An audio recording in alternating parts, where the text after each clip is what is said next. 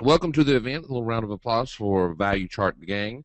They do this just to add value to you as the trading education and community at large. They really don't do it to make money or anything. They just do it to educate you on different aspects of trading. So, a round of applause. It's kind of hard to wrangle up 4 or 5 guys on a Saturday, specifically me to get my big butt out of bed this early in the morning requires a couple different things. So, one, I'm here to help these guys out, and two, I've got to go take my 13-year-old son. I've got three kids. I've been married to my wife for 22 years now, and I've got 3 kids. One of them is 16. One of them's 16. No, 17.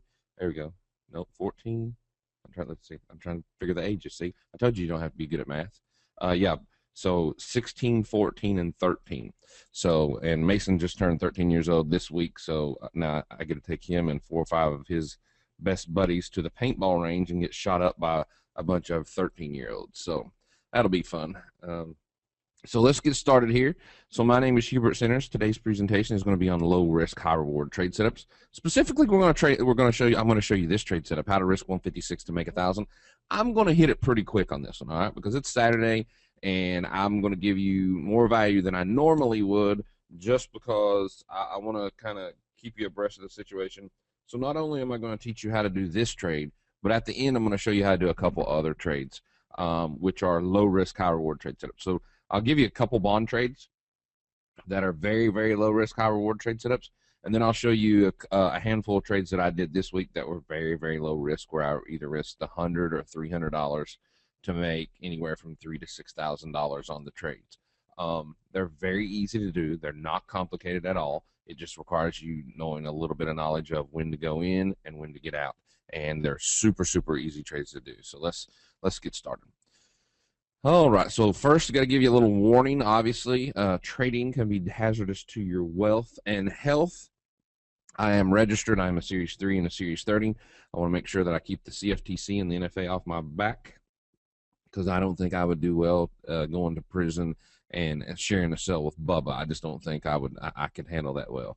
Not that there's anything wrong with that if you've spent some time in the old jail cell or not, but I just don't think I can handle it. So you should never trade with more money than you can afford to lose. So the word for that is discretionary funds. So there's nothing wrong with trading. There's just, you just don't want to, try to make your living doing it if you have no job and you got a mortgage due, right? So it can be very risky if you do know what you're doing, and it can be very risky if you don't know what you're doing. So just give me a visual yes that you actually know what the heck I'm talking about. I always go overboard and say, hey, trading is going to be like a bad country song. Your wife's going to leave you. Your kids are going to hate you. They're going to take your dog and your pickup truck, and just as a general whole, your life is going to just turn to crap because you started trading. All right, so now I've covered myself. Hopefully I've scared the death out of you. All right. So, and hopefully you're going, oh my goodness, I came here to learn how to trade, and now I've got this redneck telling me that I'm going to lose all my money. Well, there's a high percentage chance that you are going to, so I want to be honest with you. I don't want to blow smoke up your ear and tell you that the entire trading world is sunshine and roses, okay? Now, my name, like I said, is Hubert Centers. This is my no BS to trading and investing. As you can probably tell, I'm pretty much a no BS type of guy. And I'm usually not a negative guy. It's just usually I'm just a straight shooter is what I'm kind of labeled as in the industry. And sometimes that's a good thing. Sometimes that's a bad thing. Sometimes I get in trouble with the exchanges and some other brokerage firms and stuff because I don't sugarcoat things the way certain people want them sugarcoated. So, and sometimes they'll ask me to speak and sometimes they won't. It just all depends on, if they want to hear my opinion unfiltered, they'll get it. And if they don't, they won't. So this is going to be different in a good way. Like I said, I usually do this presentation. I teach a couple trades and then I turn you loose. What I'm going to do is I'm going to teach you a couple trades. I'm going to get really quickly to the meat of the presentation, and I'm not going to cover a ton of stories like I normally would, just because it's Saturday and I am not looking forward to being shot up by paintballs this morning by 10 or 15 other teenagers. But one of my beliefs in general is if you put in the work, if you put in your time, if you put in the work, and if you go get some mentorship and some advice from other successful and wealthy people, it will help.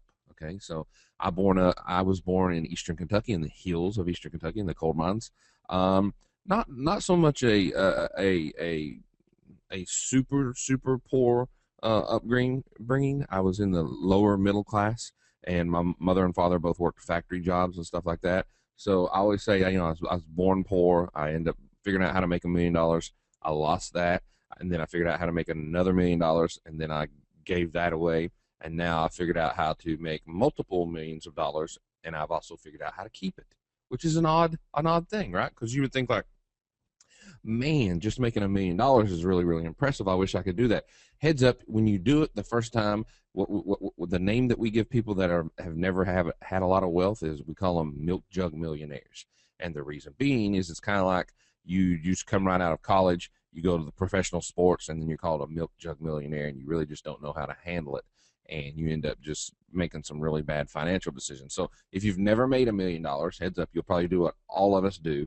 You'll end up buying all the toys and all the depreciating assets that really don't add value to your life.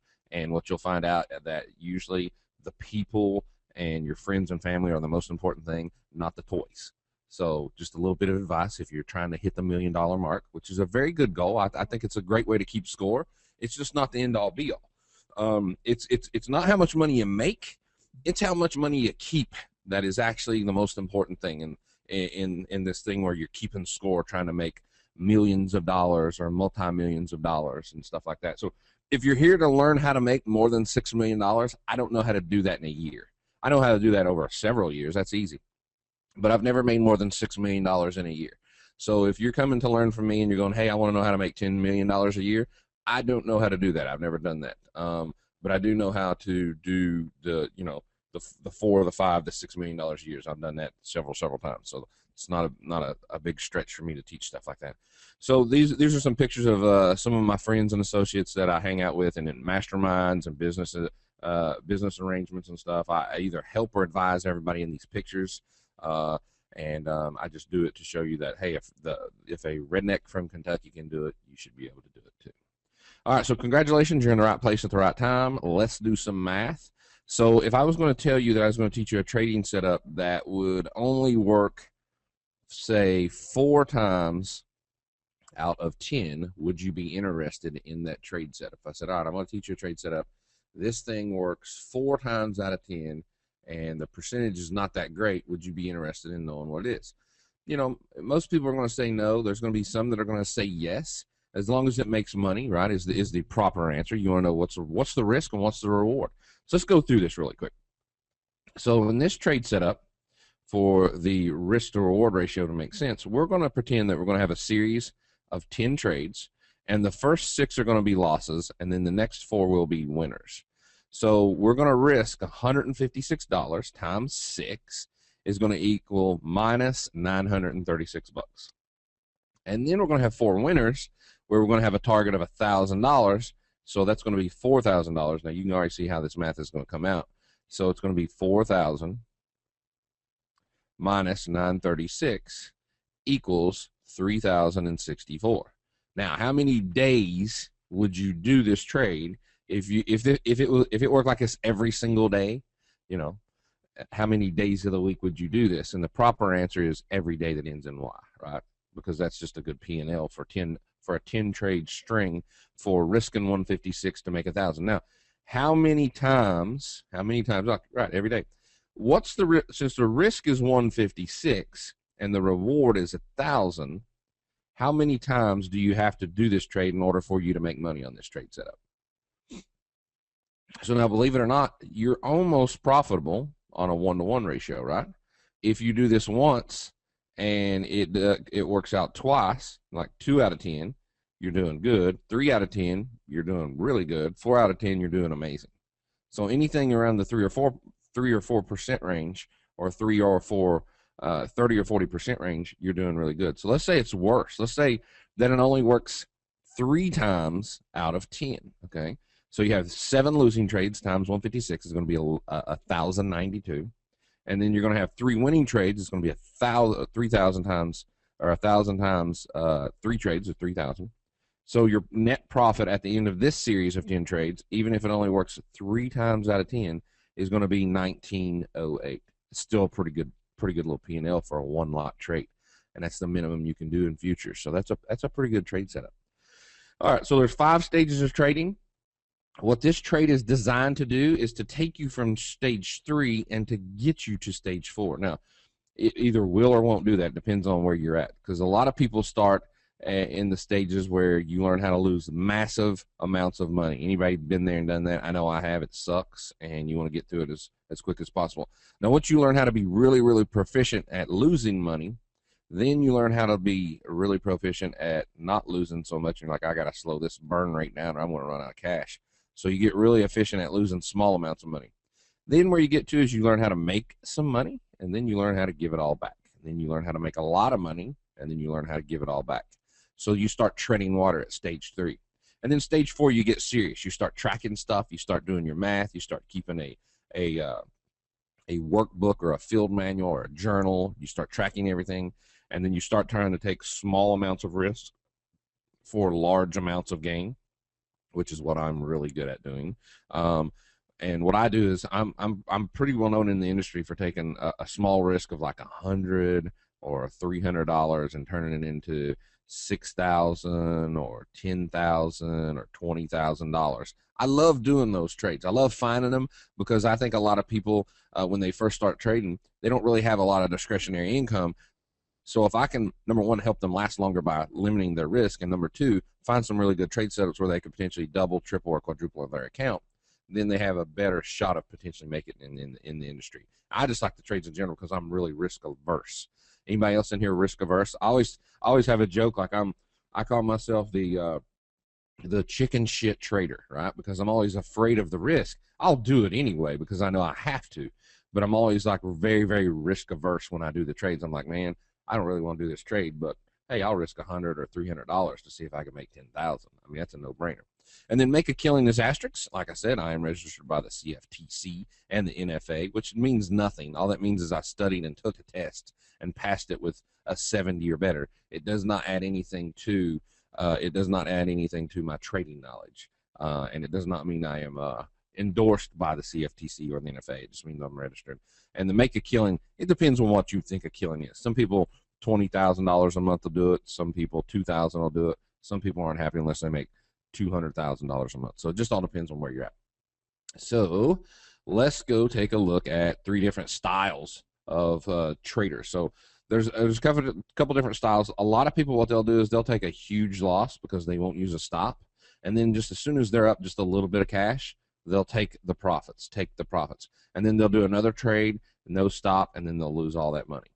Okay, not as simple as ABC, right? And the style that I try to always use is I have a string of a lot of strings of losers. They're usually small losses, and then I'll hit 1 or 2 trades out of the park where I have a huge gain. And then I'll have a bunch of other little series of losers where I'm just risking very small amounts of capital, and then I'll get a trade and I'll stay in it, and I'll try to maximize my potential on the trade. So remember this little formula because it'll help you. So you want to limit your risk, and you want to make it small. So very, very small amounts of risk. Then on your targets, you actually don't want to have a real target. What you want to have a target is you want to have an open target, because that'll give you unlimited potential. Make sense? Very hard to do. Very easy to say and talk about, but very hard to do, because just as soon as you get up and you're up $200 or $300 or $400 or $500 or $1,000 or $2,000, you're like, okay, I'm gonna take that off the table, right? So if you have a series of like 10 trades, I bet you're just like everybody else. Let's say you have 10 trades that you're in right now, and let's say 7 of them are small losses, and let's say 3 of them have some gains in it. What most people will do, and this will be the losses, what most people will do, believe it or not, is they will cut the gains. They'll just cut the winners loose. They'll be like, all right, I'm up on these 3 trades. I'm going to go ahead and cut these loose. And then they'll keep the daggone 7 losers, the 7 losers, because we're like, well, I got to give them an opportunity to make money. They'll turn around. I'll just give them a little bit of time. Anybody in here done that before? It is so stupid. Please, God, stop doing that. And I'm not calling you stupid. I've been there and done that. I'm not pointing fingers. I know it doesn't work. The most counterintuitive thing that you can do, which is it's just a losing game. The most counterintuitive game, let's say you have 7 losers, okay, we'll just call a loss, and then you have 3 winners. What you should do is you should chuck these loose and be done with them and let these suckers run for a bit. That's the best way to do it. It's very counterintuitive though, because you don't want to do it. You're like, oh no, I'm gonna have to book some profits here, and I'm gonna see if these dogs over here will come back and save me, right? So focus on that. It'll help you make a lot more money.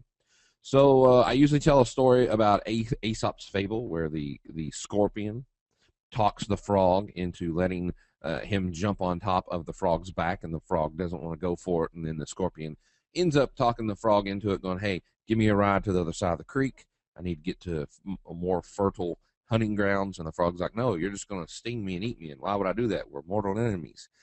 Anyway, the long story short, the frog falls for it. The scorpion jumps on the frog's back as they're swimming across the stream here to the other side of the other island. The scorpion stings the frog in the back, and the frog looks up at him and is like, oh, why did you do that? And the scorpion goes, I don't know, it's in my nature.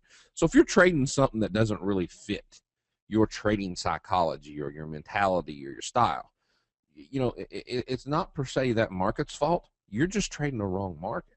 If you're trading something that goes like this, like run, stop, reverse, run, stop, reverse, run, stop, reverse, run, stop, reverse, and you're trying to buy breakouts on it, well, your strategy just sucks, just plain and simple. Your strategy is just terrible for that. What you want to do is counter trend trades. You want to short false breakouts, and you want to buy bottoms. Now, if you're trying, or if you're a breakout trader, you should be trading something that goes like this. It'll go up, and then it'll pull back, up, and then pull back, up, and then pull back, and then go up, and then it'll adjust. Or something like this. That'll go up, consolidate, up, and consolidate. For my money, these are just easier to trade, regardless. I mean, counter trend or trend, I got better risk rewards on these things that give me a little bit more range. So, all right. So what's the best market to trade? It really just depends. I mean, if you did a survey, a lot of people would tell you like the S&P E-minis is probably one of the best things to trade out there because it's really thick. And you'll start asking questions. You may not even have asked the questions when you first started trading. You could have just said, I'm just going to start trading this because that's what my broker told me to trade. Now, here's the bad thing about it. If brokers actually knew what the heck they were doing, do you think they would be brokers? I don't know about you, but if I was a broker, I would trade. Now, some brokers can't trade because it's against the rules, right? But they don't call them brokers because they make you wealthy. What's their name? All a broker will do is make you go broker. That's all they'll do. They don't really have any innate skills of being trading. What they do is they can say, hey, here's how you use a stop loss. Here's how you use a target. This here, I would recommend you get long or short this. But if they knew what they were doing, they'd be doing it for themselves. It's basically like taking mechanic advice from someone that's never been a mechanic, right? Oh, well, I would change your spark plugs. Well, there's no spark plugs in a diesel. They're called glow plugs. Oh, well, yeah, rotate your tires then. My engine won't start. Doesn't have anything to do with my tires, right? So, and then what you do is you get some advice, and somebody say, well, trade these. They have the most volume. Everybody else trades them. You should trade them too. Interesting. Just because everybody else trades them does not mean it's a great trading instrument. It just means it has volume. So then what you do is you end up trading them, and here's what happens. You get chopped up. You start asking yourself really great questions like, what's wrong with me? Why am I such a loser? I'm smart. I'm successful. I'm sexy. Why can't I do this daggone thing? It's obviously rigged. It's too daggone hard. Now, obviously, this game is not rigged, but it's not going to do you any favors either. It's not going to come out there and just say, oh, well, hi, John. How are you? I know you've never traded. I know you haven't put in your time yet. Here's $1 million, right? So if you don't know what you're doing, you need to get some education. Now, the bad news is you have been betrayed. Now, you're sitting there going, but it's not your fault. Overall, there's just a lot of people that lie to you in general when it comes to trading. Now, you're saying, who are they? Well, they are other traders, the media, other investors, and it gets passed down from generation to generation to generation. Did you test which market is the best thing for you to trade? Number one, you have to know what your trading psychology and or mentality is. Number one, are you a counter trend trader? If you are, do you know what markets are really good for counter trend traders?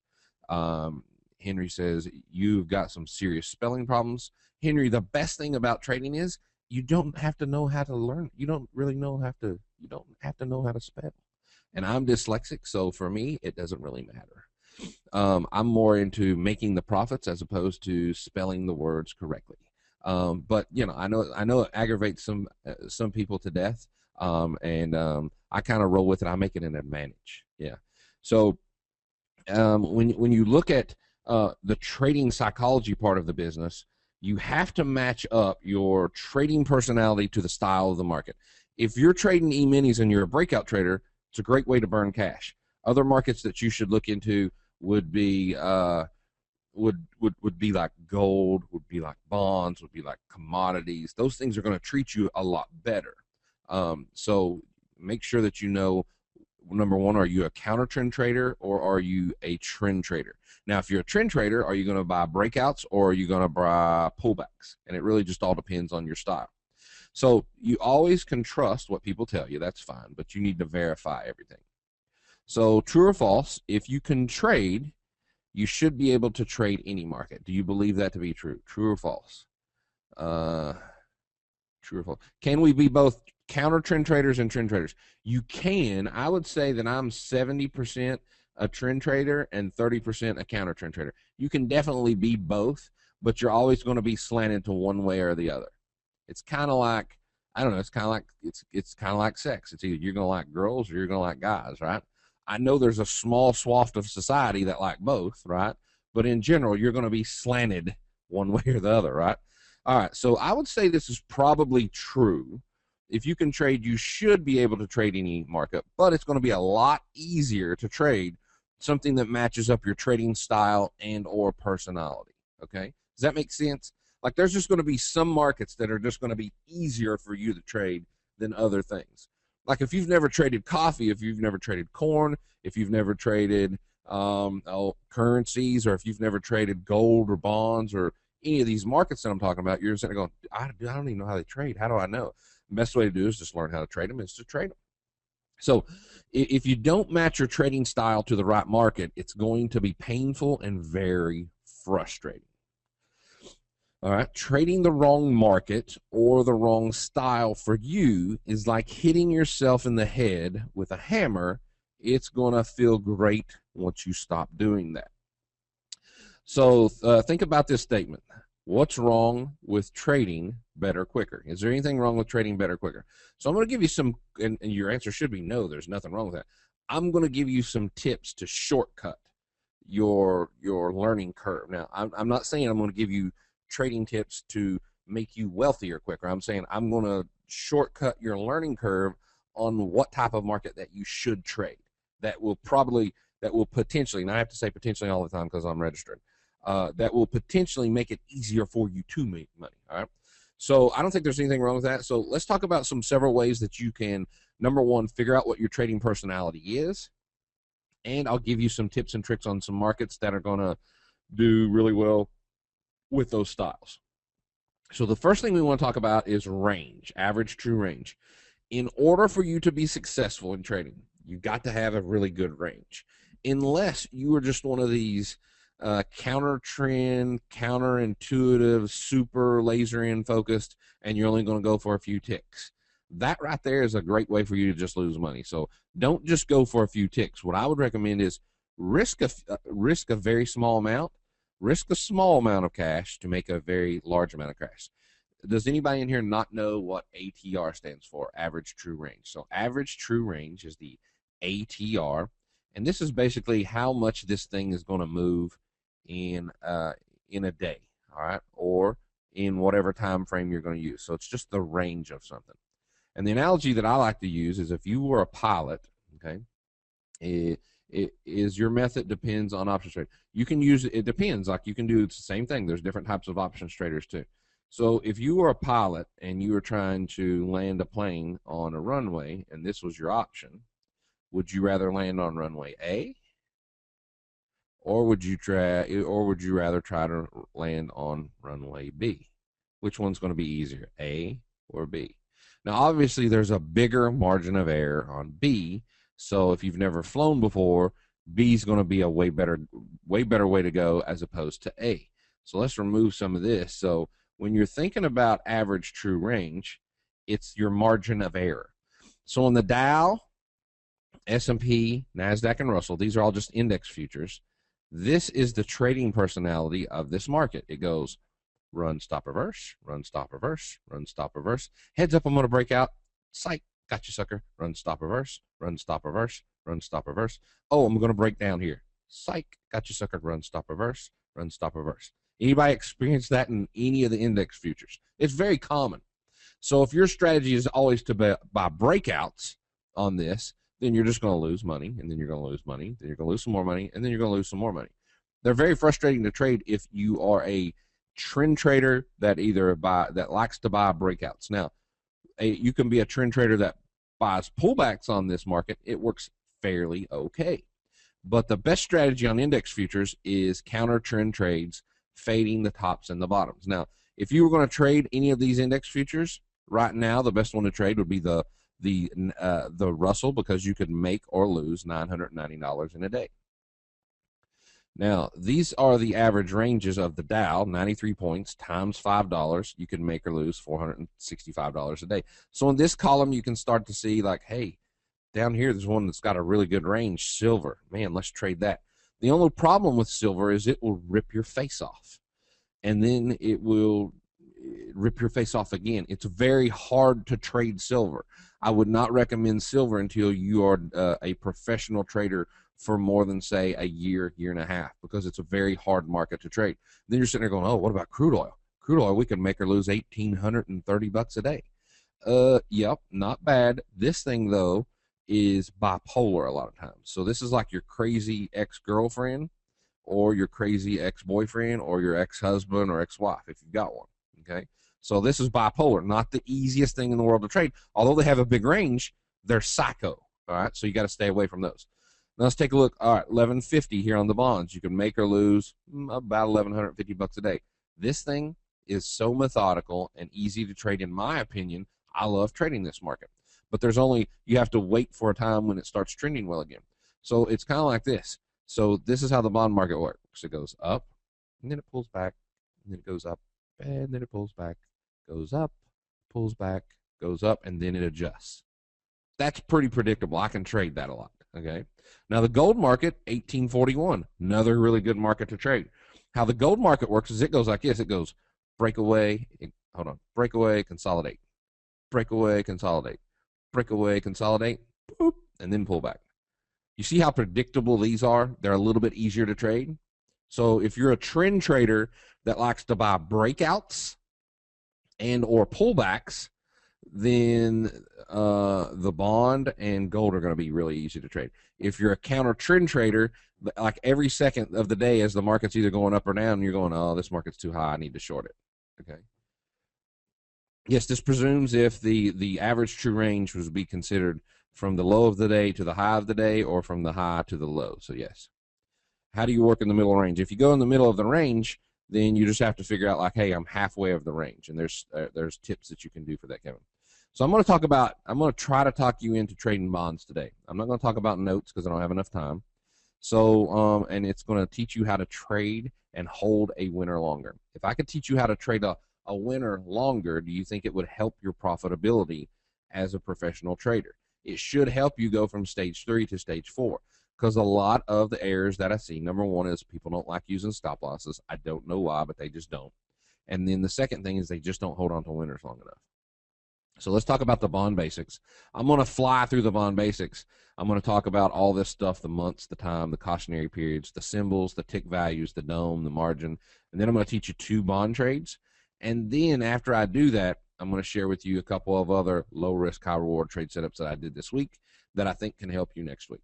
So number one, I have no idea who came up with all the months of futures. We need to shoot the poor fellow, whoever came up with all these months. I'm going to break it down for you really, really easy so that you don't have to know any of this garbage.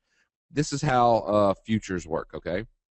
Now, the bond market is nothing but a futures market. Now, I'm not talking about CDs.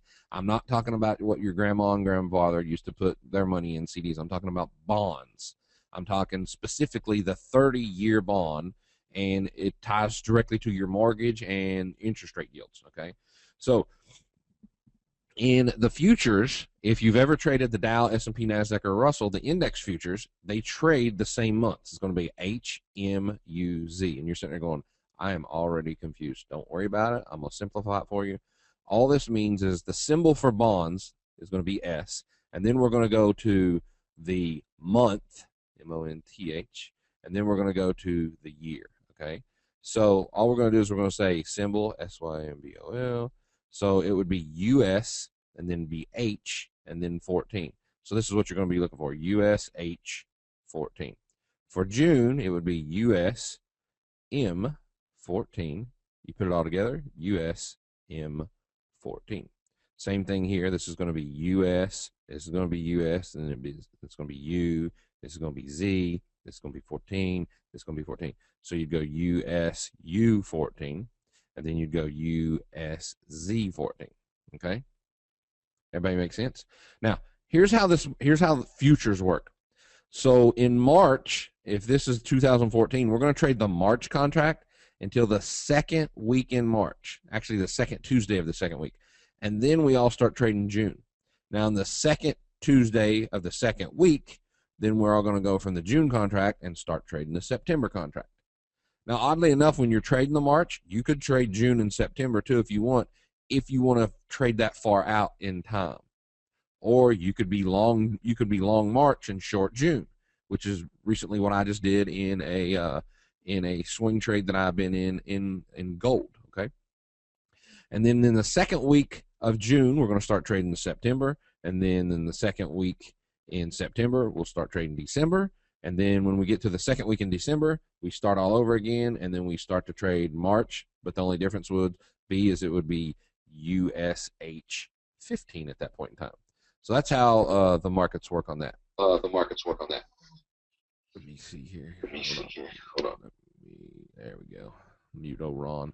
Are there seasonal times to best trade bonds? No, not really. Bonds, you can trade bonds year round. They're pretty easy to trade. So let's go into the next slide here. If I can get, there we go. Bond specs. This is how the bonds work. They open up at 6 p.m. and they close at 5 p.m., which means they're open 23 hours a day. The open outcry opens up at 8:20, closes at 3 p.m. East Coast time. That's when the pit opens up. Here is a cheat sheet that I use for every contract that I trade in futures. This is going to be the 30-year. This is going to be the 10-year. This is going to be the 5, and this is going to be the 2. So here you can see that the bonds trade at 143 and 27/32. They've got some really good volume, 400,000 or 500,000 contracts a day. The 10-year has way more volume. It had 1.4 million, so it's a little thicker. It opens up at 6. It closes at 5. It's $1,000 a point. It moves in 0.0313, which is 1/32. All right. They trade in 30 to 30 seconds. Now I'm going to get into fractions. It's be pretty easy math, though. Every tick that it either goes up or down is going to be worth $31.25. Why not trade the last 2 weeks? That's just how it's set up. Like you just don't. That's when the futures contract rolls over, so you can't trade them. All right, you need to pay attention to interest rates and all other major economic news releases. I recommend you use a calendar called Econo Day. And on Econo Day, if there is a red star or an orange star, that means it's going to be a market mover, and you just need to be careful around those times. All right. With more volume, will it be more difficult to get in and out of the trade? No, Lord. With more volume, it's easier to get in and out of the trade. More volume is easier. The more liquidity you have, the better off you are. All right. Let's talk. Why, again, are you trading bonds versus E-minis? Jay, the reason we're going to do that is because the E-minis go like this. Run, stop, reverse, run, stop, reverse, run, stop, reverse. Very hard to trade. And the bond market goes like this. Up, back, up, back, up, back, up, and then they adjust. So these are sprinters over here, and these are Energizer bunnies or marathon runners over here. That's why we're going to do that. All right, so difference in different platforms. Some people will call the 30-year bond US. It really depends on your broker. Like in TradeStation, they call it US, and in Infinity they call it ZB. It really depends on your brokerage firm. So just call them and say, hey, I'm interested in trading the 30-year bond. What's the symbol for that thing for you? And they'll tell you. They'll help you out. They'll hold your hand. When we get through this, now here's the most important. For Thinkorswim, I think it's /ZB. /ZB. All right, so let's take a look at the most important. Why do we need to take a look at interest rates? Because we're trading the bond market, and the bond markets, if the Federal Reserve is going to adjust the interest rate, it makes the bonds go crazy. That's why you want to pay attention to that. All right, everybody pay attention. This is the most important slide in the entire presentation. If you've never traded a bond ever in your life, this will break it down to you so that you don't have to actually just do your own trade. Okay, so let's say that you were long bonds at 135. Okay, so $135 per contract. Okay, so 135. So if you went from 135 and it moved from 135 to 135 and 132nd, that's considered one tick. And you would make or lose $31.25. All right, so 135 to 135 and 132nd is going to be $31.25. Does everybody have that? Is everybody with me?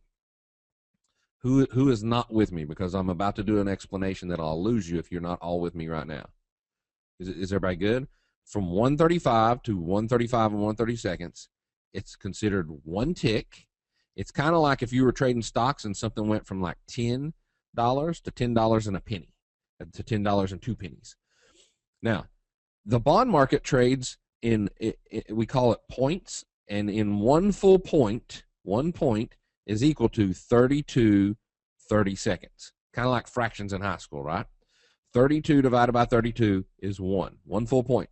So that means that there are 32 increments. So if this is a ladder, okay, and this is the big step right here, this would be 135, and then this is the big step right here, this would be 136. That means that there's going to be 32 little smaller increments inside of that full point, okay?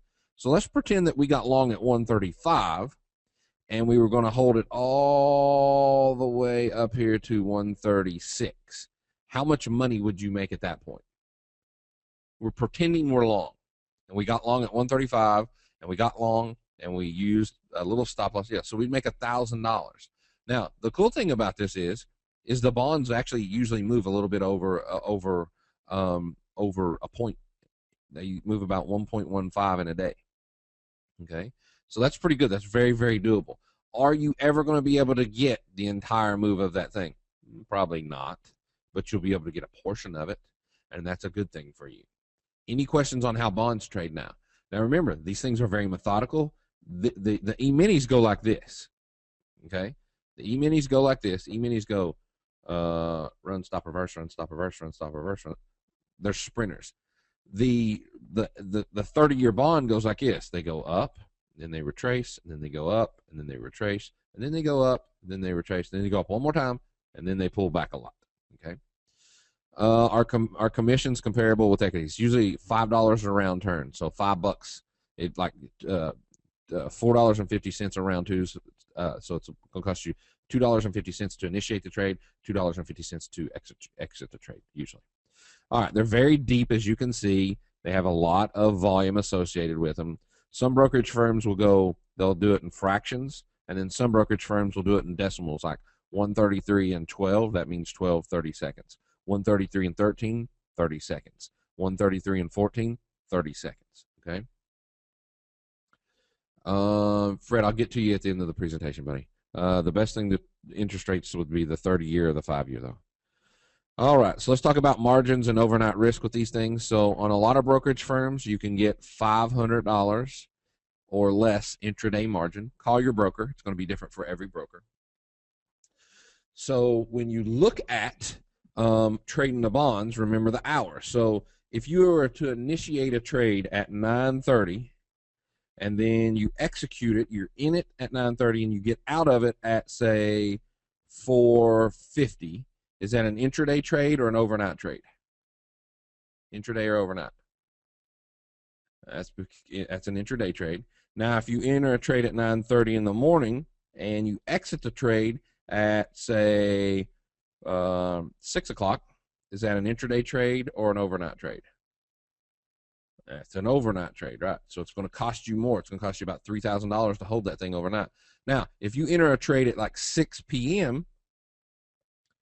and you exit it the next morning at 9:30 a.m., is that an intraday or an overnight trade? Intraday or overnight? In most brokerage firms, it'll be considered an intraday trade. Now, what if you enter a trade at 6 p.m. and you hold it until 4:50 the next day? Is that an intraday trade or an overnight trade? That's an intraday trade. Intraday, because you're holding it. Now, remember, the bonds close at 5.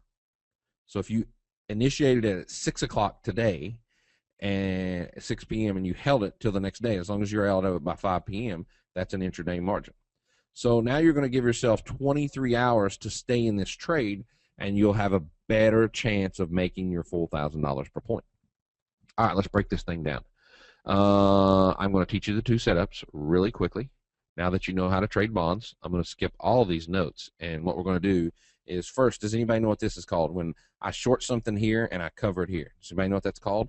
That's called a loss, and you better be prepared to do this, because heads up, this trade only works anywhere from 4 out of 10 times to 3 out of 10 times, right? Here's another loss that I experienced. So I lost 156 here, and then I lost 156 here. And then on the very next trade, I came back and I shorted it here on an 8-tick reversal, and then I covered it here. So if I shorted here and I covered here, what's that called? What is that called? That's called a winner, right? And on this trade, I make $1,000. So if you're not willing to do deposit, deposit, deposit, withdrawal, don't do this trade setup. If you think this is going to make you a millionaire and you're going to only get the 3 winners all the time, you're sadly mistaken. You are going to have to deposit some money in the markets with the anticipation of getting it back at an insanely inflated interest rate in the future, okay? So remember, this is deposit, deposit, withdrawal. All right, so in these examples, hopefully I've got 15 more minutes, so I got to get through these 2 setups in order for us to go through some other markets real quick. So I'm going to fly through these examples. Pay attention. We're going to pretend that we have a solid uptrend, that the uptrend is then broken, which gives us a new downtrend. So we're going to say this is a downtrend in the market, so we're going to only focus on shorts, and we're going to ignore longs. Now, let's take a look at we've got a sell-off in the bond market, and we've got it pegged as going lower. So we've got a daily downtrend, okay, a daily downtrend.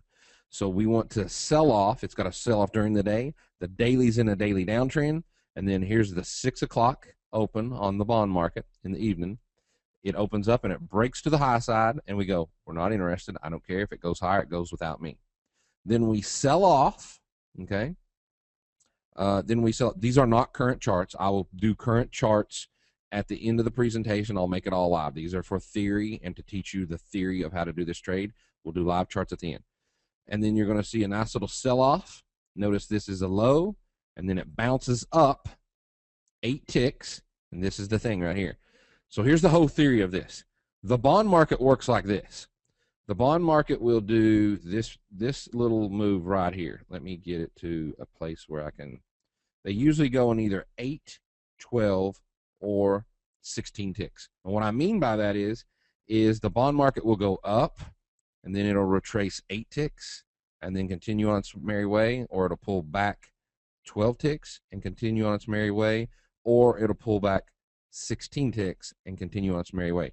For me, I usually either do the 8-tick reversal or the 16-tick reversal. Here's how I decide. If it has moved 17 ticks or less so far during the day, I will do 8-tick reversals. If it moves more than 1 full point, which is going to be 30 seconds, then I will do 16-tick reversals. Does that make sense? So in other words, if I'm at a half of an ATR, then I'm going to do 8-tick reversals. If I'm past 1 average true range, then I'm looking for a bigger adjustment of about a half. Okay. All right. Now, we've got this example. Now, notice if you think I'm just cherry picking this, I'm not. This is just a trade that I did. Notice this is an 8-tick reversal. This is an 8-tick reversal. Here's an 8-tick reversal. This one right here would have been close. I would say you probably wouldn't have done that. Here's an 8-tick reversal, but I would have lost money on that one because I would have eventually got stopped out with my 5-tick stop loss. So here's 1, 2, 3, and then 4 trades. 3 out of the 4 would have worked for me if I would have gone in on the 8-tick reversal. Now, notice that I'm in here, and then I get out here. See this zone of time? Why does this trade probably work for me? Why does the trade work for me? The reason the trade works for me is because I take the biggest component out that loses money, and that's me. I take my mental decision process out of the thing because I'm in the bed just working on these right here, right? So I'm just sleeping. I'm just sitting here. I do it in the overnight session. I hold it, and then I cover it the next morning. So let's go through the rules of this trade setup. So once again, there's 6 p.m. We get a little sell-off. It bounces. What is 146 and 4/30 seconds? What's 4 plus 8? So if I go 4 plus 8, if I know I'm in a daily downtrend and I want to short it when it bounces up 8 ticks, what is that? 146 plus 4/30 seconds plus 8. So 8 plus 4 is 12, right? So I'm going to let it bounce up to 146 and 12/30 seconds. And then I'm going to risk 5 ticks. 5 ticks equates to $156.25. You can use whatever time frame you want. I use a 5-minute for it, though. And then I'm going to hold it, and I'm using a 32-tick target. So I'm risking 5 ticks to make 32. I'm risking $156 to make $1,000, and that's the trade setup. We place the stop, and we just let it go for us. Now, the next morning I wake up. I'm already in the money. I move my stop from a 5-tick loss to about a 10-tick, or a 5-tick loss to about a 10-tick gain. I lock it in. I just bump the stop down a little bit, and then I wait until my target is hit, and then I book $1,000. That is the overnight 8-tick reversal trade. Any questions really quick? That's the first trade. Let's go to the second trade, which is going to be a sneak attack trade. A sneak attack, you will get recordings. A sneak attack trade, we're going to use the same exact. Bonds are in a valid uptrend. It breaks the uptrend line. So now we're going to focus on shorts and shorts only. So at 7:20 a.m. to 8:20 a.m. This should be 8:20. We're going to mark the low and we're going to mark the high for that first hour in trading. Okay, if you're in the first hour from 7:20 to 8:20, if in the first hour, if it's 17 ticks or less, you can do the trade. If it's 17 ticks or greater, you cannot do the trade. It does not qualify.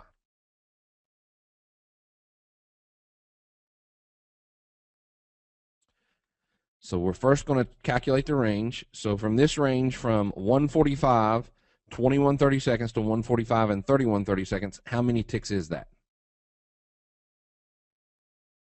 That's 10 ticks, right? So that first hour range is going to be 10 ticks. Is 10 ticks less than 17? Yes or no? Yes.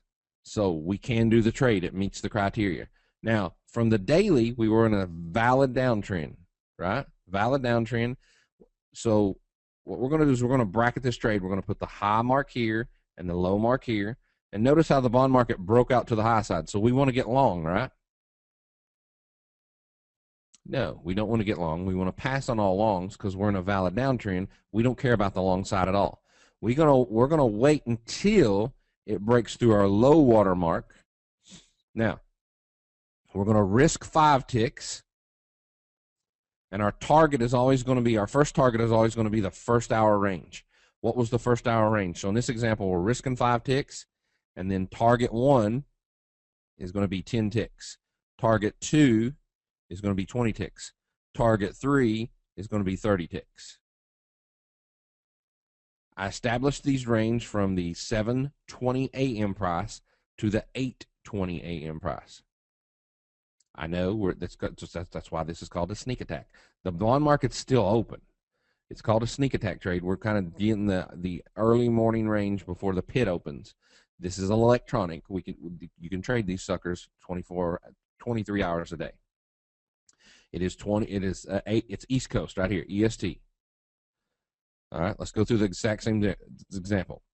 7:20 to 8:20. We mark the lows, we mark the highs. We know we're in a valid downtrend in the morning. It breaks out. We're going to do a bracket trade. This is our high. This is our low. We're in a 10-tick range in the first hour. Boom. We can do the trade because it's 17 ticks or less. When it breaks the low right here at 1:45 and 30 seconds, when we get a trade at 1:45 and 30 seconds, we are going to short that. This is our target 1, which is 10 ticks. And then this is our stop loss right here, which is 5 ticks. So we risk 5 to make 10. Now, target 2 is going to be 20 ticks, and then target 3 is going to be 30 ticks. Now, unfortunately, I'm running out of time. I'm just going to take just 4 or 5 minutes to take questions, but before I do that, you got to have really good money management in order to do this. These are all East Coast time zones. You got to have good money management. You have to have good entries. You got to have good exits, and then your profits will increase, and then your confidence will increase. You got to have good setups. A good setup that goes executed will beat the pants off of a perfect setup that goes unexecuted. Good is good enough. Don't try to filter out all the losers or the stop outs. That is for a fool's game and for suckers only. You got to be able to do the deposits and the withdrawals. Enjoy the process. Work through some of the wins and some of the losses. Can this be paper traded on TOS? It can be paper traded on anything. So I want to give you a special offer today, and I will still stay here and answer questions for about 5 or 10 minutes. If you go to hubertcenters.com/March, I have a series of videos where I go over a lot of these trades that are considered low risk, high reward trade setups. Okay, and I'm trying to find the chat box. There it is. And I call them my favorite trades. They're all trades that are very low risk and high reward in nature. And I usually sell the package for, and I'm going to post it here in your chat box so you can see it. And there you go. There you go. hubertcenters.com/March. The course usually sells for $197. You can have it for a 50% discount today. Your special offer is $97. And the deadline is for the first 50 people. You can also call the office, area code 859-963-3445. There are operators standing by, area code 859-963-3445. It's hubertcenters.com/March. I spell my name really weird. It's in the chat box. Let me show you what's in the course. Number 1, it's 100% satisfaction, no questions asked guarantee. If you don't love it, you don't keep it, period. Now, it's online video, so as soon as you hit add to cart, you'll have access to it. If you don't love it, we don't want your cash. I always over deliver. I can tell you that I could sell this course for $1,000 and get it. Yes, it works on TOS. Here's the link again. When you do it, you will see my ugly big catfish head on a cart here. When you hit add to cart, it will see this, and you should see add to cart, only $97.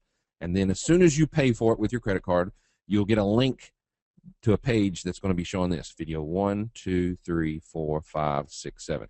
Each video is about an hour long, so it's 7 hours of content. And then I did 2 days of live trading. This is an hour, and this is another hour where I live trade. So first, this is all theory, right? And then I put it into real-world examples, and we live trade it, and I recorded that all for you so you can see how I traded them. All right, this is what I said to do, and this is what I actually did. So you get the theory, and you actually get the execution with the program, okay? Here's what comes in the program. It's stock, swing trades, and day trades, Module 1. Favorite ways to scan the markets for swing trades, and the best ways to scan the market for day trades. How to filter out the best trades to take. And then also in Module 2, you will get the 7 horseman trades, where I teach you 7 stocks that beat earnings 90% of the time, and then I also give you 7 stocks that beat earnings 80% of the time. And then I teach you how to do stock gap plays, and then also gap and goes and gap and craps. The reason I did this course is because a lot of people would always tell me, like, hey, what are your favorite trade setups? So I did a bundle of my favorite trade setups and all the different markets that I trade. and I would share my favorite 1 or 2 trade setups in those markets. Module 3 consists of, as soon as PowerPoint will change, E-mini day trades, how to trade gaps on index futures, the ambush trade, the 85-115 fade trade, the crescendo trade setup. This is a great trade setup. It's kind of like having tomorrow's newspaper today. It's a great little trade setup. And then in Module 4, you do the famous Goodnight Gold trade, where I show you how to risk anywhere from $100 to $600 to make a $6,000 gain. And then the Gold Rush trade and the Gold Bug trade. And then in Module 5, we go over the overnight bond trade, which is the 8, 12, and 16 tick reversal, which I taught you this one today. And I also taught you this one today, the sneak attack. So you already know these first 2. I just break them down in, is this course good for people not trading stocks? Yes, it goes over stocks, futures, Forex, bonds, gold, and crude oil. It covers basically all the markets that I trade. There is the link. If you're interested, go get it. I'll take 5 minutes here for questions really quick, and then I'm going to turn it over to Ron. So what questions you guys have? And sorry I ran out of time for the live charts. I can definitely come back and do some live charts for you guys, though. How much do we have? How much time do we have to review these videos? It's unlimited. It's a one-time fee of $97. Once you buy the course, it's yours to keep forever. Thanks, very informative. Thank you. Can you use these trade setups on ZB, or can we use them on any markets? Well, the ones that I just showed you are just for the bond market. So I'm not a huge believer in you trade one thing the same on several different markets. Every market has a little bit different way that you have to trade it. Like, you don't trade gold and bonds the same way. You don't trade E-mini futures and stocks the same way. What times does the bond pit open related to 720? The bond pit opens at 820. I wish not to sit in front of the computer all day. What systems do you teach that are multi-swing trades for longer position trades? Jay Jolly, in the course, I go over some low-risk, high-reward swing trades, like the bond trade. The bond trade, like, here, I'll show you, like, let me show you a couple of examples that I've done lately. So I have been long gold from 1,300 and short gold at 1,300. Currently, right now in gold, I think I'm up 3,000, but I also just booked $3,000 in profit on Friday. Friday, I made a couple grand on coffee. I made $400 or $500 on corn, and then I also on Thursday and Friday I made $500 or $700 on index futures. So for me, a lot of my trades I like to be in for about 3 days to 21 days, but I also do a lot of intraday trading. I do both. I do both swing and day trade. Does your course include options trading? It doesn't specifically go over options, but I do spend a lot of time on swing trading stocks. Then all you'll have to do is apply your options trading to those strategies. What is your opinion on the ES Mini? The ES Mini is a great market. I mean, I have a seat on the Chicago Board of Trade. It's a great market if you know how to trade it the right way. If you do it the wrong way, it'll eat you up. Does a package include the Ichimoku class? No, unfortunately, it does not. If I get stopped out, do you re-enter again on the same trade if it qualifies going in the same direction or opposite direction if it qualifies? Yes, you can, Steve. Do you update your favorite setups frequently? I haven't updated them a lot lately, but the ones that are my favorite trades usually stay my favorite trades for a while. So yeah, those are my favorite trades. I might do an update maybe in the future, but right now they're good to go. What do you do to take account of interest rate changes? Andrew, I don't even care what they do with interest rates. I just trade the technical analysis of the trade, so I don't really care. Any follow-up education in the $97? You can do a trial to the HSIC membership, which is our membership site where we give you nightly videos, live trading videos, a trading room, and trade alerts. If you want to do that, you can try that. Hubert, why do you teach futures? Why do you teach futures are a zero-sum game? Aren't you just creating your competition? I don't look at it that way. Like I don't think I became a multimillionaire all by myself. Although I consider myself a self-made millionaire, I had a lot of help along the way. And if I can help some other people along the way, great. And not everybody's going to trade my style, so I don't look at it as competition. The same way like me doing a webinar with value charts. Why in the love of God would I help these guys? Right? They're my competition. I think there's more than enough to go around, so I think the more you help people in general, it's a kind of a karma thing. What you put out there is what you get. So yeah. Do you avoid news events on Econo Day? Yes, I do. I try to avoid those. Do I need a special broker account to trade bonds from 6 p.m. to 5 p.m.? No, not usually. You just need a futures account. Thanks, Hubert. Great webinar. I'm a new client. Great attitude. Thank you. I appreciate it. Thank you very much. Any follow-up? All right, why do you take account? I got that. Yeah, for me, I don't really care what the news is. I just don't want to be long or short right before an FOMC announcement or some kind of jobless claims or unemployment number and stuff like that. Thanks for the webinar. Had fun. Thank you, thank you, thank you. Appreciate it. All right, so I would usually spend way more time answering questions, but I do not want to push this event back. So is an MT4 account great? Yeah, it'll work just fine. How much money should you trade in futures? I mean, you can open up a futures account with as little as $3,000. Yeah. And like I said, I know they're recording this, so they'll send you the recording of it. If you're interested in taking me up on my offer, first 50 people, hubertcenters.com/March. You can also call the office, area code 859-963-3445. Thanks for being here. I really appreciate it. I'm going to step out of the way because if I go 10 minutes late, everybody else will be pumped back 10, 15, 20 minutes late. So my name is Ron Haight. I'm the COO of Market Tamer. I am a trader, which is important. You're actually going to be hearing from somebody who trades just like Hubert. He trades as well. And what I want to talk about today is taking stock positions and saying, all right, if I have a stock and it goes against me, what can I do? Now, that's different from day trading. So I want to put that out there in the beginning. For example, Hubert was on first and trading futures and gold and bonds. And if it goes against you, you stop out. I stop out too. And there's nothing wrong with that because you don't want to let losers run, right? So everything Hubert talked about is incredibly important. And he touched on discipline, and I couldn't agree more. What I'm going to show you today is options based because there's going to be stocks in your portfolio that you're not going to buy at 10 a.m. and sell at 2 p.m., which is fine. But there's probably some stocks in there you're not going to do that to, where it might be a stock like Procter and Gamble, or maybe it's even Berkshire Hathaway B shares are optionable. Maybe it's McDonald's. Maybe these are companies, it's Ford or whoever it is, stocks that you don't want to sell, maybe due to tax consequence. Or maybe they're just long-term investments. It's the IRA money.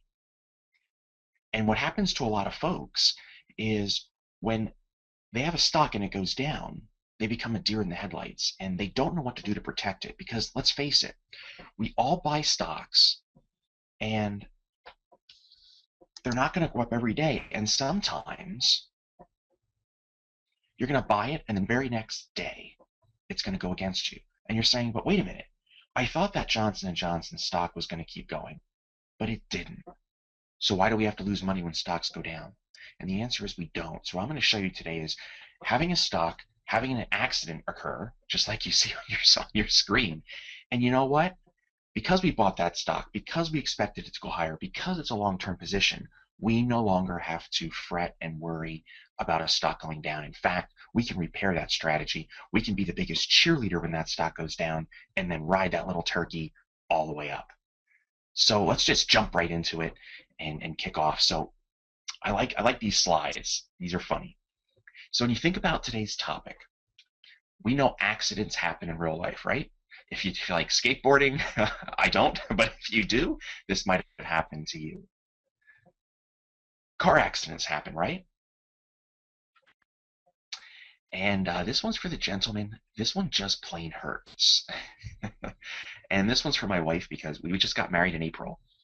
And she's demanded that a cat go into every presentation I do. So if you have pets, pet accidents happen as well. And for us stock traders, we know that stock market accidents happen as well. So no matter how often you've traded, and even if you know what you are supposed to do, every once in a while you might screw up or the market might screw up. So recently with Facebook, we were tracking a position and everything seemed okay, but you know what? The stock ended up going down, ended up messing up our trade. But we weren't really worried about it because we know how to fix trades. Now, here's the funny thing. When Facebook went public, I can see your questions and comments. It's funny. When Facebook went public, it actually overtook Apple as our #1 most talked about stock. So everybody was saying, hey, you guys know how to buy a stock, and if you want to hold it for the long term, meaning you don't want to buy today, sell tomorrow, buy today, sell next week, but you want to hold it. You want to gain from that price appreciation. I mean, look how well Facebook has done now. Look how well Google's done. Look at Apple. Stocks that went from small amounts of money to huge prices. Now we said, listen, guys, I know everybody wants to buy Facebook today, but when the smart guys are selling, geez, you do not want to be buying because we've seen the smart guys sell before. Think back to 2007. That's like 7 years ago now. Remember that was right before the bubble burst? And when Blackstone went public, there was all kinds of talk on CNBC and Bloomberg and everywhere else saying, could this be the market top? Finally, the hedge funds are going public. Like now everybody's coming to the party. And we've seen the smart guys sell before. And look what happened with Blackstone. Now, has it rebounded? Oh, it sure has. But look what happened. It went from 35 to 5. I mean, it was literally wiping out everybody. And how many folks would have said, once it got below 10 or 15, half to 2/3 of your money is gone, and you just throw in the towel because you say, geez, here it goes again, only to see it rise. So when Facebook came public, we listened to our own advice. Now, we said we're going to track a position for our members, okay? So we said, listen, guys, we do not want to buy it on day one. You're not hearing us. Please don't. So it went public at 45. When it dropped to 40, we said, nope, don't touch it. When it hit 35, we said, don't touch it. When it got to 30, my goodness, the emails just kept coming in, and folks are saying it's down 1/3. What are you doing? We need to buy this sucker. We were like, actually, you don't. But we just succumbed and we gave in. We said, fine, because we can only hedge our risk if the stock has options. I don't want to hold the stock in my portfolio over the long term if it's not optionable because I can't hedge my risk. So, Facebook options came out actually rather quickly.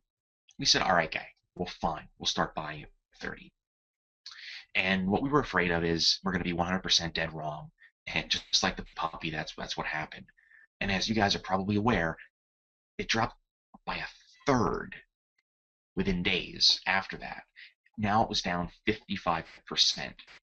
I mean, the joke was when Facebook came public, after it started trading down, that its ticker symbol should be renamed to Faceplant. It went in the low 20s.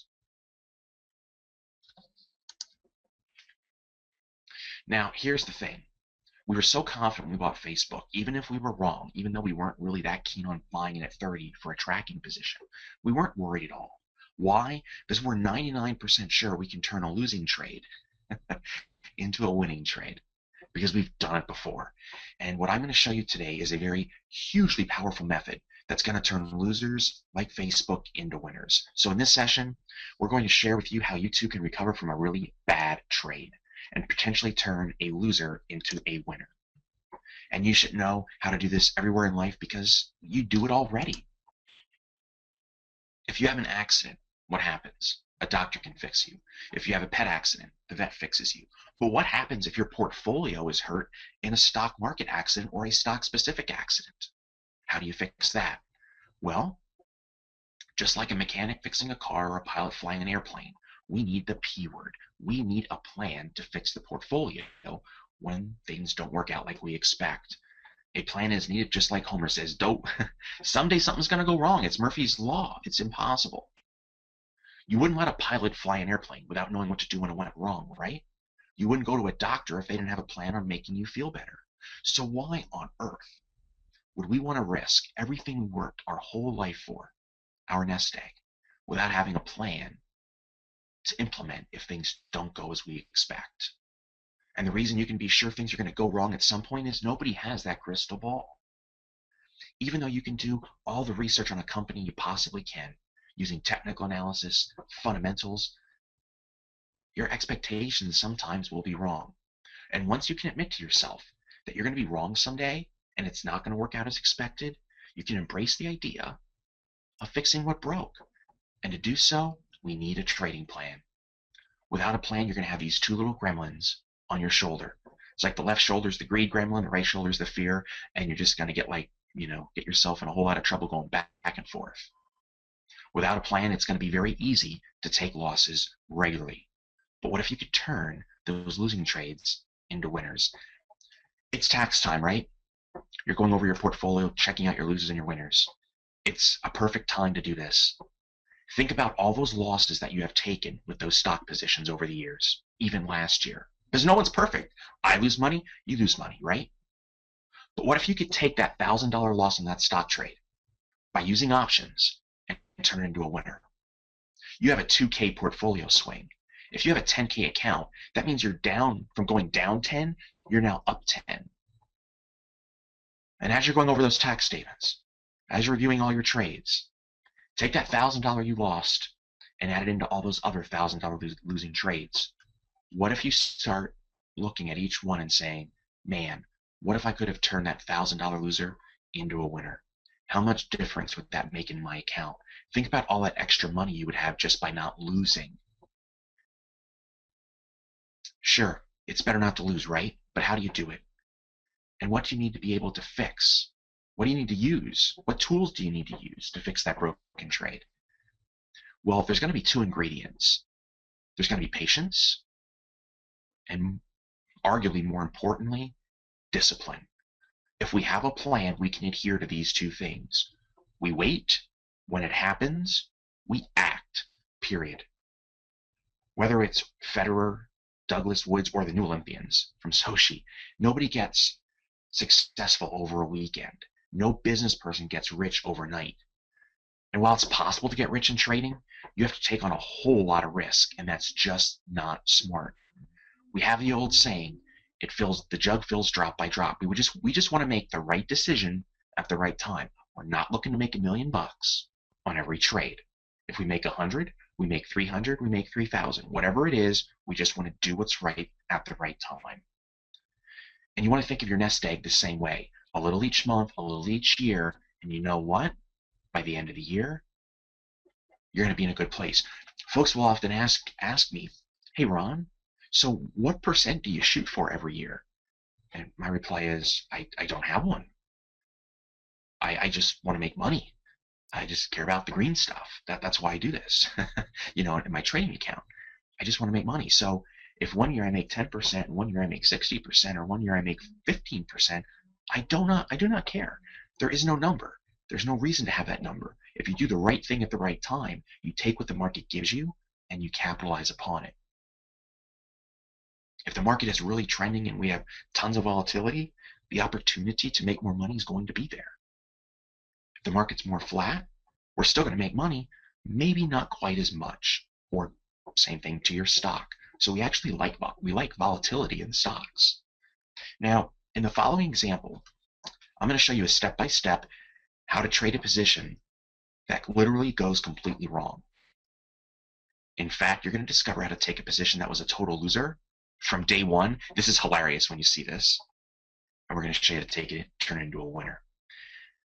The plan that I'm going to show you is going to be clear, easy, repeatable, and step-by-step. I promise you. What I'm going to show you, you can take home from me, put it to work in your own portfolio, and it doesn't even cost a dime. You're going to have a little secret, and you're going to rest a whole lot easier at night, knowing that when these things happen, the odds have shifted from bullish to bearish, or vice versa, and it's now time to act. So we like to call this how to fix a broken trade the market tamer way. So we're going to start with the stock, and then we're going to bring options to the table. Now I have purposely, absolutely purposely, hidden the stock symbol because I don't want anybody to get married to the idea of what this stock is. So imagine you have just purchased a stock at $72 a share. Now on your screen, each candle represents a single trading day. So you see that white circle on the right, that little white candle? That's where we are. Would you agree that that stock looks like it's in an uptrend? I mean, in fact, you should be able to see my mouse. It bounces off whatever this line is. It doesn't matter. Comes up, comes down, comes up, comes down. Looks like it's going up, right? I mean, sure, there might be a little resistance, but my point is, it has this little ebb and flow, right? So we're not trying to be perfect. We're not bringing in fibs. We're not bringing in Elliott waves and all that. This is our IRA, our 401k, our long-term stock positions, right? You're looking at this saying, boy, oh boy, I always wanted to buy this stock. And I know it's been going down, but now it looks like the little turkey's bouncing. So all I'm asking you, is it reasonable to assume the stock looks like it's starting to move higher? And you might say yes. I think it is starting to look like it wants to move higher. We're not looking at earnings right now. You've always wanted to buy this stock, so you pulled the trigger.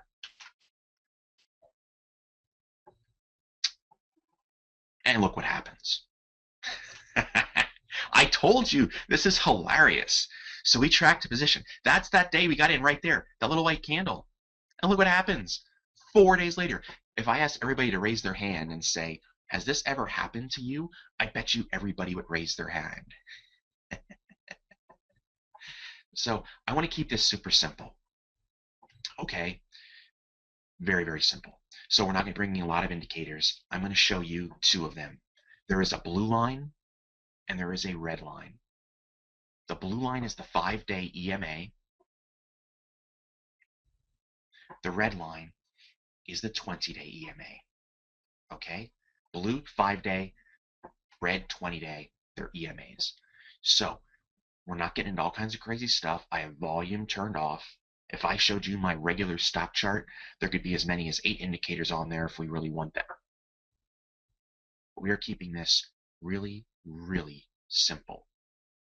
Remember, we're not going to be using stops like I said in the beginning. I said there is no stops. This is a stock trade that you want to hold in your portfolio over the long term. Why? It might pay a dividend. There could be tax consequence. Could just be something that you want to hold. It's like, hey, you buy Twitter, you buy Facebook, you buy LinkedIn, and you just hold it for 5 years. We know there's a lot of people that do that. What I want to show you now is even if that stock goes down and it's a stock you want to hold for the long term, you do not have to be a deer in the headlights anymore. All right, so here's the deal. The blue line is now crossing down through the red line. You guys see that in that big white circle? That is a sell signal. It's a bearish crossover. Very basic. And you want to see how it works? Look back to your left. Sell signal, buy signal, here, back to a sell signal. Okie doke. All right, let's get cracking. So what happened? We bought the stock at $72 a share. We thought it was going to go up. It looked like the little sucker was bouncing. But then we got the sell signal. So now we're going to buy $70 long puts. Okay, we're going to pay $5 a share. So our cost basis is what we bought the stock for at 72, the price we paid for the insurance, that long put of $5. Our cost basis is 77. We know that when stocks rise, we make money. But when stocks fall, we lose money, right? But if we have a long put, the long put actually increases in value as the stock drops, so it protects us. The long put also lets us sell our stock at the long put strike price if we so choose to. So there is a fixed risk number that we can come up with the duration of our long put. Now, a long put, we're going to assume we're going to buy with about 3 months in time. I don't want to get too generic. I want you to focus on the concept. So if I buy a stock at 72, I pay $5 for the insurance policy. That means my cost basis is 77. But my risk is much different. Cost basis, 77, minus the long put strike, which was 70. Our risk is only $7. So if this stock would go to zero over the next 3 months because they had accounting irregularities or something crazy, we only lose $7 a share. Worst case. Now, what our intent is going to be, we're going to sell this long put when we have profits and the stock looks like it's done going down. And more on that in a moment. But please note, for every 100 shares of stock, we're going to buy one long put. So for this example, we have 100 shares of that $70 stock. We bought one long put. All right. Focus on my cursor. Right there. That's where we bought the put. The stock is now dropped, and dropped some more. Now what's happening is the stock is bouncing off a previous support level. That was what they call a swing low. So the last time the stock was in the mid-50s, man, it got bought big time, and up she went. Over here, we're at that same level. So I have a question for you. And by the way, there is no wrong answer. If you bought the stock here, bought a long put here, the stock's dropped, the long put has made money. Would you sell to close your long put? Would you close your long put insurance trade right now? Do you think the stock is done going down? This is a yes or no question. Yes, I sell the put, or no, I don't sell the put. And there's no wrong answer. I'm absolutely serious. No wrong answer.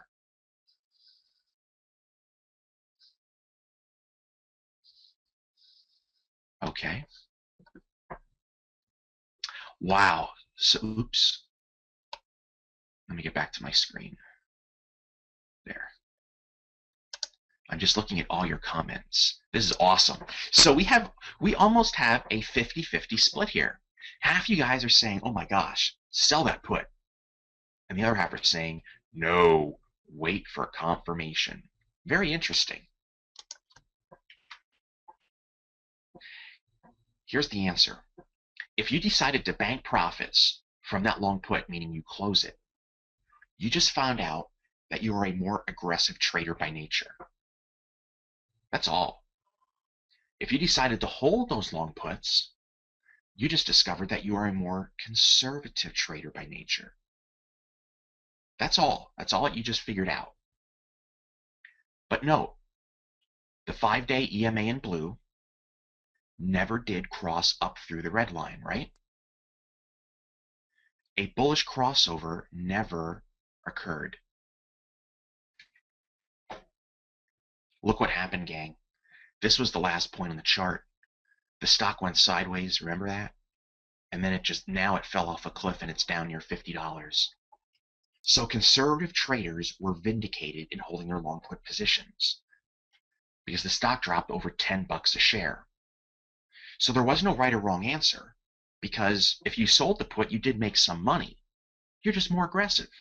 If you held the put, my guess is, because I've done so many of these webinars and talked to you guys in person and on the phone, that if you held your put, you're probably closer to retirement age. This money is desperately needed for retirement. You could not be as aggressive with it. So you simply held it just because that's what you felt was right. And that's the right decision because it's your decision.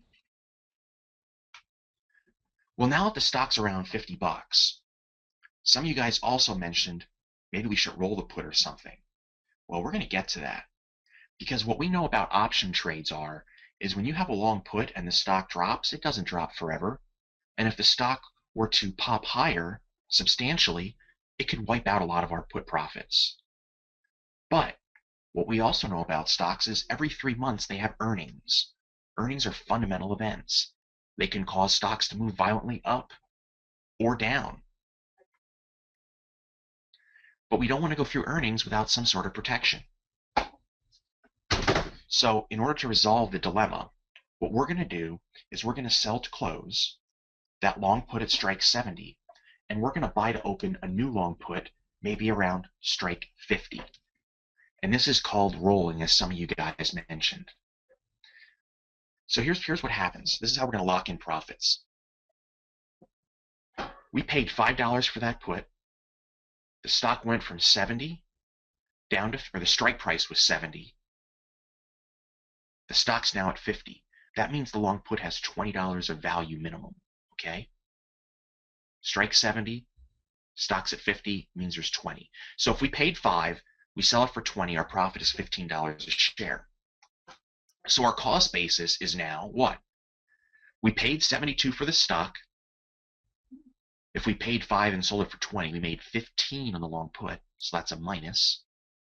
But that new put, I almost said the Boston version of a put, cost us $3. So 72 minus 15 plus 3, we now have an effective cost basis of $60 with the stock at 50. And we have protection in case the stock drops. Now that beats the heck out of just buying a stock at 72 in your long-term portfolio and just watching it go down, which so many traders unfortunately do. Well, guess what happens after earnings? This is where we were on the chart before, right down here. It's a couple days before earnings. Typically about a week before earnings, we like to reposition our puts. So now the stock had earnings. That little turkey gaps up, and it stayed up for a couple days.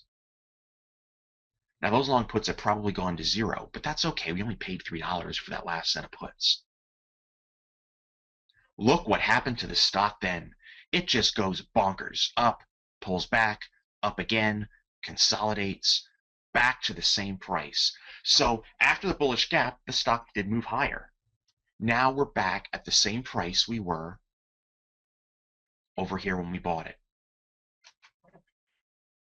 If you did a buy and hold strategy, because why did you buy the stock? Good fundamentals, maybe it paid a dividend, you expect the stock to rise over time, maybe it's a drug stock coming out with new drugs, maybe it's DuPont, maybe it's United Technologies, whatever it is, you're flat unless you got the dividend.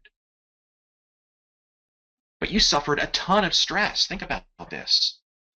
You bought the stock here and saw it going down and going down and going down. How many of you guys would have considered, I'm not saying you would have done it, but the thought crossed your mind that if you bought the stock at 72 and it had these good fundamentals, and now it's at 52, and earnings is coming, how many people are thinking, oh dear God, if this thing gaps down again, I'm going to lose more money.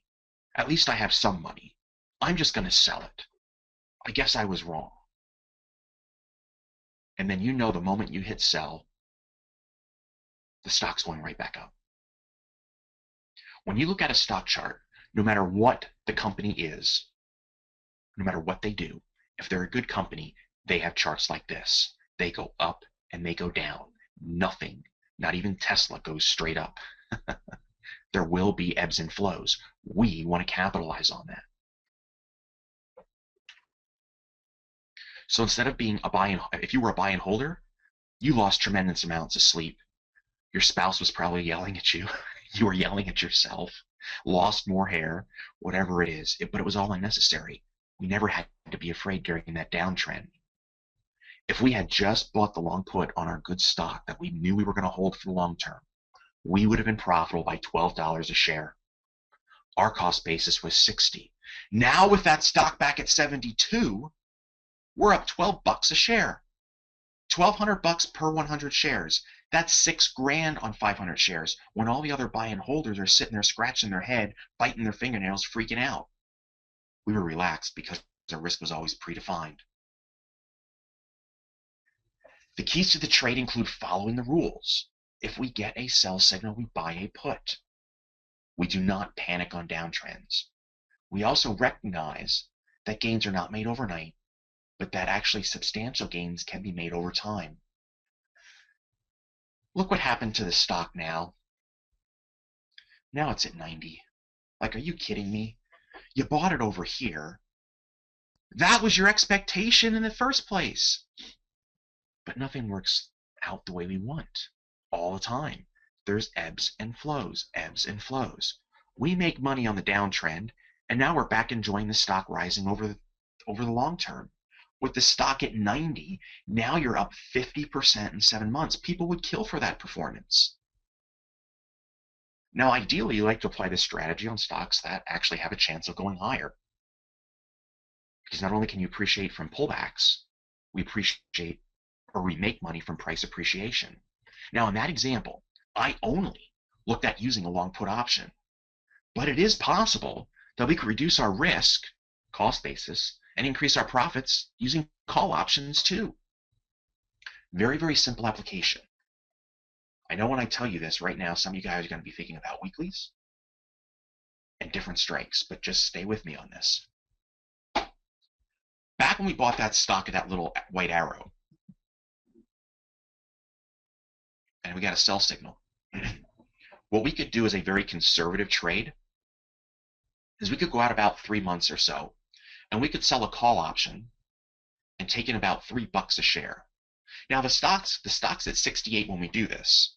We get a sell signal, we apply a short call. Let me back up actually one slide. And you're going to ask, well, where would we sell that call option? A little out of the money. I'm actually not giving you a very juicy return here. By selling a call option against our stock, we get paid a little income. Think of it like a apartment paying you rent. You have a renter. So you're taking in a little money there. We got our sell signal. Well, now the stock, as you guys are aware, it drops all the way down to 50. And now we have earnings coming.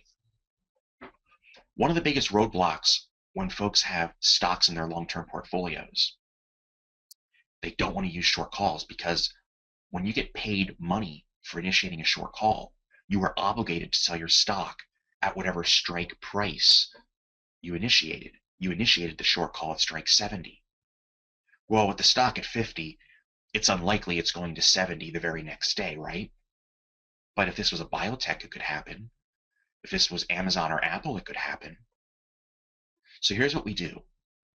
When we get to earnings, not only do we roll our long put down by selling our long put that we bought here, and we roll it down to strike 50, we also buy back our short call, we close it.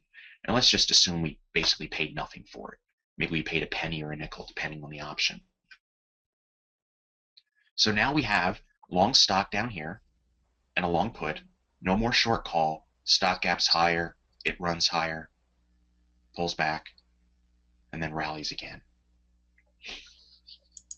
And I think we got somebody else in here. We just got to mute them. All right. If someone just came in, could you just mute yourself? It's creating a little bit of an echo. Thanks so much. All right. So we gapped up, ran back up to 75. Resistance is broken. You're riding the stock the whole way. We removed our short call. We have unlimited upside potential. We are happy, happy ducks. So the rule of thumb on a very basic level, when a stock is in a downtrend, we sell calls against our stock. When technical levels fail, we can sell calls against our stock, keeping it very, very simple. Prior to earnings, we buy back that short call, so our profit potential remains unlimited.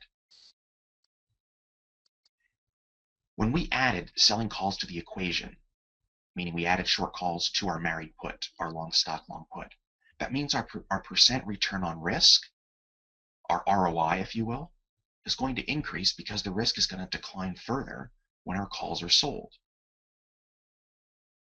So if we account for the put and the call adjustment using a very simple process, now we're up $15 per share, $7,500 on 500 shares, and our cost basis is down at 53 now. It makes a huge, huge difference.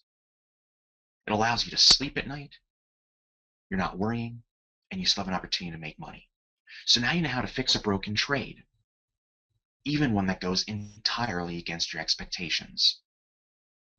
So beyond that simple yet very powerful strategy I just shown you, there's other extraordinarily powerful techniques that we can use to maximize gains and minimize losses. That's our specialty. We could get more aggressive with short calls. We could add additional long puts. There's a lot of cool things. We could employ weekly options to hedge our risk further and maximize our gains.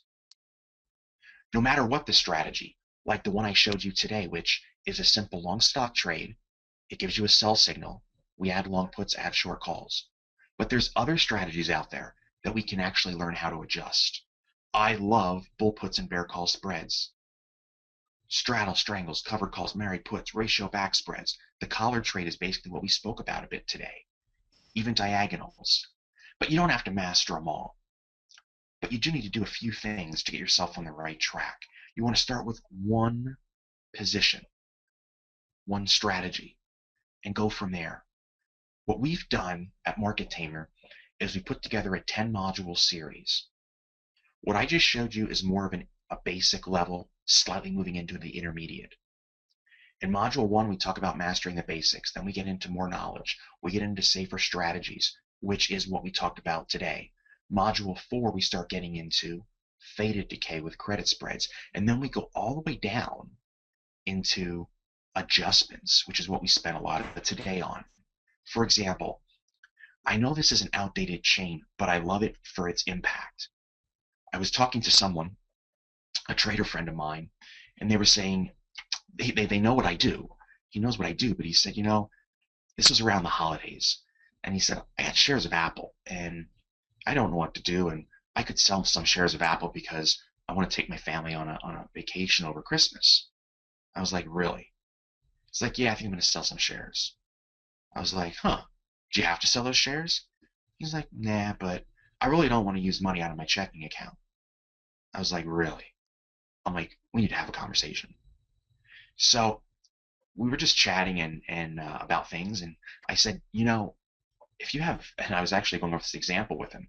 I said, if you had 500 shares of Apple, you could sell 5 short call options in November, which was a month out at the time, right at the holidays. I said, you could take in 7 grand, pay yourself rent on your shares, and nobody can take that from you. And it was just a light bulb moment. I said, dude, one contract's gonna be $1,400. I'm like, where are you going? We were joking around, but seriously, just $7,000 a month in income you could have from just shorting calls against your shares. And we can be very precision-like where we apply those short calls, but it is money that's just being left there. Options decay, it's what they do. There's 3 certainties in life: death, taxes, and theta. And maybe 4 should be the NSA. But number 3 in red, theta, options decay. If you talk to professional options traders that do this day in and day out, month in and month out, they're going to tell you that they far prefer selling option premium over buying it. Because every single day you hold that option, it decays. So that means if you buy an option tomorrow, it's losing money. And it's losing money again, and again, and again, and again, and again. But if you're a seller of that option, if you are using short calls to your advantage in your portfolio, you are collecting that time premium. When you understand time collection strategies, theta collection, time decay, it will change the way you trade. Modules 9 and 10, we talk about adjusting. I already mentioned that earlier. What you learned about today is from module 9, but in module 10, there's 3 to 4 lessons in each module. They're all 20 minutes each. There's over 8 hours of material here. We'll teach you how to adjust those spreads. If you have a credit spread and it goes bad, a bull put, and the stock's trending lower, can you fix it? Oh, you betcha. We can go into a ratio back spread. We can add bear calls. We can close it. We can roll it. There's all sorts of things we can do. Whether it's spread trading or long-term stock trading, it does not matter. So there's 2 philosophies. One, hey, take a loss, move on, and you could potentially take more losses. Or 2, we can commit to fixing those broken trades and just go with the market, and we can turn those losers into winners. So those 10 modules that we created take you from the very, very basics of what is a call into advanced adjustment theory. So no matter what level you are, you fall into all of these modules. Specifically on your screen is module 5 and 6, profit from explosive movement and learn how time can make you money. You'll notice that there's a yellow tab there. Take this quiz for the module. We have quiz questions that you guys can actually answer, so it gauges your knowledge. Are you mastering the material as you're going through it? So by the time you get up to module 10, you know that you're in a position to learn how to adjust trades now. There's also Excel spreadsheets that help you with the math if you want to learn it. These are fantastic. You can fast forward these lessons, rewind them, type in a keyword, it takes you right to the slide where you want to be. They're really awesome. As part of today's special, not only do you get all 10 modules, all the quiz questions, all the spreadsheets, we also have market forecast videos. Every Sunday I send out an email with a recording that I've done on a Sunday, which will be tomorrow. And it talks about what resistance and what support points need to be gauged. If the miners are going to roll over, what point on the daily chart Will it be, uh-oh, they've rolled over? What would be the turning point for gold this week? Are the bulls still in control of the spiders? And so forth. You're also going to gain complimentary access to our stock chat. We strongly encourage all the folks that come in, ask us questions. You're getting access to our professional coaching staff and our members. Why not take advantage of it? So like Double K had a question about how to close an iron condor trade. Somebody else had spreads on Starbucks. Whatever it might be, please feel free to ask. So what I'm going to give you guys today is access to everything on the screen. I already covered the market forecast videos, the stock chat, the 40 on-demand lessons. You can track your progress with the quizzes. There's also a place in number 5 where you guys can actually go through our Wealth Path coaching. We have built a series of quiz questions. You guys actually check off what you know right now and what you want out of this. And it puts you in a bucket and says, all right, now go watch these classes, these recordings. You're also going to get number 7, which is our weekly live coaching calls. We have 3 calls a week. I do Sunday nights, John does Mondays, Dave does Tuesdays. So 3 times a week for 1 hour a night at 9 p.m. Eastern.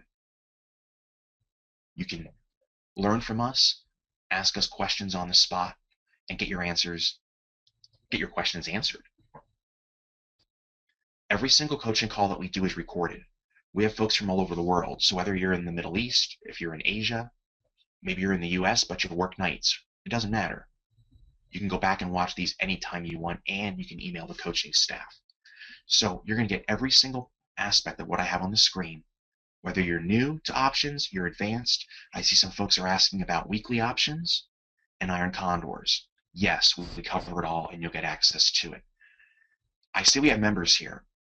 If you come in and just try to buy our videos for a year, they're $1,000 one-time purchase. Just the videos.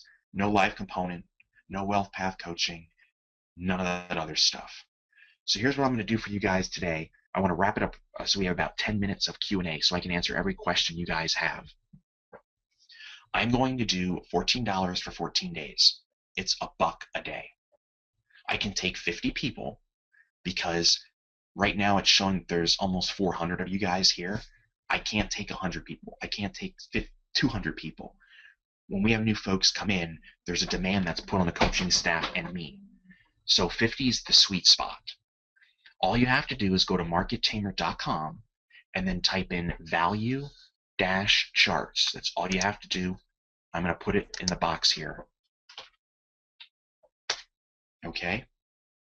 Actually, let's put it here. What I'm going to do is I'm going to answer a question, and that'll put it in there. I'll send it to all. There we go. And all audience. I'll put it in there. There we go. So it's markettamer.com/value-charts. And that way we'll know you came from here. We know what special you came in on. It's our best special, $14, 14 days. You will get access to everything. Nothing is held back. And one of the first questions I get asked is, well, if I'm coming in on a trial, can I actually ask the coaches questions? Well, of course you can. Otherwise, it's not a fair trial. So absolutely. There's nothing held back. You get access to all of our education, the live coaching calls. And let me go back to it, actually. Everything there. Every single thing. The cost after 14 days is $97 a month. And we make it really easy to cancel. If you sign up for the 14 days, you come in and you say, hey, thanks, but I'm too busy, or I'm not ready for it, or maybe you don't like it, whatever it might be. You just write us an email at cs@markettamer.com. I'll type it in right now, or reply to any email we sent you. You can cancel. That's how easy it is. Super, super, super easy. I'm proud to say that these videos that we've created are really, really, really awesome. Really awesome. I'm going to go back to the screen where it shows you what they all are, because that's a common question.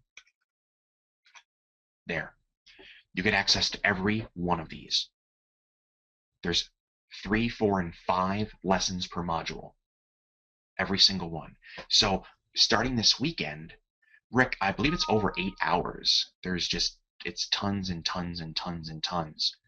And then you have access to all those recordings, which is literally like a year's worth of material. So Michael said, Michael, thank you for that. We've had folks write into us and say, these videos, I wasn't sure what to make of them at first, but holy moly, they're really, really good. Yeah. So they are that great. One thing that I want to point out is when I first started trading, and I didn't say this in the beginning, I didn't know anything about options. I'm from the farm country in Pennsylvania. I was about as far removed from anything financial and stock market. Now, if you wanted to go bale hay and dig potatoes, I'm your man. And I won't give you the whole background on it, but I started getting involved in the stock market. It intrigued me. But every time I would try to learn about options and a book I would pick up, I'm like, why do they make it sound so complicated? Is this like see who has the biggest truck contest? I'm like, my goodness. So when we created these videos, we took it at such a basic level without, jamming all these Greeks and stuff down your throat. It's like, you need to know Greeks, but you actually don't need to know all of them to be profitable. You just don't. Now, if someone's an engineer and they hear that, that's blasphemy. But you don't. We'll teach you them. But there's actually very simple ways to do this. Now, today's presentation was a very basic application for long-term stock trades. If you guys want weekly options, we do weekly options. You want to take advantage of spreads and ratio back spreads and iron condors? Oh yeah, we can do it. So we do everything. So let me take some more questions here. I'm going to pop this box out. And I'm going to go back to this page right here. It's markettamer.com/value-charts. Now, I'm getting updates here on my other screen, and they're telling me that 13 of you guys have already bought. So I think the number is 37 that we're down to. When it hits, when we hit our 50 threshold, it will go to 0. So just FYI. All right, let's take questions. I can see I have about 8 minutes here, and I have to respect everybody's time. Like Hubert was saying, I don't want to make anybody go over. All right, let me move the chat box down. TJ, can you do this just using options? TJ, you can, because for folks that have smaller accounts, okay, if they have a $5 or $10 or $20,000 account, which by the way is a lot of money, I'm not saying it's not, but it's smaller compared to a $100,000 account, you can actually use pseudo stock replacement strategies, and you could buy it in the money long call and then short calls against them. Yes, you can actually do stock trades like that, a synthetic, if you will.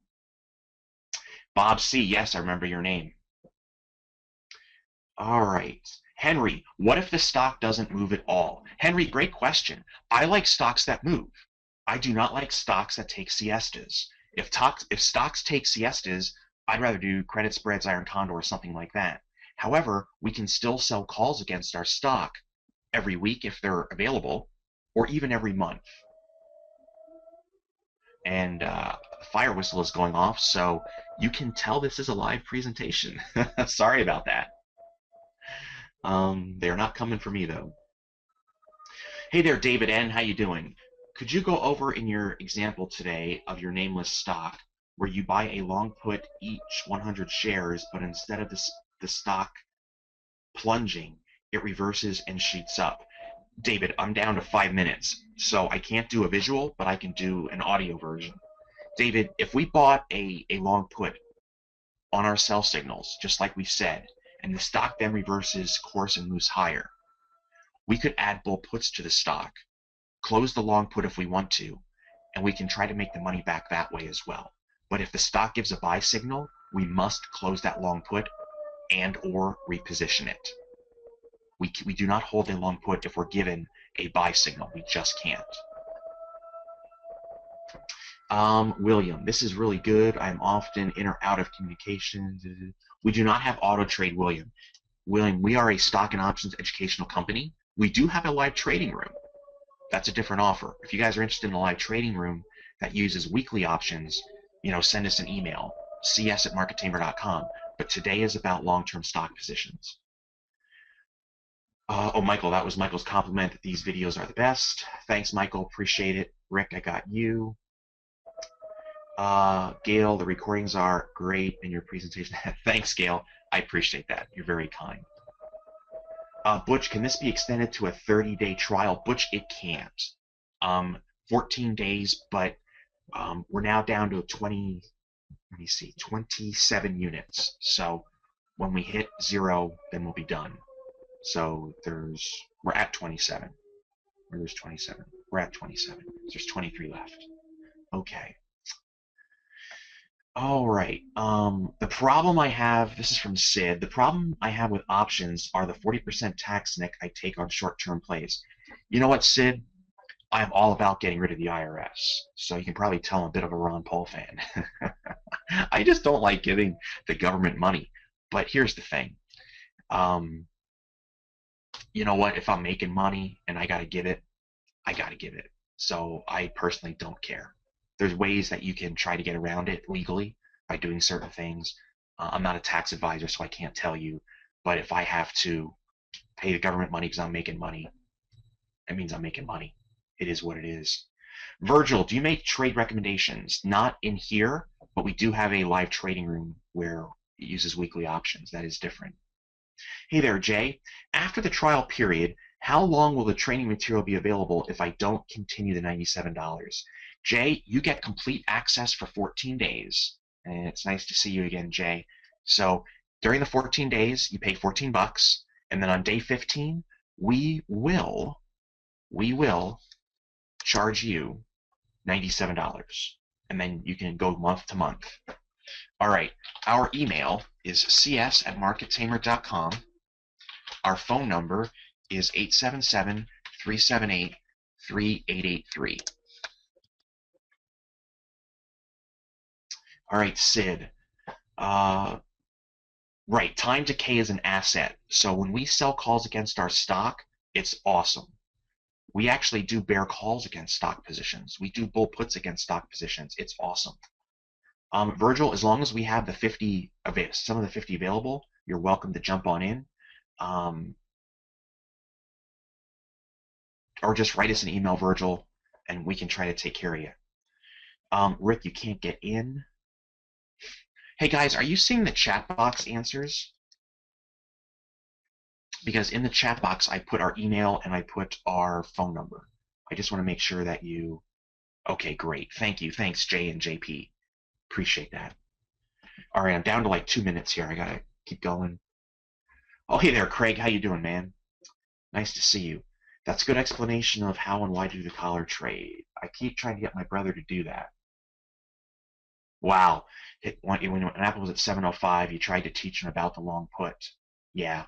Seriously, WorldCom, Enron, all these stocks that go down, no matter what it is, whether it's an ETF, you just don't have to be killed by selling your stock and taking a loss. When you get a sell signal, do something. This also goes for protecting your profits. The market's been up so much. How many of you guys have bought a stock, let's say at 50, and now it's at 75 or 100 because the market's been so doggone bullish? The moment you get a sell signal, just because your cost basis is so much lower, we can buy a put and protect our profits. Absolutely. Hey, Rick, where do you start? Rick, the moment you sign in, there's a pink tab at markettamer.com. Just go to coaching and you can get started. All right. Elizabeth, how you doing? Okay, Butch, welcome. Elizabeth, just go to, and I will type this in again. There is the link. Grab your copy now, because now we're down to 19 units. All right. Can you trade in a Roth? You should be able to. Consult your broker, but yes, you should. They have stuff in place you can do that. Synthetic stock positions are much less costly than buying outright stock, so I do love those, especially when trading stocks that are multiple hundred or $1,000 a share. Bob, if you're a level 1 in your IRA, you have to learn how to do options trading, which we can teach you, and you're going to get access to. And then you tell your broker you're an education company. You can tell them who you're with if you want, and say you understand that, and they will then raise your level so you can do this kind of thing. Um, we do not do futures. So, if you want to do futures, Hubert's awesome. He rocks. We don't do futures and Forex. We do stock and options trading. Okay, Dave, thank you very much for the kind introduction, and thanks for your moderating too this morning, Dave. It's been great so far. Well, good morning, everyone, and excited to speak today about the Intelligent Breakout strategy. This is probably one of the coolest and really most powerful things I've been a part of for my trading career. And the reason why I like it so much is because this strategy can take your average everyday trader and give them a very strong possibility of achieving profitability. That's my opinion. And I'm going to tell you why I believe that. But let's go ahead and dive right in. We've got an hour. I do want to respect the time here for other speakers as well. And Dave and the folks at ValueCharts have done a super job. Drew as well, and lining the speakers up this morning. And I want to make sure that I'm done at the end of an hour here so we can have plenty of time for the great speakers coming up afterwards. Now, let me go ahead and get things going here. Can everybody hear me okay? Just want to do a quick sound check before I get started. Just a quick why for yes would be great. This should be recorded. I believe it's being recorded. Dave, can you confirm that? I don't know if you can still hear me. Okay. Okay.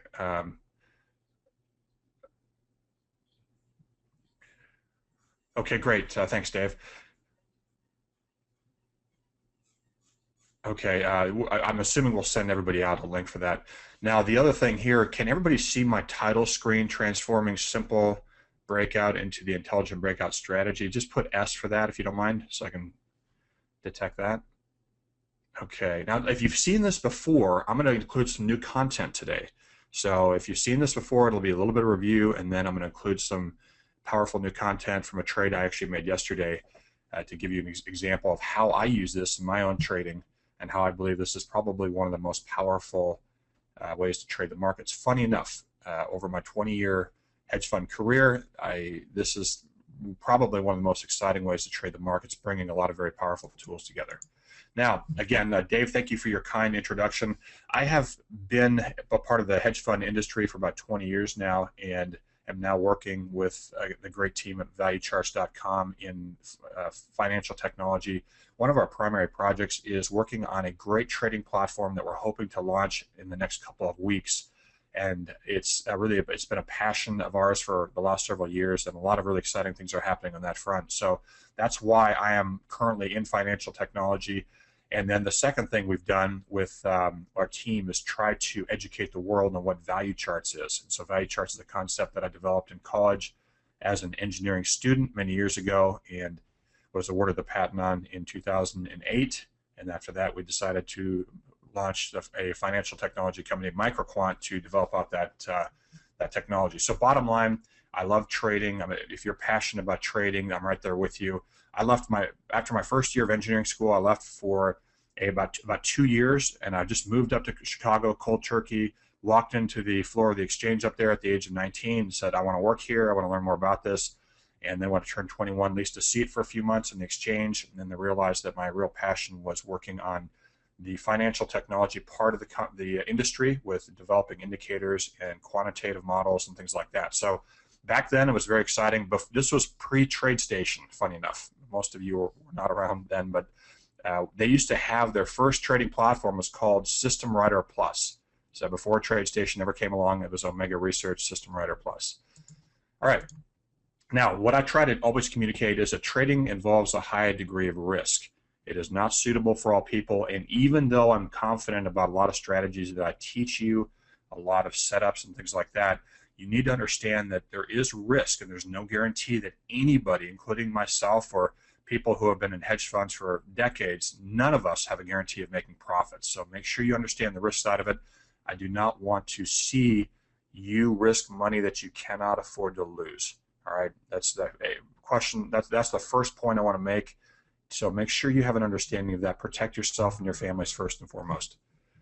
Okay, the next thing here, just one second here. All right, next thing here is the simulated results, CFTC Rule 4.41, and this really relates to the idea that hypothetical or simulated results have limitations. Despite our best efforts, you need to understand that the future never unfolds just like the past. There's a lot of different variations in markets, and the other side of the equation is that people have abused this as well. So I could show you the most amazing trading results you've ever seen this morning, but I'll never do that. You'll never see me do that. And the reason why is because that really developed in large part. Those results are from curve fitting. It's an illusion. It's not real.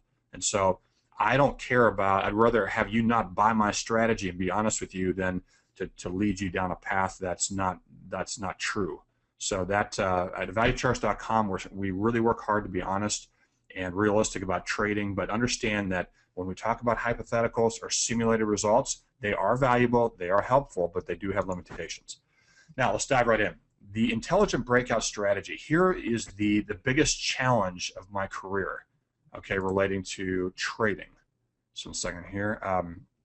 Relating to trading, it was how do we help the normal trader become profitable?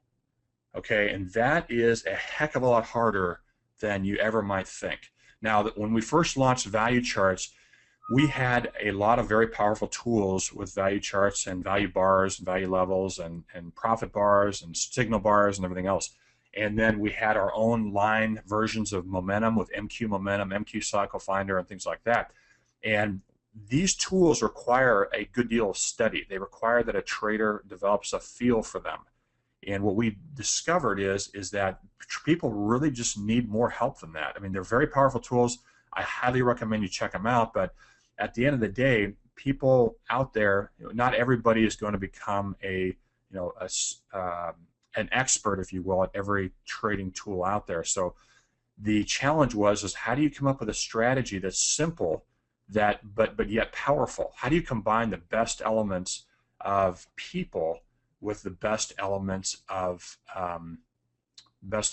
strategies? So that was the challenge here. And that's really where value charts came from. Now let me do something really quickly here. I'm gonna change my PowerPoint here because it's not allowing me to write. Just one second here. There's a setup here, and I apologize for doing this right now, but for whatever strange reason, it sometimes can be a little temperamental. I want to make sure I can write on my slides. So I am going to quickly change over here to my other slides, and yeah, let's go ahead here. Just a second here, and so make sure I can write on this. Okay. Can everybody see this okay? My screen, Intelligent Breakout Strategy. Just put I for Intelligent Breakout if you don't mind. Make sure that you can see this okay. Excellent. Thank you very much for allowing me to switch there. I want to make sure that I can actually write on my screen here as we go through this, and I could not do it with the other view. I did not know that. So the power of tools to manage trades. This is where this strategy came from. Now, if you look at, I'm going to talk about this here in the next slide, but look at the things that people do well and look at the things that quantitative models do well, and they're different, and they can be highly complementary. Strategic application of trading strategies. What is that all about? Well, in the hedge fund space, we worked 24/7 to try to find models that were all-weather models that could do well in the right environments and not get beat up too badly in the wrong environments. All right, so that was the challenge that we had, and that's a hard challenge. And I'll tell you, we succeeded and we failed. I mean, we came up with models that did really well, extremely well in the right environments. We were blessed to win 2 Star Search events or be recognized at 2 international Star Search events, and I've also had to close a fund down. So we've been challenged. Trading can be very, very challenging from that perspective. And so that is the eternal question. How do you create a model or a way to trade that's all weather, that can handle every type of market? And that's what this is all about today. I believe this is a great way to approach trading.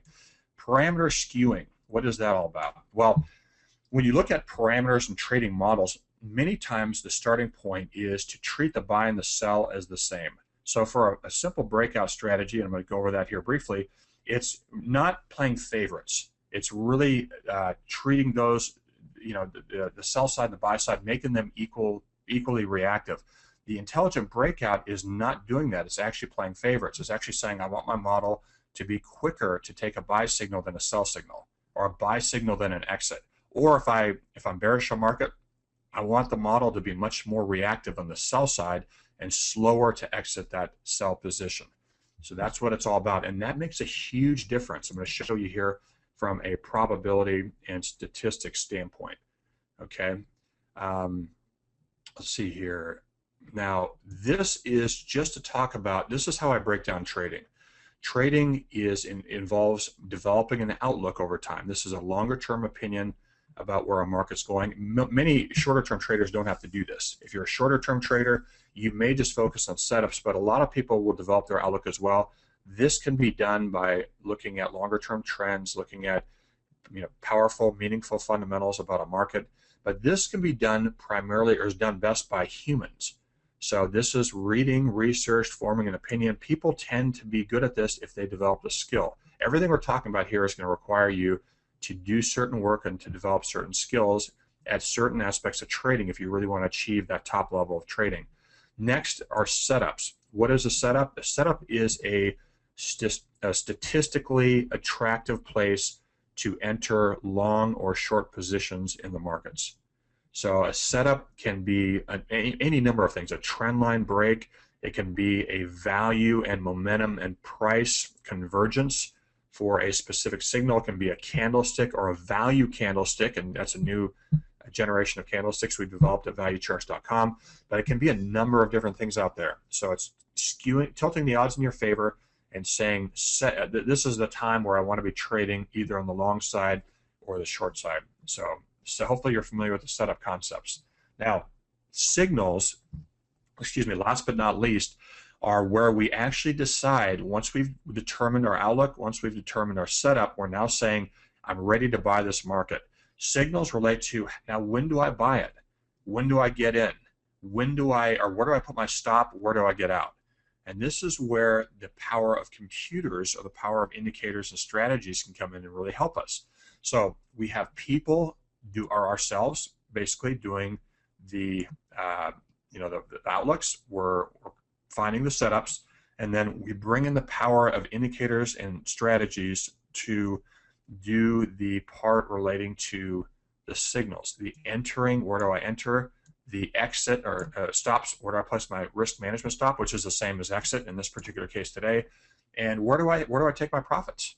Those three things are really what we're looking at here, combining these. But combining the power of the first two that we as humans can do well with the power that the quantitative rule-based model can do well is really amazing, and it's one of the most exciting ways that I have found to trade the markets.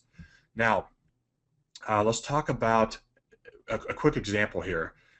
If you looked at this chart right here, would you trade this strategy? Now, I'm asking you a rhetorical question, and you don't have nearly enough information to answer this question, but in general, it's not very exciting. You look at this and you say, okay, you've got one winning trade here. Great, you may be a little bit late getting in here. You ride the market out, nice profits, nothing wrong with that exit, and then I'm whipsawed twice here. Sell, I get chopped up, sell, I get chopped up. So not a lot of information here, but certainly nothing to write home about, nothing to get overly excited about. Now, this is actually the equity curve taken over about 70 trades from that trading strategy, which was actually optimized. I just went in and used what we call a brute force optimizer inside of TradeStation. And you can do this on a number of platforms as well outside of TradeStation, but this is fairly straightforward, and this is basically showing me my best case scenario here. So in this particular system, this is not super exciting. I mean, we see that we had chopped up a little bit, we ran up, we achieved almost $3,000 of profit, and then we sold off, and then we went negative, so about a $3,000 drawdown from peak to valley, and then we finally caught a wave. So this type of strategy, I would not be willing to trade myself. That is just not reliable, and you don't even know if this huge profit run here was a one-time occurrence or something we can rely upon to be more more frequent in the markets. Now, this is a screenshot of the TradeStation performance summary window. And I'll tell you right now, there's really very few things you really need to look at here. We've developed out our quantitative platforms to make it, throw in all these measures, and a lot of them are good, and a lot of them are useful, but at the end of the day, there's two measures that are going to have more to do with your trading success than anything else.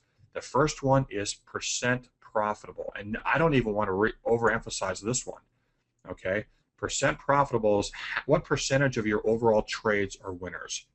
All right, and one of the biggest mistakes that people make is that new traders come out and they say, okay, I want to achieve 80% profitable. Okay, let me tell you right now, some of the best hedge funds in the world, they achieve around 35 to 40. All right, you may say, wow, that's crazy. Don't focus too much on that number. Now, we do want to raise that number. We want that number to be as high as possible, but it doesn't have to be 80% for you to kill it in trading. So understand that concept. The possibly more important, but equally important number is what we call ratio of average win to average loss. All right. So this is a number that you want to see fairly good. You want to see one of the two or both of these numbers work together to create a happy ending for us as a trader. All right, so these interact with each other, very powerful, very important numbers here. Percent profitable and average win to average loss. And you'll notice the strategy we just saw, 34% winning. Nothing earth-shattering there. And in fact, most people look at that and just toss it aside. But don't be so quick to judge, because there's a silver lining in there. The second number, 2.7, not bad, not stellar, but not bad. Certainly, that's workable. We can work with that. Let's take a look here at my simulation here. I've done an Excel simulation here, and let me see if I can pull that up. Just 1 second here. All right, so I created a simulator inside of Excel. If anybody wants this, we'll have a landing page where you can get this information, and this is pretty powerful stuff. What I've done basically, can everybody see my Excel spreadsheet, by the way? Just put E for Excel if you don't mind. Excellent. Okay, now this is basically taking our two key measures, percent profitable and ratio of average win to average loss. And I created an Excel randomizer that can be very helpful in determining how does this play out over time. What are all the different scenarios I could face for my next 100 trades? Let's see what we're looking at. Now you can notice when I plug those numbers in, 34.29% profitable and 2.7 win-loss ratio, my equity curve isn't terrible. So in general, over time, those numbers could actually achieve profitability.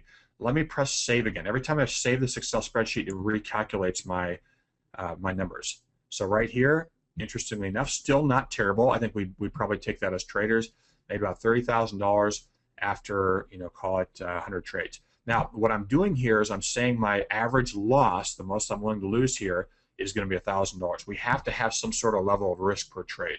And so with these calculations, I've made $1,000 my average loser, and then my average winner is going to be determined by the average ratio of wins to losers. So the ratio of average win and average losses will determine what my average win is. So I'm going to press save again here, and you can see a number of these scenarios playing out, and most of them are fairly attractive. Okay, so I think most of us would say, okay, we'll take that. We're winning most of the time. Average of 100 trades tends to be fairly reliable. Now, here's the problem with what we're doing here. That was an optimization. Those are optimized numbers. The 34.29 and the 2.7 were the best case scenario for that strategy that I just pulled up there. The reality is you never achieve as the results that your numbers show. So if TradeStation shows from this performance summary that I was 34% profitable in my best case scenario, then I'm probably looking at maybe somewhere around 25. I'm just throwing that out there. Okay, so that could be a scenario right there. And I'm typing that 25. And now the other thing is I may not achieve 2.7% win-loss ratio. I may only achieve 2. This is real-world stuff. When we tested and developed trading models for hedge funds, we typically would be thrilled if we achieved about 75% of what our simulated testing results were. We would be thrilled. All right, sometimes you don't even achieve anywhere close to those. Now, You can see right here, when we bump these numbers down to real world numbers, that guess what? Our winning scenario over here from our first tab is now a losing scenario. You wonder why people have trouble with strategies sometimes making money in the markets. Well, this is why. People don't understand the limitations of optimizations, and they assume that they can achieve your peak or your global high performance number, global maxima, they call it, in your optimization testing. And what they find out is, wait a second, once I apply this, not so much anymore. If we bump these numbers down, you can now see our equity curve is horrendous. So instead of making $30,000 over 100 trades, we're now losing 50. So that's a problem. Here again, I'm going to press it again. We're now losing 30,000 on that sim.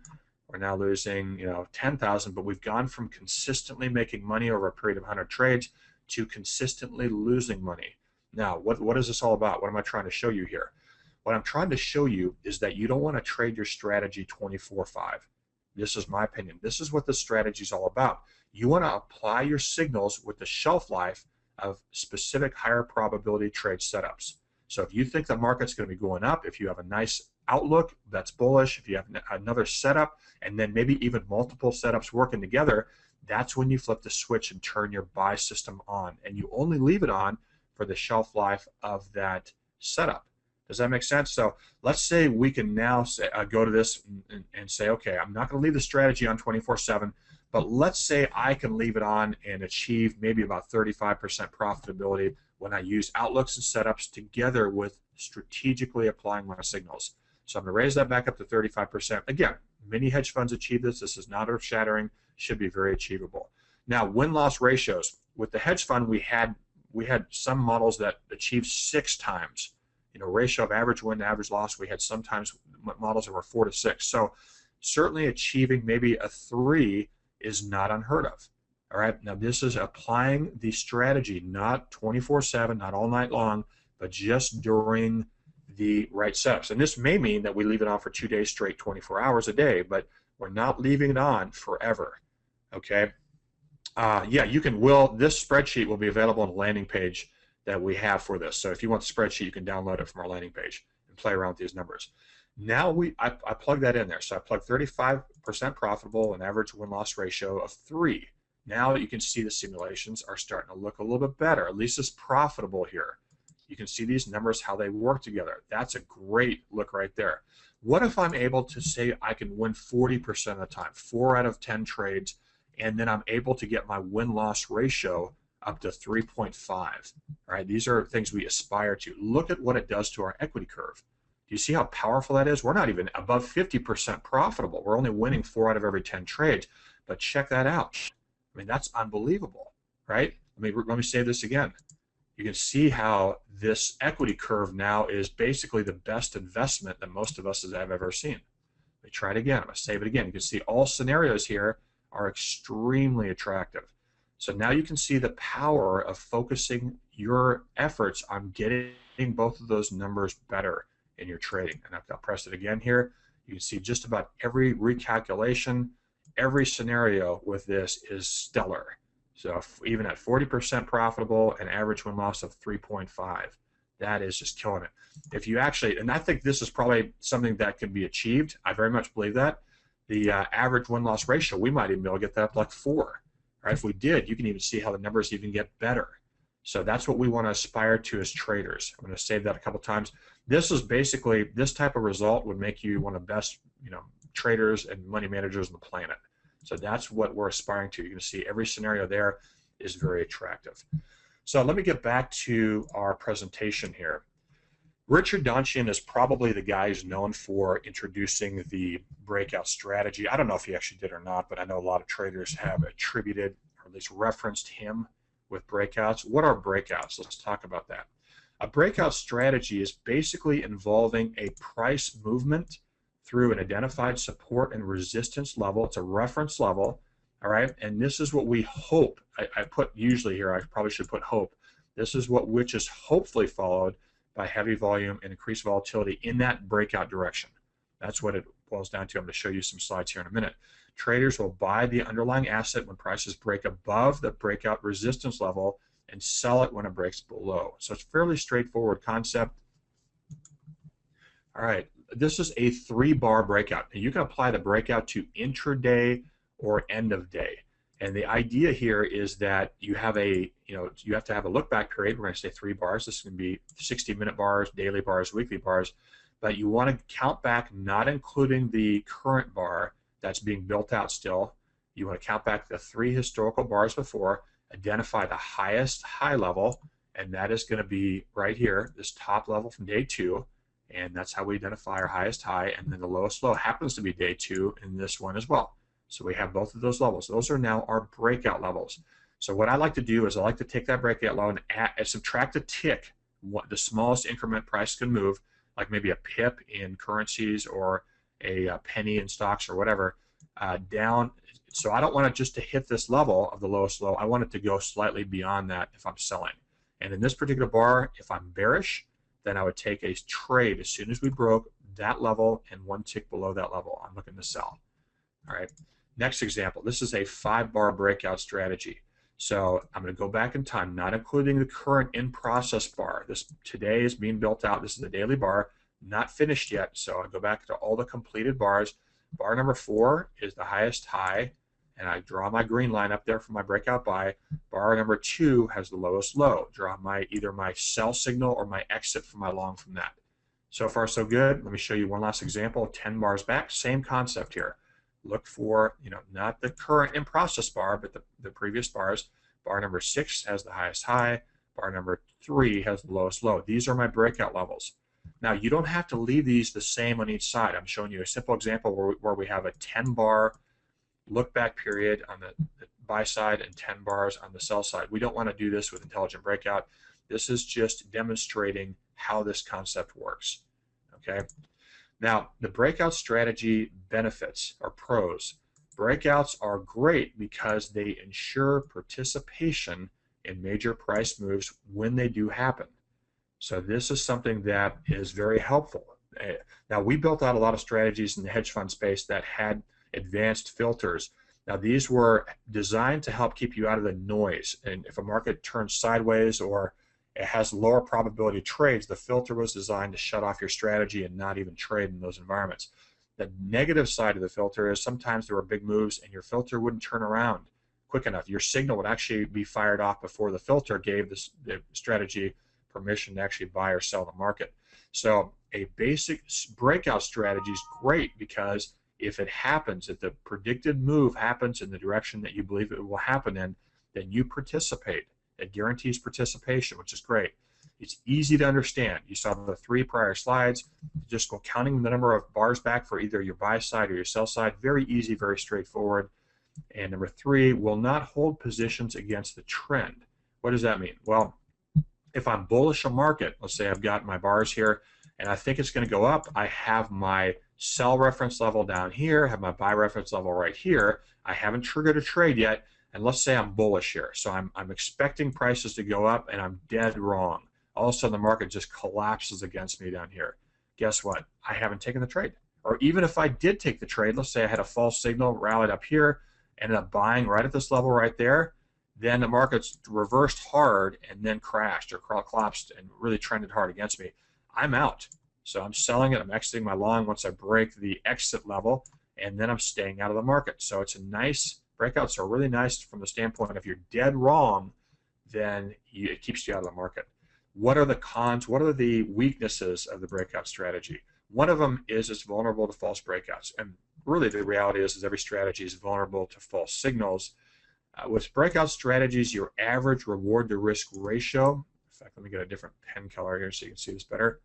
The average reward to risk ratio is not very exciting.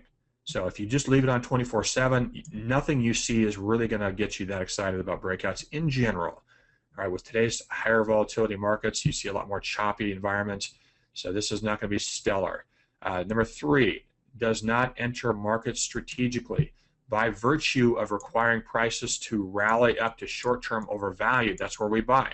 So we're really buying overvalued short-term if we want to buy. Or in another scenario, if we're looking to be a seller and prices go down through our sell line, that's undervalued. And what you tend to have happen is If you buy it over here in scenario 1, I'm just circling this. I apologize for my messy circling, but usually what happens is you'll buy it here once you cross the line, and then a lot of times markets will correct against your line, and then even if you end up being right, then they go up in your direction. So you could have a short season here of unrealized losses. So this is so this is something to watch out for. All right, let's see here. Does this work on ES and CL? Linda, excellent question. I'm going to show you where it does work on ES and CL. It works very well. In fact, my example was the stock index trade from yesterday that worked out extremely well. Here's some notes you should know about the Intelligent Breakout, okay, or breakouts in general. This is not an all-weather approach to trading. I would not recommend leaving this on 24/5. You will get chopped to death in undesirable market environments. You don't want that, especially if they're not calibrated correctly. All right, that takes a little bit of a skill there to do that. Generally, buys overbought and sells oversold. That's okay because there's a benefit to doing that as well. Does not enter market strategically. Now, the breakout strategy itself doesn't, but in the context of a shorter-term breakout with a longer-term setup, it can enter the market extremely strategically. I'll show you that in a minute. Completely ineffective in some market environments. Breakouts are completely ineffective in some market environments. That's why we do not want to leave these on all the time. In the right environment, breakouts can be highly effective. That's what we're talking about, is being strategic in how we apply this. All right, next one here, transforming the breakout into the intelligent breakout. You want to find a strategic trade setup on a longer-term time frame. All right, first and foremost. You want to apply the breakout strategy to shorter-term time frame. We're talking about drilling down here. If my setup is on a 60-minute, I may go down to 250 tick as my actual breakout bar intervals. Okay, so you want to look at, if I have a weekly breakout, I could consider daily or intraday bars. If I have a 60-minute setup, then I may want to consider 1-minute bars. All right, believe it or not, you can do that very effectively. Or tick bars. Modify your parameters for directional bias. If you have a, let's say 25 bar breakout in the upside or the buy side and 24 on the downside, you are not tilting the odds in your favor. We want to be the house here. We want to do everything we can to increase the probability for profitability. So if I'm looking on the buy side, I want to have a shorter term buy parameter. Okay, so I'm going to put green here for my buy side. I may want a 3-bar look back for my buy side. Now, if I am getting in strategically and close enough to a potential market turn, I may make my sell side 25 bars back. All right, so this is a tilting the odds, making it very easy and very quick to get in, but holding on to that trade if it goes my direction. That's very important. Once you're profitable, then you can lengthen your parameters. You can actually adapt your parameters to hold on to a trade longer term once you achieve a degree of separation. And that's what I'm going to be doing with my short from my stock trade on Friday. You want to risk a small amount of money for a large payout. I have spent, and we spend the better part of our careers at ValueCharts.com in finding high strategic entries. We want low risk to ultra low risk, and we want to be very strategic with how we enter the markets. That's what we are focused on doing at ValueCharts.com, and that's what the strategy is focused on doing as well. Last but not least, finding strategic setups is key to this whole thing. We want to find the right environments where we tilt the odds in our favor. Now, this is the code that I use for my actual breakout. Very straightforward. This is a buy system in TradeStation. So I want to buy the next bar. Quantity is how many contracts I trade. The highest high is a calculation. It's a formula going back and calculating the price level of the highest high bar or highest high price for each one of the bars I'm looking at. For the length 1 is my look back period plus 1 point stop. Now, point in TradeStation is actually tick, so that means plus 1 point means I don't want to buy right at the high level. I want to make the market push through it by at least 1 tick. You even may want to play with this and make it 2 or 3 ticks. Sometimes that's worth doing. Sell is not sell in reverse. This is exit long. In fact, if I have one criticism of TradeStation, it is that they used to have exit long, which I thought was actually better than sell. I think they've taken a step back by putting sell in there. Selling is not reversing out of my buy and then going short. Selling is as they define it, is exiting a long position. Same logic here, lowest low for your length 2. This is length 2 is my sell side look back period. Length 1 is my buy side look back period, and then -1 stop. So I want the market to go not only reach the low level, but break down through it by at least 1 tick. Point in TradeStation, again, is the smallest increment. So buy means buy entry, sell means exit long position. The sell strategy is just the opposite here, sell short, and you get in, and then buy to cover gets you out of the short. So this is the code. This will be on a landing page as well for those of you who just want to download this. If you want this built out for another platform that you trade, we've been trying to work on this. We just haven't gotten around to it, but we do have developers who will work for you after hours. Microquant does not benefit from that at this time.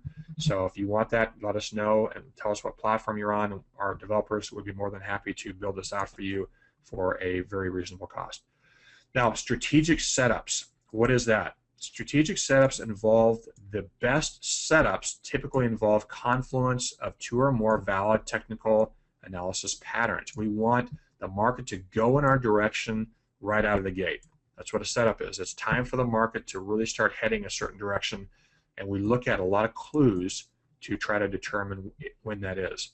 Now, this is an example. I had a Fed webinar at last weekend of December, and this is an example I'm using because I called out this setup to sell the euro currency. All right, so this is, by the way, I'll take questions here in a minute, so Dennis, just bear with me here. This is an example of something I actually called out and saw in real time. And the box here is after the fact. So this down arrow, this is right after the weekend, was right after this big bar. I said things are looking very bullish in the euro. Good time to get short. So that's my setup, if you will. I'm starting to have an outlook and a setup that's bearish the euro. Now, this is a drill down. Now, one of the things I like to do is I like to have a setup within a setup within a setup. Now, one thing you don't see here is the weekly cash euro US dollar was right up against a major weekly downtrend line. And then I had the bearish daily value bar pattern on the previous slide. And now this is a 240-minute price chart. I have a great setup within 2 other setups. So I'm trying to do everything I possibly can to increase the probability for success here. Now, this is a setup that I noticed when I was looking at the markets after the webinar here. This is the following day. This is on 29th, where the market rallied up the previous day, previous Friday, and then sold off, and now it's coming back up here for a secondary bounce. And notice what's happening here in this setup. We have a situation where the market barely peaked up in the 240-minute basis into significantly overvalued. My value bars tell me that, and I know from our calculations that that's at the top 2.5%-ish of trading activity on that time frame basis. So that is very potentially bearish, but I'm not just looking at that. I'm looking at my decline. You see how point number 1 right here and point number 2 right here, my momentum is declining. My histogram is getting weaker here. That's weakening upside momentum is a good clue. The cycle finder is weakening as well to the upside. So these are all clues that I'm looking at. I'm looking at value, momentum, and price to come up with an even more strategic place to enter. So this was a great place to enter the euro. And then from there, how do we start managing our trades? So we talked about what people do well. People find the outlooks. We can find the setups. I did both in this case. So now how do we trade this? Well, what we don't want to do is just go out and randomly apply a balanced breakout approach. 25 bars to the upside, 25 bars to the downside. That doesn't give us the advantage we're looking for. Even though it does make money, in this case, it made money in this trade, I want to skew my parameters. I want to get in on a much more reactive basis than 25 bar look back period. You can see how slow these buy lines and sell lines are actually moving along with price. So tilt the odds in our favor. We want to skew the parameters. This takes a little bit of skill and a little bit of work to understand how parameters interact with markets, but you want to be more reactive on the sell side because we had such a great setup there. So skew the parameters in the direction that you want to buy or sell, and so you can execute more quickly. We want to get in closer to the turning point. So in this particular case, what I did is I used a 60-minute price chart and in this example, and a breakout of 1 bar So very reactive, very quick to sell. And then my blue line, my exit line is 10 bars. All right. So this is improving the previous entry. So look at the previous entry over here. This of using balanced approach, this slower entry has now been improved by 50 ticks. That's huge. So I'm entering much more quickly here now. The danger of this, and part of the cost of doing business here, is I may get chopped up, I may get whipsawed once or twice here or 3 times, but if I'm right about the eventual move, then that's small price to pay for the amount of money I can make. All right, so now again, I've skewed my parameters to be much more reactive, selling the market much more quickly. I want my longer term buy or buy exit to be slower here. And you can see how nicely that worked out. You can see here what I can do also is I can go back and lengthen my exit parameter even more if I want to. You see the blue line is now way up at the top. I have now made that blue line 150 bars back because I'm looking for a much larger, or I was looking for a much larger sell-off in the euro. Now that sell-off did not materialize. It came back up again, and it's retested that trend line on the futures, actually broken that weekly trend line on the cash, and that's okay. This will happen. When you're looking to catch a longer term wave, you may have to try 2 or 3 times on that. But if you're strategic, you don't have to risk a lot doing that. So I was well in the money. I was up like 200 ticks, about $2,500 per contract in this trade example. Okay, so this is we're in the money down here. I could afford to lengthen my exit, take that way out, assuming that where we got in this market represented a more meaningful top. And I'm going to show you today what I think is going to happen with the stock market. So again, this was my longer term week or monthly chart here for the futures. This does not show you something that actually occurred on the cash. The cash currencies actually came up and had a perfect retest of that trend line and started to sell off. So that was our weekly outlook built into our setups within a setup. Now, how does this all come together? How does this work? Well, yesterday we have trade alerts at valuecharts.com for our members. I broadcasted a trade alert at some point during the trading day saying that I'm seeing a nice opportunity to sell here. All right, so this is right here, this bar with the arrow above it. This is called a yellow hat doji. This is not a candlestick bar. These are value bars, but I know the doji pattern. That's a yellow hat doji. It's perfect. So I broadcasted this to our users, a sell setup. All right. Now, what do we do with that? This is part of the strategy of Intelligent Breakout. Take that sell setup, and now we're looking to turn on the ability to sell the stock indices on a shorter term time frame. We have people or traders evidently took this trade yesterday and seemed to do well with it. Now, here's how the Intelligent Breakout strategy works from here. So this is this is a sell setup I broadcasted real time. So this is happening as the market unfolded. And this is what I did afterwards with I traded the Russell 2000. All the stock indices basically go in the same direction when they fall off. So I prefer this Russell 2000 and was trading this. Now, did the market go right away in my direction? No, it did not. I got chopped up a little bit here. Okay, so I had a few trades, lost a few $100 and got chopped up there. Then I finally caught the wave. I'm using 250 tick bars here, being very reactive. Again, there's a little feel that needs to go in there and what the right bar interval should be, whether it should be 1 minute, 5 minute, 60 minute in my euro example, depending on the length of or the outlook and the setup. If your setup's a longer term setup, you may want to use a longer term drill down price bar to actually manage your breakout strategy. Now, I had my strategy set here to a 2-bar entry level. Okay, so getting in fairly quickly. Show you the settings here, 2 and 50. So this red line is basically the lowest low of the last 2 bars. You see that there? So that's this bar right here, carries over to that level right there. Once the market broke that, -1 tick, I was short. Okay, so that got me in right there. And then I look to hopefully see this thing start to sell off. I had a bearish pattern on the dailies. I had a bearish value candlestick on the 60s as my setups. And now I flip the switch. Real trade here, real money here. All right, trading 2 contracts, shorting the Russell. Now, the Russell didn't even, it had a nice sell-off, and this is just the beginning, I think. This was actually a $3,400 profit right there. Lost a few $100s, which took away from that, but the actual trade that I ended up making paid for my losers in spades and ended up being a very nice trade there. I ended up just getting out of that because I actually am going to get out and use this buffer now for a longer term trade that I'm going to establish in the short side on Sunday night. So I'm looking for the stock market potentially to put in a very significant top here. This is just my setup. I'm willing to risk some of my profits to work with that, but this value bar pattern is very bearish right here, and that's where we broadcasted that signal on a daily basis. This momentum is sliding off. Point number 1 here, previous high, which was a yellow hat doji as well. Point number 2 here, which was the sell alert I broadcasted. And then we essentially, if we're right about this, we might have caught the high, either short-term or long-term in the stock market. Now, again, you have to wrestle with these things. I broadcasted a trade alert on the 7th, which was the previous high, right there to our members, even down to the hour of where I thought the stock market could top out, and it ended up being the high. So right here, but guess what? We've shot down. We've rallied back up a long ways. Not unusual for the stock market. Sometimes if you're looking at getting these longer term highs, you're going to have to wrestle with that.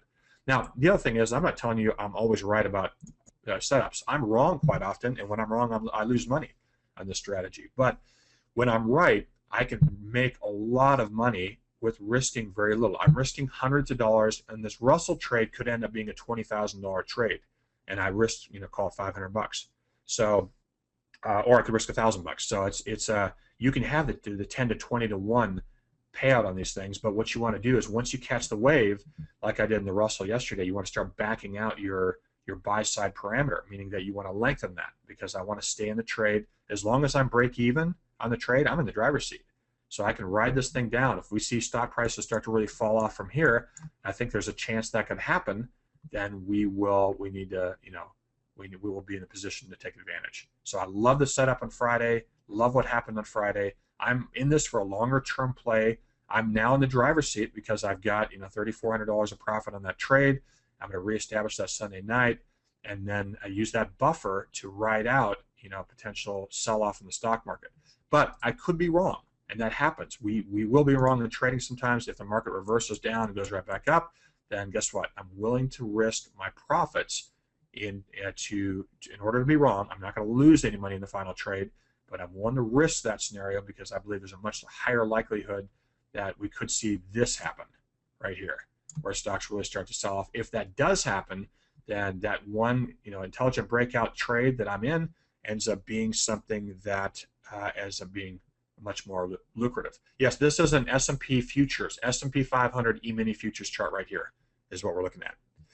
Okay, this is essentially the core of what I'm talking about. Now, I've had a lot of you come up to me, or a lot of you ask, okay, we need more. All right, this is great, but we need more instruction. We need more education on this. So here's what I'm doing this next week. I'm having a class. This is ordinarily a $297 class. I'm going to have probably 2 to 3 hour course. It's scheduled for 2 hours, but for whatever reason, we always go over an hour, it seems like, with Q&A. Advanced Intelligent Breakout Workshop. If you're interested in using this type of strategy, combining the best of human beings with outlooks and setups with the best of rule-based strategies, my goal is to get you set up to begin exploring this as a very powerful addition to your trading. Okay, so that's what the whole goal of this is. If you've seen the Intelligent Breakout Workshops, you have not seen all the content that I'm going to bring. I've got more new content. My goal is to get you ready to take advantage. Now, here's the deal. You're risking $97 on this class and 2 hours, 2 to 3 hours of your time. I guarantee that you're going to be satisfied, or call us up and I'll give you your money back. No questions asked. So you're really risking 2 hours here. All right. I've showed you that I've made several $1,000s on a trade yesterday. It's not that hard. Okay. I believe that this could be a very good approach to trading the markets. Am I guaranteeing that you're going to be profitable? Absolutely not. Understand that. I'm not saying that, but I am saying I believe that this is one of the best ways to become profitable in trading the markets. Okay, that's what I am saying. Now, this is going to be on the 26th of March. It's at 7 to 9 p.m. Eastern Standard Time. It is recorded. Call us if you want to register, or just go online. Go to valuecharts.com/pro, and you'll see the sign-up page for $97. If you want more information, you can go to our website. Basically, again, it's March 26th, 7 to 9, And what I'm going to be talking about, among a lot of other things, are the hybrid approach to using rule-based trading with human setups and human signals. It is recorded. If you can't make that, you can still buy the course, get access to the video. You're going to learn how to use the combination of these two, how rule-based logic can seriously help. I'm going to go into the psychology of this and the power of this. The two key measures to watch, I've introduced you to these. I'm going to go into greater detail. When to turn strategies on, when to turn them off. You're going to learn that. Methods designed to dramatically improve trading results. This is real-world stuff here. All right, no, this is not just for futures. This is great for stocks. This is great for options. This is great for Forex. This is the great aspect of the intelligent breakout strategy. It can be used anywhere, and it's extremely powerful. And I'm going to show you some more advanced breakout type strategies. All right, so this is really cool stuff. How to skew your parameter settings. Mark, should I make it a 1-bar entry, a 3-bar, 5-bar? I'm going to answer that question for you. I'm going to show you how you can use specific 1-parameter optimization studies to determine what the best entry and exit is for your strategy. I'm going to use Intelligent Breakout again, and then many trading examples. So my whole goal is here is to get you ready. Now, Bob, you're asking, what am I turning on? I'm turning on the strategy. All right, I have the breakout rules that are out there, but when to actually take those trades is what we're looking at here. We want to take those trades when we have the right outlook and the right setup to dramatically improve our probabilities for success. Richard, this will be available for Ninja. We're actually creating I'm going to have my developers create a toolkit. This is not included in the class, but this will be available. I'm going to create that, and that will be available pretty soon on our website. And I'm actually building some more advanced kind of hedge fund caliber breakout strategies too. So you'll have your choice. You can choose the simple ones, or you can choose the more advanced ones if you want. So yes, Ninja will be one of the platforms we do develop for. And Ninja's a great platform too. We're huge fans of Ninja here at ValueCharts, Richard. Do we need to buy proprietary indicators for this? No, Craig, I'm giving you the code for this class. If you come on Thursday or Wednesday, you do not need any proprietary tools. But if you have TradeStation, you can take the formula that I'm giving you and program it yourself. Or if you don't know how to program, then you can get any programmer out there to do it for you very inexpensively. It should take probably about 30 minutes for them to do that. Or you can hire one of ours to do it for you if you have a different platform than the TradeStation. If you use TradeStation, I'm going to give you the ELD file. So you just import it and you're done, ready to go. Does this course require the purchase of proprietary stuff? No, DEXA does not. So the course itself does not, but I'm going to actually build out a bundle of higher octane, if you will, breakout stuff. Now, let me tell you this, you don't need those. You can use the very simple breakout strategy, but sometimes you may want to use a more advanced breakout strategy. One idea is you may not want to enter a market until you break a trend line. So you don't want it to turn on. So we're building strategies that actually turn on only when the trend line's broken. You may want to have a intelligent breakout strategy turn off if it trades below a certain price level because it invalidates your setup. These are more advanced tools that we're trying to build out here. Can this strategy be used in TC2000? Dennis, I'm sure it can. I'm sure it can. I'm not familiar with that platform. I mean, I know about it, but I haven't used it that much. But I bet they have. I'd be willing to bet they have tools on there for that. AmeriBroker, yeah. In fact, a lot of the things you have here, I think you might be able to find some of the standard tools out there on these platforms. But if nothing else, the calculations are simple. You can actually do these manually yourself. It's not that hard, at least visually. If we don't develop for a platform that you have, yeah. TOS, yes. Infinity, yes. We will develop for our bundle. We'll develop the code for that, but we'll give you. I'm going to give you the formulas. So if you want to do it yourself, you can. Okay, purchased in January the entire package. Dan, I think you're talking about the ValueCharts bundle. Okay, explain the features. Yeah, Dan, Dan, reach out to customer service. We do have workshops on how to use our ValueCharts bundle. So that's a different animal. We do support Thinkorswim, Jay. This is compatible with eSignal. We're going to have eSignal as well. It will be one of the platforms we include in our bundle. But I'm giving you the code, so you can even program it yourself in eSignal. There's nothing hidden here in terms of formulas. Now, I will tell you from the event on Wednesday, I'm using some of our proprietary setup stuff, but you don't have to use those. Right? For me, I like to use our proprietary tools and other tools. I'll show you a combination of both for identifying setups.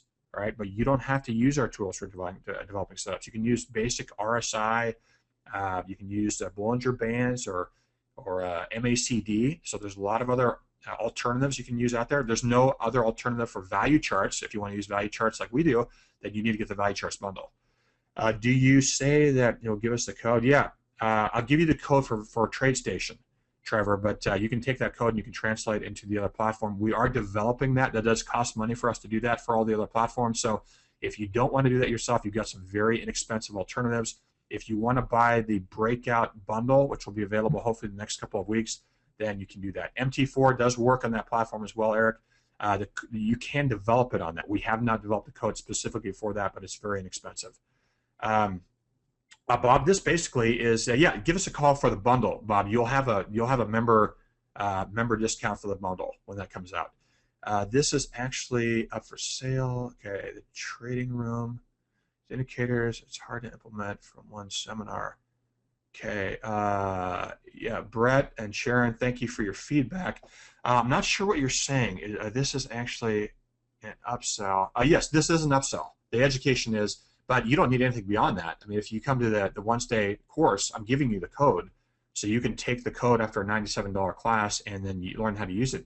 You can take the code right now, Brett and Sharon, if you want to use it. You don't need to come on Wednesday. But if you're interested in learning more about this strategy, I'd highly recommend it. $97 is what it costs for a tank of gas and a large SUV. Okay, Mark, I've been taking Transforming, Simple Breakout, Intelligent Breakout Workshop. Yeah, no, this is different. This is the advanced version of that. So you're going to have new content here for Wednesday. Okay, I see where this works. The value bars. Yeah, this can work with Tom. This can work with other bars as well. You don't have to use value bars with this. Okay, I'm gonna try to be respectful here. We have a speaker coming on, so let me answer 2 more questions. Okay, yeah, once we get the bundle out there, I'm not sure what the cost of that will be, but we do offer member discounts for that for ValueCharts.com or even Hubert Center's members. Okay, what is the possible download? Yeah, we're going to have, we will send you out a link for the download of the Excel file and also for the ELD file as well. So we'll send you a link afterwards for that. You should receive that. What level of membership do I get? Okay, real-time setup. Yeah, that's the Platinum membership has that real-time setup, and we have deals on that. So reach out to us at valuecharts.com. And we have our telephone number up there you can call for getting help with that, and we'll get you set up. So we do have promotional offers to get into that and kick the tires and see if you like it. ELD will be up. Yeah, I'll give you the ELD file for this. You don't need to buy that. That's free. All right. Okay, Ninja's inexpensive, Richard. If you want to just develop this quickly in Ninja, that's very inexpensive. So if just this basic breakout, the breakout bundle, the mega bundle that I'm coming out with, that will be up for sale. I'm not sure what the time will be on it. Okay, what level of membership to get real time? Yeah, I'm sorry, I answered that. Okay, last question. Is there a guarantee? Yeah, Charles, if you don't like this course, if you don't walk away from the Wednesday course satisfied, just give us a call and say, I want my money back. We'll give it back to you. Now, I strongly believe that you will. I mean, $97, frankly, is not that much money. So I think you're going to see, I mean, you should be able to realize this in a good day of trading, and then some. I traded 2 contracts in the Russell, and I made, several $1,000s on Friday. So it's a no-brainer, I think, for the value. But if you feel that way strongly, we're not going to ask you questions. We'll give you your money back. All right, this will work. The concept will work in MT4, Eric. It'll work very well in MT4. Quest Trade, Laura, I'm not familiar with that, but I'm sure you can use the concept on that platform. Maybe not the exact indicators. You may need to have those developed for that. So, anyways, folks, come out and join me on Wednesday. If you don't trade with this stuff, just learn about it. It's another powerful way to trade the markets. It's one of the most powerful ways I've ever found to trade the markets for beginning traders and for experts alike. So, I really believe it's a great way to go and very complementary to a lot of other ways to trade the markets. Okay, well, I'm going to turn it back over to Dave here. Sorry for running over, and we've got a great speaker coming up next, so I do not want to delay. Thank you, everyone, for listening and allowing me to present the Intelligent Breakout. As always, any questions at all and anything we can do to help you become a better trader, come and contact us at valuecharts.com. We have outstanding professional traders here there to help. Dave Aquino, the moderator today, is one guy who's super, does an absolutely phenomenal job with stocks and options, and Thomas Wood is our futures and forex guy. I think Thomas is getting married today, but he's out of the office for 2 weeks, but he normally does a great job too in the futures. Thanks, folks. Great to see everybody here today. Have a great Saturday, And what you're going to find in today's class that I'm going to be teaching is that a lot of the stuff that we are going to be talking about today really ties in strongly with Mark's breakout strategy. You know, I'm going to be talking primarily about the best market timing indicators. Now, what everybody considers to be the best market timing indicators really varies from trader to trader. You have a lot of traders that will say, okay, I don't use any indicators in my trading. You know, I rely purely upon price action. And for the most part, I do fall into this category. I don't use a lot of indicators in my own trading. When we look at indicators, we're looking at a lot of things like RSI, stochastics, Bollinger Bands, even volume and moving averages. These are a lot of kind of the main indicators that many people will use. MACD, that gets thrown in there as well, Fibonacci levels. Now, you know, the reason that I don't focus a lot on indicators in my own trading is that I was pretty much a purely self-taught analyst. So I didn't have a lot of education as far as how to use different indicators when I first began trading. And when I played around with a lot of indicators, I really struggled with consistency with many indicators. Now, this really goes into pretty much any type of trading system. You know, anytime you're learning something new, it takes time to learn how does, for example, you know, Bollinger Bands, how do they work? In what markets do they work best? And in what markets should I really just ignore them? And a main problem that a lot of traders run into, and that I ran into myself, was that I was focusing too much upon what was going on in the indicators and really missing what was happening in the underlying price action. So over the years, you know, I went back and forth, testing out different indicators, trying to see what really would work for me. And I definitely am not going to rule out using indicators. As you saw on Mark's charts, you know, he uses quite a few on his own as well. But there's really, you know, a difference between a lot of traders. A lot of traders will rely on a lot of indicators, and many traders will rely on almost none. So how do you know what indicators to start with and which ones are really going to be, you know, the most applicable across different markets, across different time frames? Which ones are really more easy to learn than others and less easy to flub, less easy to make a mistake trying to rely heavily upon them? And really what that comes down to is that I have a core basket of indicators that are really my favorites. You know, like I said, I've used many of them over the years, played with them, you know, try to figure out, okay, which indicators work best in which markets, under which circumstances.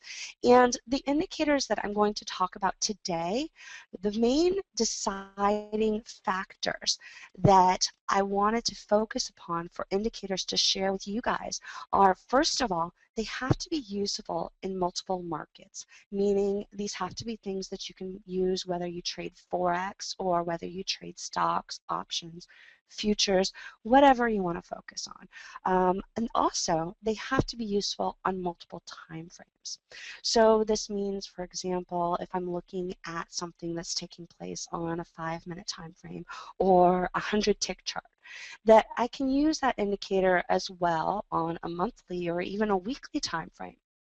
So these are the two things that really stand out in the indicators that we are going to be talking about today.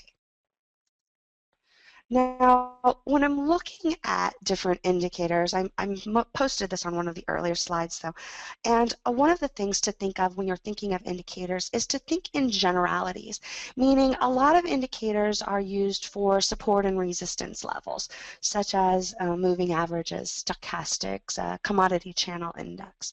And so we're going to be looking at these as general zones. You know, one kind of exception to this is the first indicator that we're going to look at, and that is volume. Now, many people don't think of volume as an indicator, but it really is. You're looking at the participation levels that are taking place in the market. And when we're looking at volume, this is one of those key indicators that can come in really helpful when you're looking at breakout strategies, particularly like Mark was talking about. So for example, here is a pattern that took place fairly recently in Apple. This took place towards the end of last year in Apple. And one of the key types of action that you will see taking place in a trading range where you have a high probability of a strong continuation move on a breakout will be that volume will be declining as the congestion is forming. So when you're looking at a trading range breakout where you have a period of congestion or a sideways trading range, and you have volume dropping off as that trading range is forming, well, that's a pretty good indication that when that breakout occurs, you're going to have strong follow through, like you see here on Apple. Now, this kind of goes a little bit against what a lot of people might consider. A lot of people consider, okay, I'm looking at a breakout. I want to see volume picking up to confirm my breakout. That's true, but volume doesn't usually pick up until after your key entry points have already passed. The best opportunities to get into any type of a breakout situation are as that trading range is developing or in the early stages of a breakout. Sometimes you will have an initial breakout. You know, Mark mentions that this is actually, he was in the same position that I'm taking in the markets as well, where we're looking at reversal strategies off of the highs in the overall market right now. And we have some initial trades that will trigger, a little bit early than, you know, we might kind of expect to be the ideal timing for that breakout. So we'll look to manage the position where we're scaling into and out of the position and changing our risk based upon that. I have an entire course that's based on trade management that shows you guys how to do this, but so I'm not going to get into that too much today. But really, you know, a key idea is that sometimes you'll have an earlier trigger, and you'll notice that volume is often at its lightest within that trading channel right before a breakout occurs. And if you get a retest back into that channel, what you also want to see is a volume drop as it pulls back and retests the lower end of that channel. What that's telling you basically is that there's not a lot of participation on the downside within this trading range. So it allows for a stronger breakout to occur when that trading channel finally does break. So volume is something that you can use it really well to time breakout strategies like Mark's strategies, but there's other uses for it also. You know, different changes in volume can help indicate exhaustion type of moves. For example, you know, volume spikes on the downside are pretty notorious as indicating extreme exhaustion on the downside. So you will start to see volume really spiking as it is coming into an initial support level. So, you know, this is one of the things, one of the ways that you can use volume, but there's many other applications for volume as well. But volume is one of those key indicators that I will use. Now, for those of you that are trading Forex, here's where things get a little bit tricky, because with Forex, you're looking at trading taking place on multiple levels. So you're really looking at your broker's internal volume, and some brokers will provide this volume so you can use it for intraday trading. But I found that brokers that are using volume on the daily time frame, it really doesn't work as well as it does on the intraday time frames when you're using Forex. Now, I do have a couple of people that are posting that they have lost volume, so I'm going to hope that the rest of you guys can hear me. If you can post that quickly in the questions box that you can indeed hear me, that would be wonderful. Okay, perfect. I know if you guys do have any problems throughout the presentation, I'm sure they've mentioned this before, just log off and log back in, and that will usually fix pretty much any problem that you guys might have. And if you have any questions throughout the presentation today, I am definitely happy to stick around like Mark did, and I'll allow 10, 15 minutes at the end of the presentation to take any questions. So when it comes to volume on Forex, there's a little bit of confusion because you don't have a central exchange that you're trading off of. So what happens is that some brokers will display their internal volume. So you can read the volume looking at the internal parameters of that particular broker. Now let's go on and look at another indicator here. We're going to go and look at moving averages. Now, moving averages are another really common type of technical indicator that traders will use. And there's a number of different types of moving averages. For example, you have exponential moving averages, which will give greater weight to the most current data. And then you'll have simple moving averages, which just take the average over a particular time frame. So, for example, if we're looking at 20 bars on a chart, it'll take the exact average of those past 20 bars. Now, key levels that many traders use for moving averages, and some of my favorite ones, are the 10, 20, 50, 100, and 200 period moving averages. Now, some traders will use things such as Fibonacci-based moving averages, so you will see things like 9, 21, 54.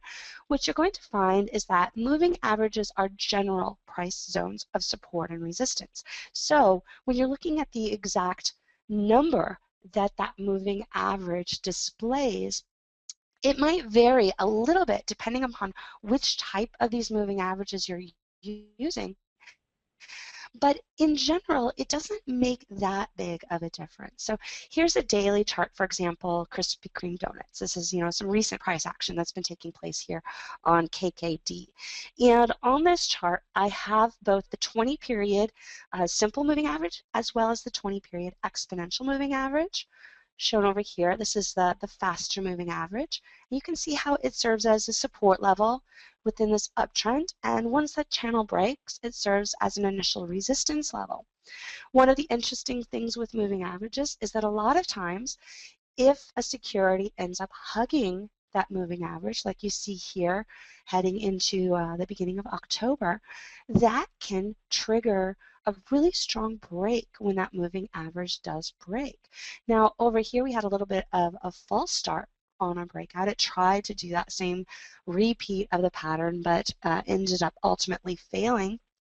So it shows you how, moving averages can serve as both support and resistance levels. And then the larger, slower moving average here, this is that 200 period moving average. And a lot of times there's a greater variation between the 200 period moving average with the simple and exponential versus the faster moving average of the 20. Now, whether you use the simple or the exponential, there's a lot of debate which one is really better. And what's interesting is that if you add both of them to your charts, you're usually going to find there's reaction off of both of them, even when they hit at completely different price levels. So when you're looking at indicators, the key thing to using indicators is to use them as a confirmation tool. Like I said when I first began speaking, I don't use indicators a great deal, but they serve as great visual representations for what you might already be thinking intuitively.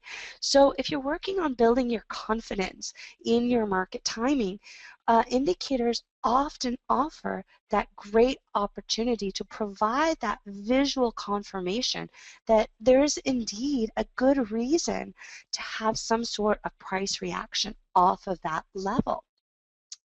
So the indicators that I'm talking about today are the ones that really are going to work very well in multiple markets and on multiple time frames. Now, when you're looking at moving averages and you're looking at a sideways trading range, then some of the moving averages become less helpful for timing, but you'll often still see reactions off of those levels. So for example, here we have the weekly time frame of KKD, and you'll notice that this 20 period moving average still serves as a support and a resistance level as this is in a trading range. But Instead of helping to continue the trend, it serves as a place where the trend slows and stalls and congests. And so often those trading channels that you'll see, you're looking for the breakouts, they will congest along these moving averages, these faster moving averages. And when they do that, that can lead to a stronger breakout or breakdown when that moving average does give way. So you see 3 examples of it really quickly here, where first of all, it's serving as a support level, then again as a resistance, another support level over here into the second quarter of 2012, and even here, as momentum is shifting off of lows into the middle of 2012, you see it start to hug that 20-period moving average once again and lead to ultimately a break on the upside. Now, the key thing that you're seeing in all of these charts is that we're looking at different time frames. We went from a daily time frame to a weekly time frame, and now we're looking at a monthly time frame. And on each of these, this 20-period moving average is serving as a support or resistance zone. So that meets one of the main criteria that I look for in an indicator, and that is that it can apply to multiple time frames. Now, in this particular one, you can see here's another example where it falls into a trading channel where we looked at it on a weekly time frame, but you can see it hugged the 20-period moving average again on this weekly time frame, or on this monthly time frame, just like we saw it do on the weekly time frame. So by hugging these moving averages, that can again help create those breakouts or the breakdowns. In this case, it was a breakdown, but it was a newer level within the beginning of an uptrend. So ultimately, this was just a two-wave correction leading to a continuation move on the upside.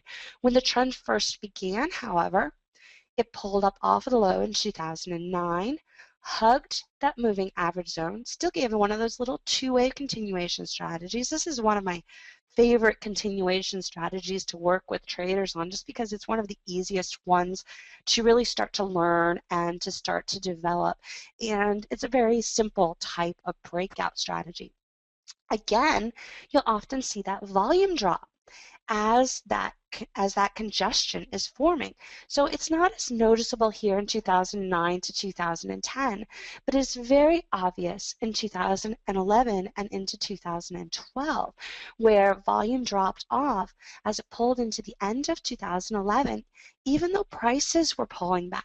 So even though there was a strong sell-off taking place going into that 20-period moving average, the sellers weren't really there. They weren't strongly pushing prices to the downside, and the bulls weren't really vacating their longer-term positions.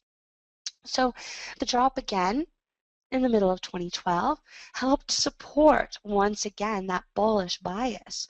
So now we're seeing not only the moving average indicators, but also how that works together with additional indicators like volume to add additional confirmation.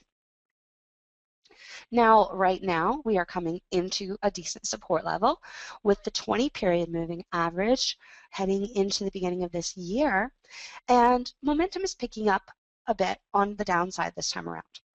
So with this drop, we're actually seeing an increase in volume here. What that means is it's going to be more difficult to get a really nice trading channel forming here before it tries to break to the upside. All right, sorry about that. I will repeat that really quickly. So what we have here is, because momentum is picking up more quickly on the downside and volume is actually increasing here this time around, we don't have that same situation where volume was dropping into the moving average in 2011 and once again allowing for a stronger breakout into 2013. So what we would want to see for continuation type of move on the upside now at this point is most likely a longer trading channel developing. It could be something on par to the congestion we saw here between 2009, 2011, 2011 to 2013, or it could even last a little bit longer, simply because this is a stronger breakaway move that took place in 2013. So that could create a little bit of a longer period of congestion. But minimal, what I would like to see in KKD is really about 2 years of congestion where volume is dropping off. Maybe we see it hugging this 20-period moving average again, breaking, pulling into a little bit of a slower period moving average, and then allowing for a stronger break on the upside that would bring it back ultimately up into this 40, 45 zone here in a couple of years. So that's something, you know, it's a longer term outlook here. It's something that'll take a little bit of time to develop, but using these indicators, it helps kind of put this into perspective as far as, you know, what type of support we're currently seeing and the type of action that we would like to see going forward in order to create a stronger breakaway strategy once again. Now, another criteria for indicators is, can it be used on multiple markets? Can it transcend markets? So here is a chart of the pound dollar. And what we're looking at right now is that the pound dollar the cable has been trading in a range since 2009. And within this trading range, you'll notice that the simple and exponential moving averages here for the 200 period moving average are both approximately that same level for resistance. So this is what is serving as our upper level of resistance here. But before it fell into a trading range, we had the 20 period moving average serving as some better support and resistance. So it served as support within the uptrend here. It even served to help create that period of congestion into 2002, helped create that two-wave continuation, 2003. Kind of blew through it here in 2005, almost tested it in 2004, kind of came into that zone of support. But as that channel ended up turning, here again we have that congestion right along this moving average. Served as resistance again, 2009. And you'll notice that even though I have exponential and simple moving averages here, there's not a big deal of difference between where those levels hit. So again, this really drills in the point that it doesn't necessarily matter which one of these you're using. Sure, there's going to be some occasions where it does vary a great deal, and that's usually where momentum becomes extreme. So with this downside move here, that helps shift the momentum. So we see a little bit of a greater difference between the two 20-period moving averages in 2010 as this is coming off of the lows. But overall, it's not going to make that big of a difference. So right now, what we're seeing is a move into a resistance level. Momentum is shifting into this resistance. So we should see another reaction off of this resistance zone here. However, the interesting thing about indicators like moving averages are that the third time they hit, they tend to have the best chance of breaking. So even though we are testing a resistance level here, this is the third time this resistance zone has struck. So this could lead to a little bit of a slower reaction off of this level, maybe a period of congestion on the larger time frame, and ultimately could lead to a continuation move on the upside. Now, another kind of a full zone of indicators are based upon Fibonacci. And Fibonacci is one of those things that I was introduced to very early on when I started trading, simply because I came from a background in the arts. So Fibonacci was something that I was already quite familiar with, and it made a lot of practical sense to me. I was already seeing, you know, these patterns unfolding when I was looking at, you know, I was in art, went into archaeology. So I was already seeing these patterns of human nature tied to Fibonacci unfolding in those fields. So when someone introduced me to it in the field of finance, and I really don't remember, you know, which of those, who it was that introduced me to Fibonacci in the first place, but it was something that really struck a chord with me. And you know, with a lot of indicators, they don't work as well when you transition from one time frame or one type of trend. So for example, with moving averages, we saw how the moving averages can be used in two different types of trends where it can, be impacted differently whether you're dealing with a sideways trading range or whether you're dealing with an uptrend or a downtrend. Well, when you're looking at Fibonacci, it doesn't really matter whether you're looking at an uptrend or a downtrend, because the Fibonacci levels and the Fibonacci indicators based upon these Fibonacci levels really will hold in many different markets, many different time frames, as well as many different trends. So both volume and moving averages will change how they react depending upon the trend you are dealing with. But some of the Fibonacci indicators that we're going to be looking at don't really matter quite as much when you're looking at those trends. So when we're looking at Fibonacci, just a really basic background introduction into Fibonacci. The Fibonacci indicators are ones that are based upon a sequence where each new number is the sum of the previous two numbers. And the relationship between the numbers in this sequence after the first 5 or 6 numbers are what yield what we call the Fibonacci ratios. And these are what you're going to run into when you're looking at the different Fibonacci tools in your trading. And pretty much all of the major trading platforms out there have different Fibonacci indicators that you can use. Some of them are more extensive than others. So, everything from eSignal to TradeStation, you're going to find these indicators built into them. Some of them you might need to tweak a little in order to get them to look like you're going to see me show here. And I'll show you some of those tricks as we go along. So the first type of Fibonacci indicator that works incredibly well is one that is called a Fibonacci retracement. Now, a Fibonacci retracement is one where you're looking at a primary wave that is taking place within the overall market. It can be a wave within a trend, like you see here, where we're looking at the last upswing that took place in the pound dollar, or the cable here, on the daily time frame, which basically was in play throughout all of September.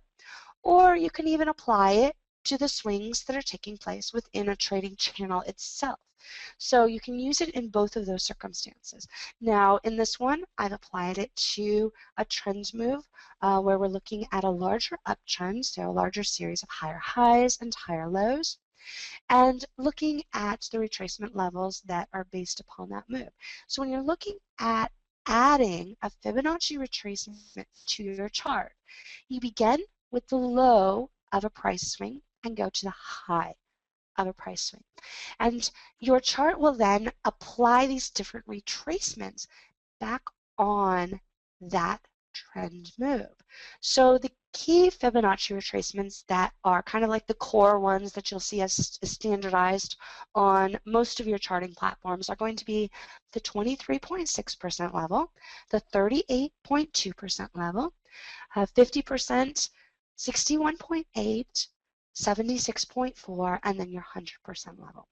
You'll see a couple of other lines here shown on here that go above and beyond that, and I'll get to those in just a minute.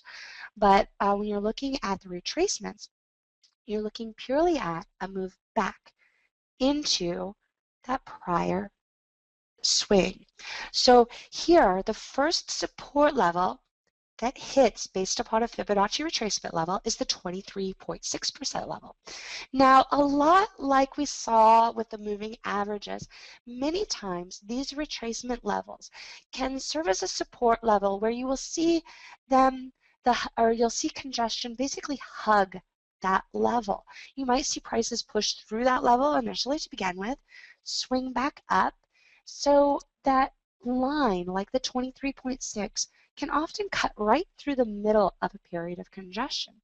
And people will often think, okay, well, Tony, it pushed through that 23.6 to begin with. Doesn't that mean that that 23.6% Fibonacci retracement level is broken?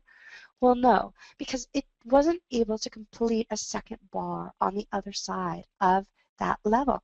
And instead, it pulled back up and created congestion along that support level. Because the momentum was actually increasing on the downside, meaning we had faster pullback compared to the upside, that is what allowed for this give on this Fibonacci retracement level. When you're looking at indicators like moving averages and Fibonacci levels, you have to think of them a lot like a trampoline, meaning the more force is applied to that material that you're jumping on, the greater the give is. So a stronger, faster jump on the downside is going to have more give to your fabric for your trampoline on the downside before it bounces back up. So that's what you're seeing here on the pound dollar on this daily time frame. Now, when you're looking at a continuation strategy in a security, for example, a breakout type of strategy, oftentimes what you're going to want to see is a pullback that comes into the 28 or the 38.2% level up to the 50% level. And a lot of times you will have these two-wave corrections that I mentioned a couple of minutes ago that is really one of my favorite strategies for teaching newer traders or those that are really trying to build consistency in their trading.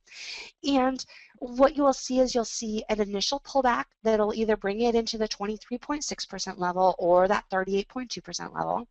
And then you'll see a secondary correction that will either bring it into that 38.2% level or the 50% level. So usually it's the next level down when you're looking at one where you have a little bit of a gradual pullback taking place. And so that's what we're seeing here. So by adding these Fibonacci retracement levels to your chart, it gives you that visual confirmation that it is really holding these key levels. If it pulls past that 50% level, one of the problems that you run into with a trading channel breakout is if it tries to move off of that next low and go immediately to a new high, it'll struggle with those previous highs. And many times it might actually even change momentum going into that previous high and create a reversal once again on the downside. So pulling no farther than that 50% level is a really good indication that you're going to have a stronger upside breakout with less reaction off of those prior highs. Now, that's not to say that a pullback to 61.8 or even 76.4 won't break through those previous highs, but it's going to make it a lot more difficult. So if you do have a pullback to 61.8 or 76.4, ideally you want that congestion to be happening in a newer uptrend so that it has more room to get going when it does finally break out. So here we're seeing how the indicators come together where momentum plays a role, the indicators play a role, but also the trend placement can play a role as well. Let's look at another example here. So the next type of Fibonacci level that you saw to some degree on that previous chart are Fibonacci extensions. Now you can actually use your Fibonacci retracement tool to add Fibonacci extensions to your chart. How you do this is you have to manually right-click on your Fibonacci level, change the parameters, so when you're adding an extension to your Fibonacci retracement, what you're doing is you're adding negative 23.6, negative 38.2, negative 50, negative 61.8, and even though these are posted as negative numbers, it's really a 23.6% extension of that initial uptrend move. So here's the original trend move. Here is the 23.6% extension of that move.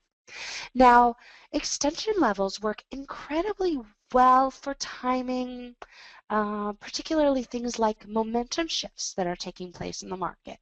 So we saw this, for example, Mark talked a lot about the reversal that was taking place on, I believe he had the ES that was posted. And so, one of the things that I used to help time my own short on the ES was the extension past an initial sharp move on the upside, meaning that it had that sharper move to the upside and then it had a shift in momentum.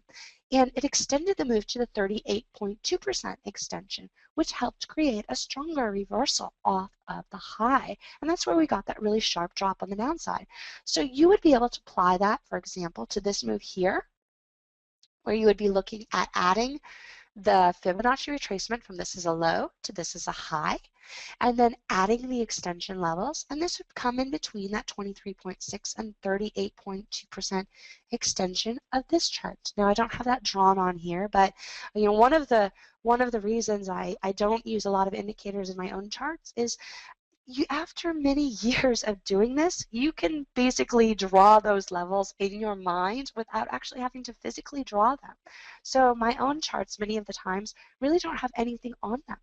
But I can tell you, just by looking at the chart, okay, well, that's going to be around that 38.2% Fibonacci level. And in fact, on Friday, I have a free trading group, kind of a market outlook group that I do on Fridays. You can find information on my website, TonyHansen.com, for that. But on Friday, we were talking about a trade I'm going to show you a little bit later on. And I said, okay, well, this is hitting resistance here. And I bet you it's probably that 38.2% retracement level. Went and drew it on the chart, and sure enough, it was exactly that 38.2% retracement level. Your mind just becomes accustomed to drawing them without needing to physically draw them on your charts. And when you're using indicators, it's really helpful if many of your indicators over time start to fade into the background.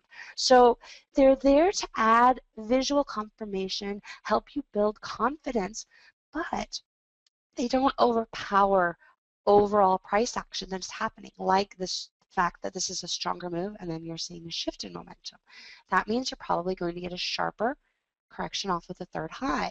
So this is our third high here, sharper pullback, comes right back into support here, and so on and so forth. So this is another key pattern that I trade a lot is strategy here called momentum reversal. It's another type of channel breakout strategy, but it's a reversal strategy. Target level is usually where that momentum first shifts. So this basically hit that first target level, hits that level usually 80% of the time, and then it can bounce off of that level. It might form a continuation at that point, or it might go for another high like we ended up seeing here. And that extra high here is what helped push this into that next Fibonacci extension level at the 61.8% level. Now, let's go and look at another application here for Fibonacci. And that is the Fibonacci expansion. You'll often hear people talk about things like measured moves in the market, where you're looking at a particular swing that takes place in any type of indice or security, and you're looking at a breakout strategy. And the typical target level for a breakout strategy is the 100% measured move for that breakout. So in this particular example, we have an upswing at the beginning of February, pullback, this is the euro dollar, and then the breakout continuation. This is another one where we had a two-wave pullback, but the momentum was stronger on that second pullback, so it basically pulled back into the channel after a little bit of a false breakout, created an inverse head and shoulders pattern here, another very typical continuation type of strategy that you will see for a breakout, and then continue the move at that point. Hits that 100% measured move almost perfectly before reacting off of that level. This can also be used in conjunction with a Fibonacci fan. So when you're looking at timing breakouts, how do you know, for example, that this pullback into support, it might be that 38.2% retracement level based on the previous upswing, or the 50% retracement level based on the previous upswing. But how do you know it's actually going to hold and get going at that point? How do you know it's developed long enough through time to get going at that point? That is where the Fibonacci fans come into play. They help you with your timing aspect for your breakout. So that can tell you, for example, are you too early on a breakout? Is there a better chance that this breakout might have another pullback or another congestion move within the trading channel before it gets going? Well, if you're coming into a Fibonacci fan level, the chances of it actually holding that level and going off of that level are stronger if that congestion pulls into either the 50% fan or the 61.8% fan. Now, if it pulls into only the 23.6 or the 38.2%, this is usually enough to give it a little bit of a reaction, but you can still get a secondary pullback or a secondary correction at that point. So that's what you're seeing here on the pound dollar. So we had, the three-wave trend exhaustion on the upside here, and that's what created a longer period of congestion before this was able to get going. Now, for drawing a fan, you draw this a lot like you would a Fibonacci retracement level, except in this case, you're looking predominantly at a trending move. So you would go from the lower end of your trend to the upper end of your trend, and then that will add these fans to your chart that will serve as support levels. Now, typically, I use fans to help time a continuation strategy, but it can also be used to help time a reversal strategy.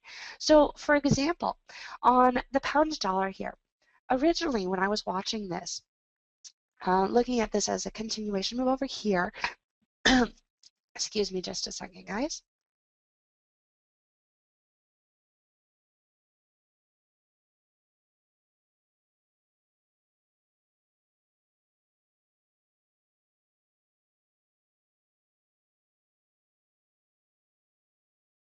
Sorry about that. Like I was saying, as I was originally watching this, I was looking at this as a continuation move on the upside. But to time my target level on this, one of the things I know when it comes to trend moves is that when I have a three-wave trend like this, and it puts in a correction that's about twice as long as each of these periods of correction before, usually it'll put in a fourth move, and then the trend becomes, more difficult to discern at that point. It can get a little bit crazier. It might, create an absolute reversal at that point. But the best move is already established. So when I'm looking for that fourth wave, I'm often looking for a two-wave move. So we have a two-wave move on the upside right into that 38% fan. So this told me, okay, at this point, I'm dealing with a major resistance level that was once again striking in here. So for taking profits on this continuation trade coming off of the lows, this becomes a very strong level to take my gains. Now, sometimes you will get continuations like you see here, but you'll notice that with these continuations, you would have had to have held for a lot of congestion in order to get those higher highs. You would have given up a lot of your gains to hold through in the attempt to get those higher highs. And many times, like I said before, this might actually reverse off of this level and create a stronger trend reversal. So the fan combined with an understanding of how trends develop helps establish things like target levels. And you can combine these with additional indicators like, well, here's just another example of the Fibonacci fans here, but you can combine these with additional indicators like your Fibonacci extension levels as well as Fibonacci expansion levels. So here is the application of the Fibonacci extension level added to the euro dollar, also looking at the fans. So this previous slide here, I have the fans applied to that previous trade we were looking at on the euro dollar. It was a two-wave correction again, but the momentum was sharper this time around. The second correction held that 61.8% level. Like I said, the 38.2 is often a support level, but you'll often see a second wave into the 50% or the 61.8%. So again, the upper fan serves as resistance zone to help you with your target, but at the same time, things like your extension levels can also help you as well. Now, at this point right here that I have circled, you'll notice that it's a little bit shy of this 23.6% Fibonacci fan. It hits this fan a couple of times. And so it really is already slowing against that fan level, but this time around, it also is coming into the negative 61.8 retracement, which is the 61.8% extension, and this corresponds to that 100% expansion where we drew the move to the upside, the pullback here, and then that 100% measured move for the continuation level.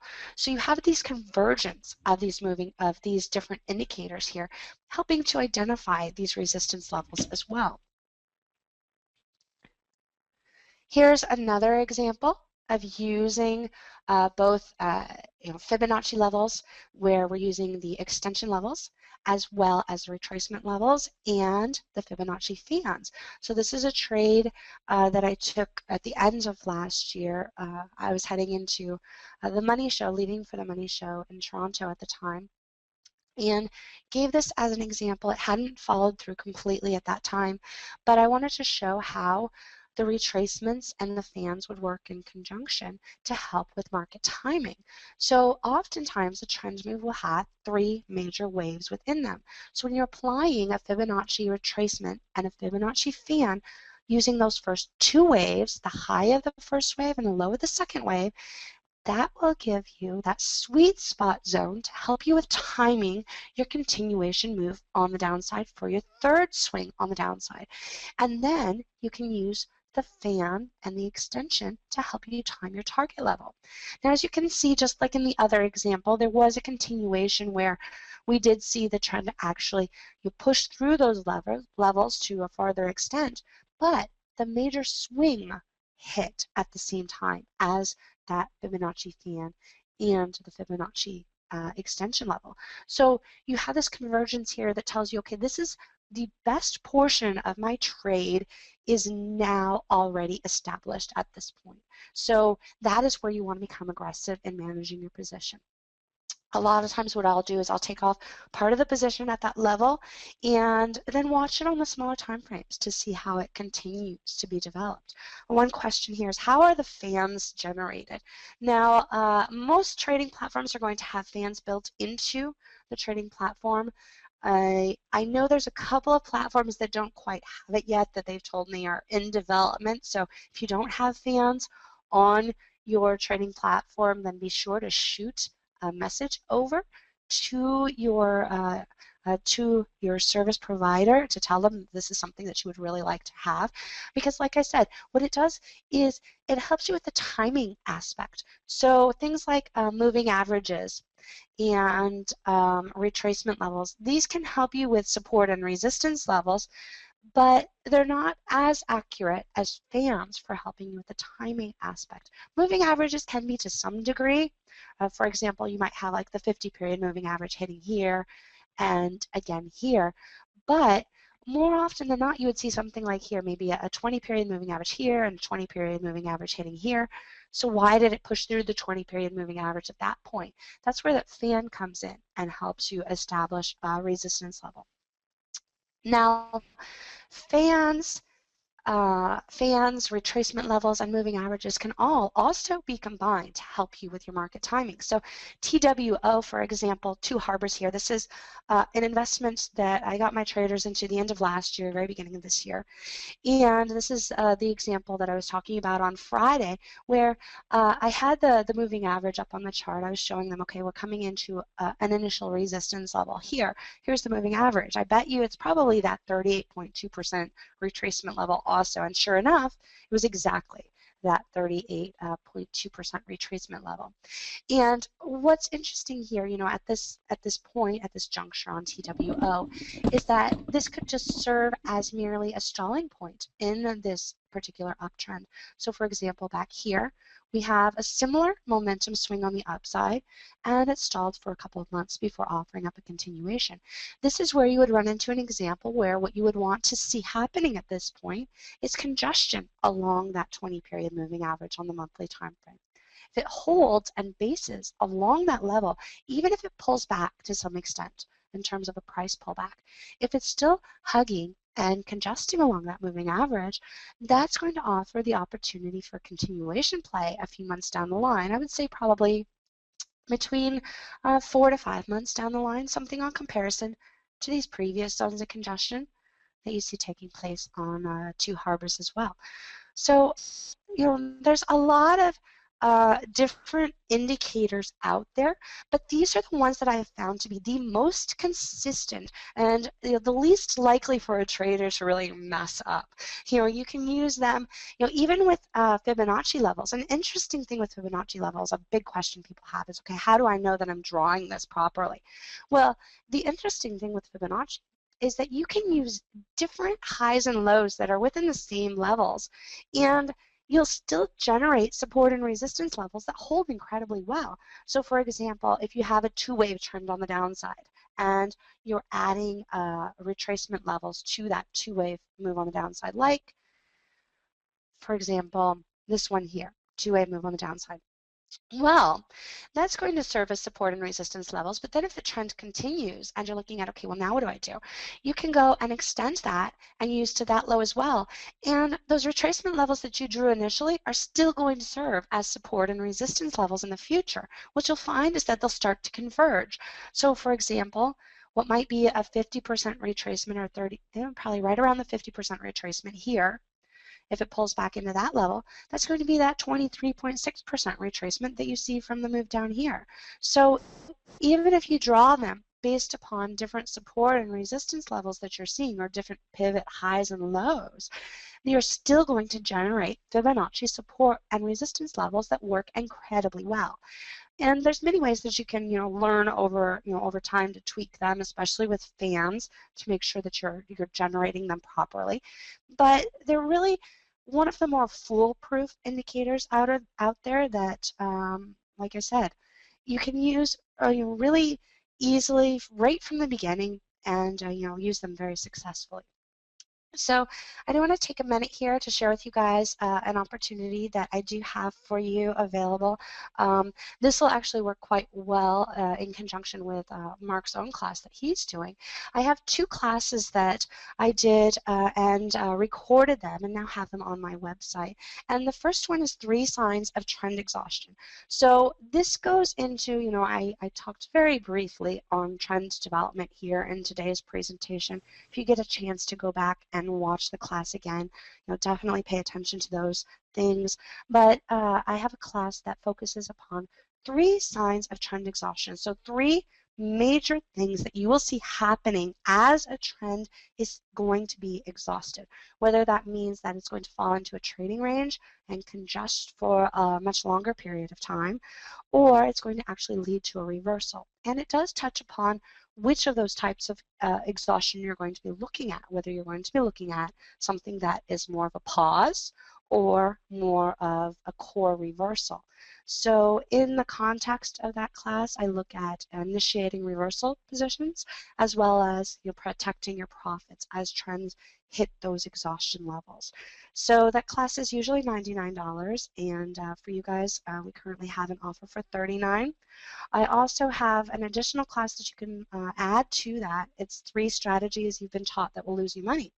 This class is very interesting because what it does is it talks about things like breakouts, like head and shoulder strategies, and how these are usually taught in most market analyst books that you're going to come across.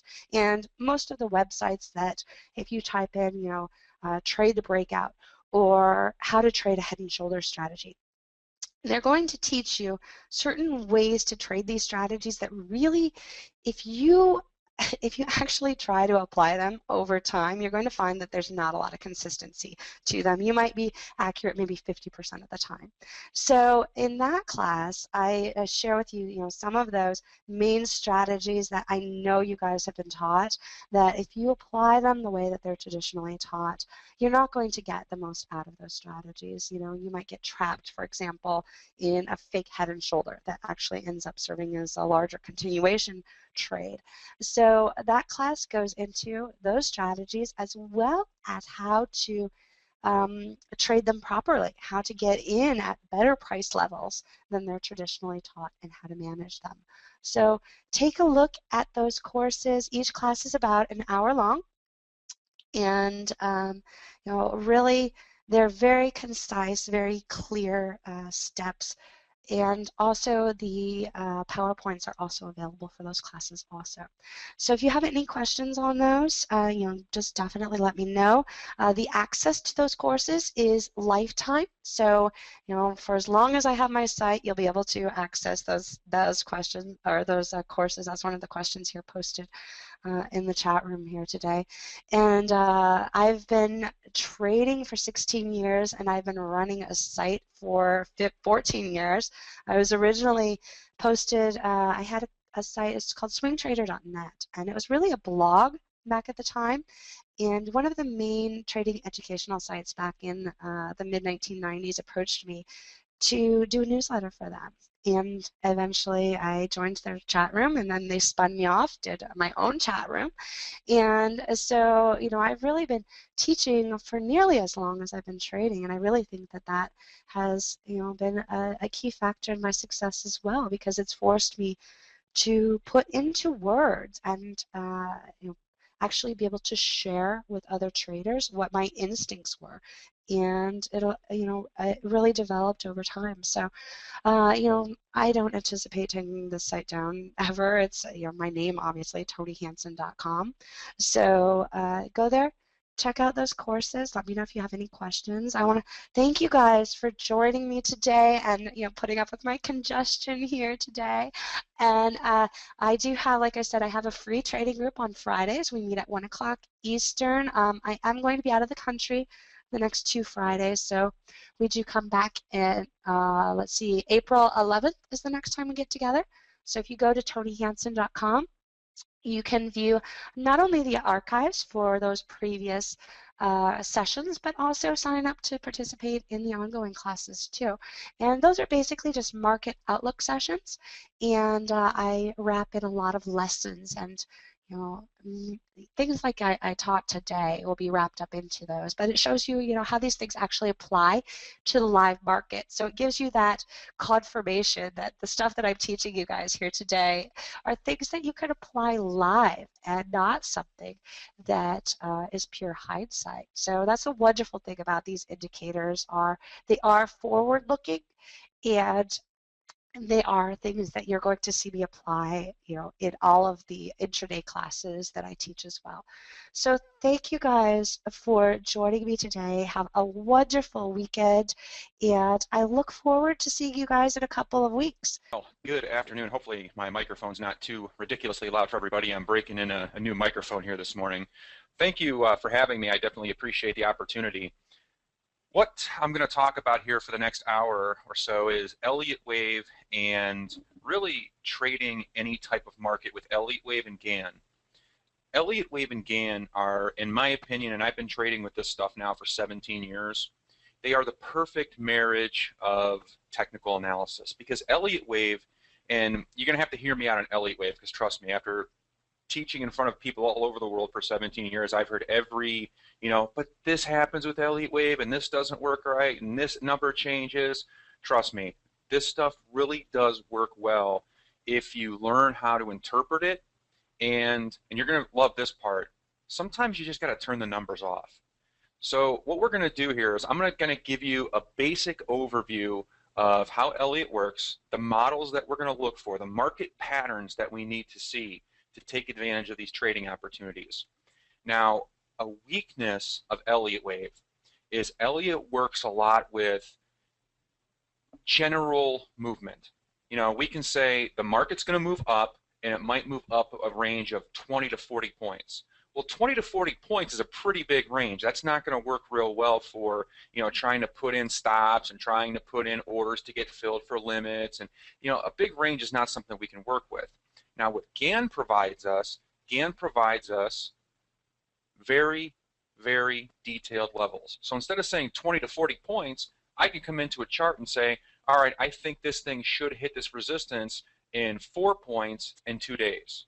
So when you combine that detailed precision that Gann provides, and then you move it with Elliott, which is a really good tool for identifying direction, you get a really powerful combination of indicators.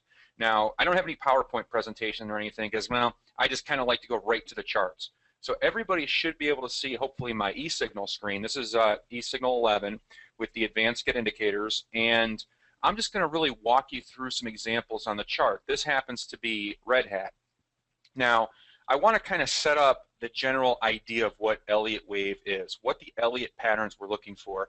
And before I do that, I want to give you a little bit of a background about my trading career and how I learned how to trade and some of the real influences that have really driven me over the past decade. I started working for Tom Joseph, who wrote the Advanced Get software back in the 80s. I started working for him in 97. And I didn't really have any trading experience when I first started working for his company. I was just a technical support rep. If you called in with computer issues and the program was crashing or your pages weren't working, I was one of the guys you would talk to. Now, over the years, and really over the first year of working there in 97, I really became determined to become a trader. Everybody around me traded using Elliott wave, Gann, and all of the advanced Get indicators. And over that time, I had gotten really close with some of our presenters and some of our educators at the time. And one of the presenters that really kind of stuck out in my memory, and still does to this day, is a gentleman named Mike Quambeck. Now, Mike was kind of like a lot of people I meet that aren't really familiar with Elliott wave. Now, of course, Mike at that time was very much into Elliott wave and things because he was one of our educators. Mike had been trading for a long time. And when he first came to Tom, he sat down with Tom and said, listen, I don't think this Elliott wave is something you can really work with because everything changes, the counts change, the patterns move. It just doesn't make for real good trading. And Tom, who wrote the software, sat down with Mike. And at this point, Mike wasn't working for Tom. Mike was an educator for another company that we were working with, and he just really came to Tom and wanted to reach out and say, hey, what kind of software do you have? What can we work with you on? Is your software decent? Tom's answer to Mike was really astonishing. Tom said, you know what, Mike, I really agree with you, but you haven't seen how our Elliott wave works. Elliott wave, in its classic sense, has a lot of those weaknesses that Mike was referring to and things that I've heard over the years about patterns changing and numbers shifting and things like that. What Tom created in the 80s was what I like to call traders' Elliott waves. Elliott waves that work with real market conditions. Now, in saying this, when you look at our Elliott waves in Advanced Get, and you may compare it to things you read about in the Elliott books, Prechter's work, our Elliott counts may appear to be different. What we try to do is we try to get you into tradable sequences. And that's the key. Theory works well when you write a book. But theory can sometimes have its limitations when you're actively in front of a market trying to put on a trade. Trading and theory can be two different things. Tom is a trader. Tom has been trading since the 70s. He's researched, he's done a lot of work with Elliott, and what he's done with Elliott is really break it down into tradable parts. So I'm going to first give you a little bit of background about Elliott in general. And then what I'm going to do is I'm going to shift it to show you how Advanced Get really focuses on what's tradable. How can we use this Elliott sequencing and make money with it? Because that's at the end of the day what it's all about.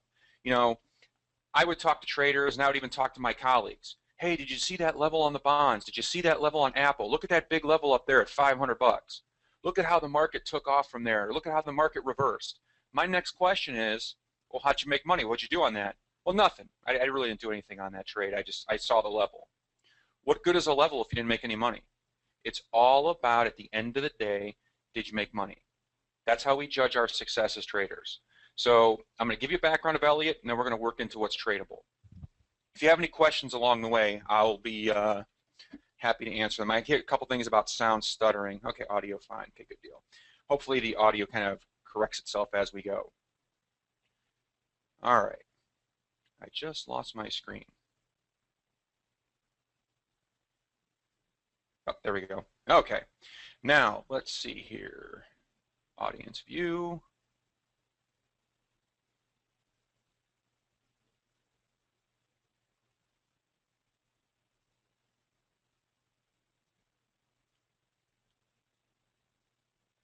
All right. Now, can everybody see my screen? You should see a chart in front of you, Red Hat, with some numbers on it, 1, 2, 3, 4, 5. I'm looking at the, let's see here, questions. Okay, cool. All right. Now, what you see in front of you is a daily chart of Red Hat, and the numbers that you see in the background, there's actually two sets of numbers. There's the large blue circled numbers, and then there's these smaller blue and even red letters. This is the Elliott wave pattern on Red Hat. Now, the big circled numbers are what we call the primary or major Elliott counts of the market. The smaller ones, the little numbers 3, 4, and 5, and the ABC, those are the minor counts. Now, I'm going to push this chart over to the left here for just a moment. And instead of looking at the chart, I want to draw you some pictures. Basically, the whole concept behind Elliott wave is it's the theory that the market moves in 5 wave patterns. Okay? So what I'm drawing right here is the typical 5 wave Elliott pattern. Down here, Elliott wave 1.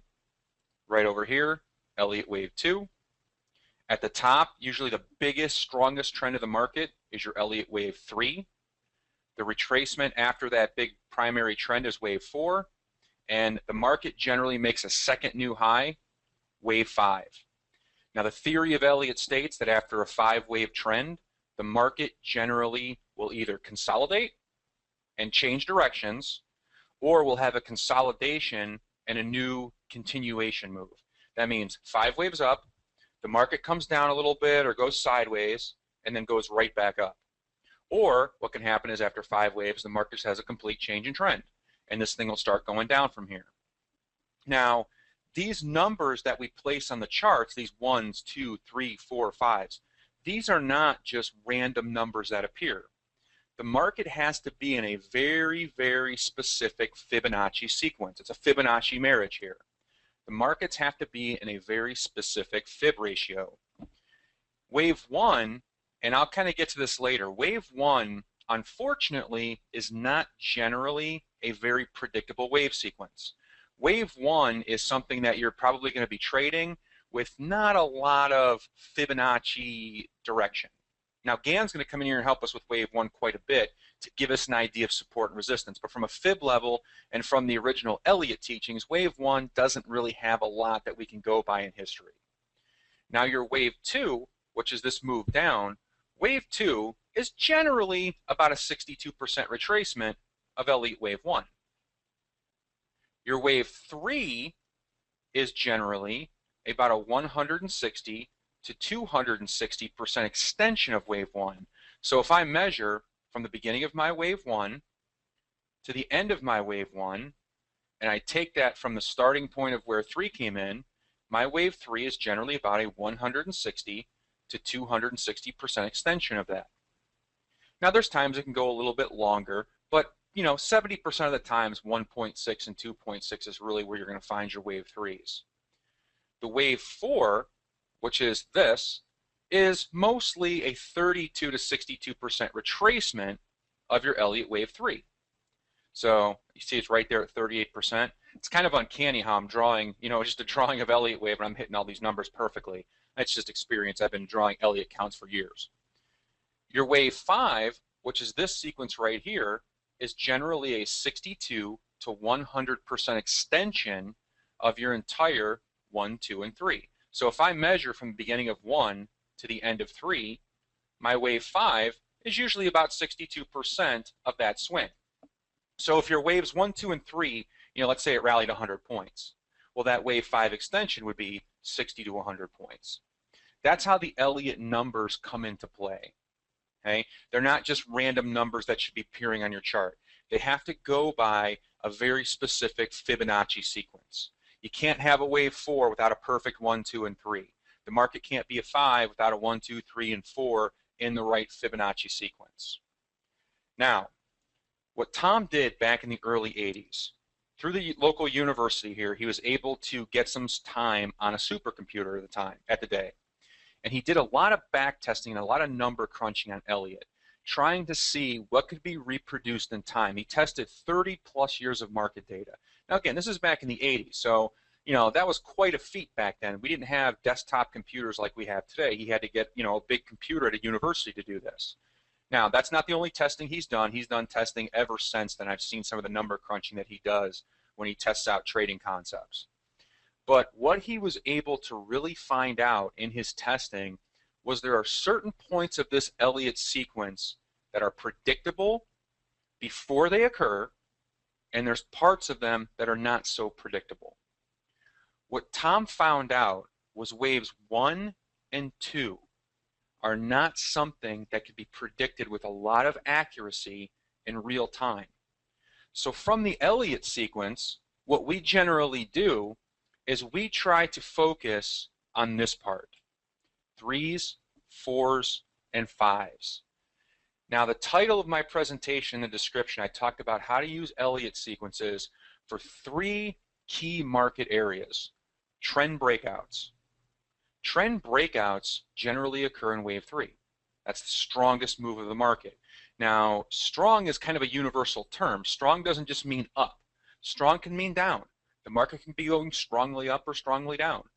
So when you're looking for trend breakouts, we generally find these in an Elliott wave 3.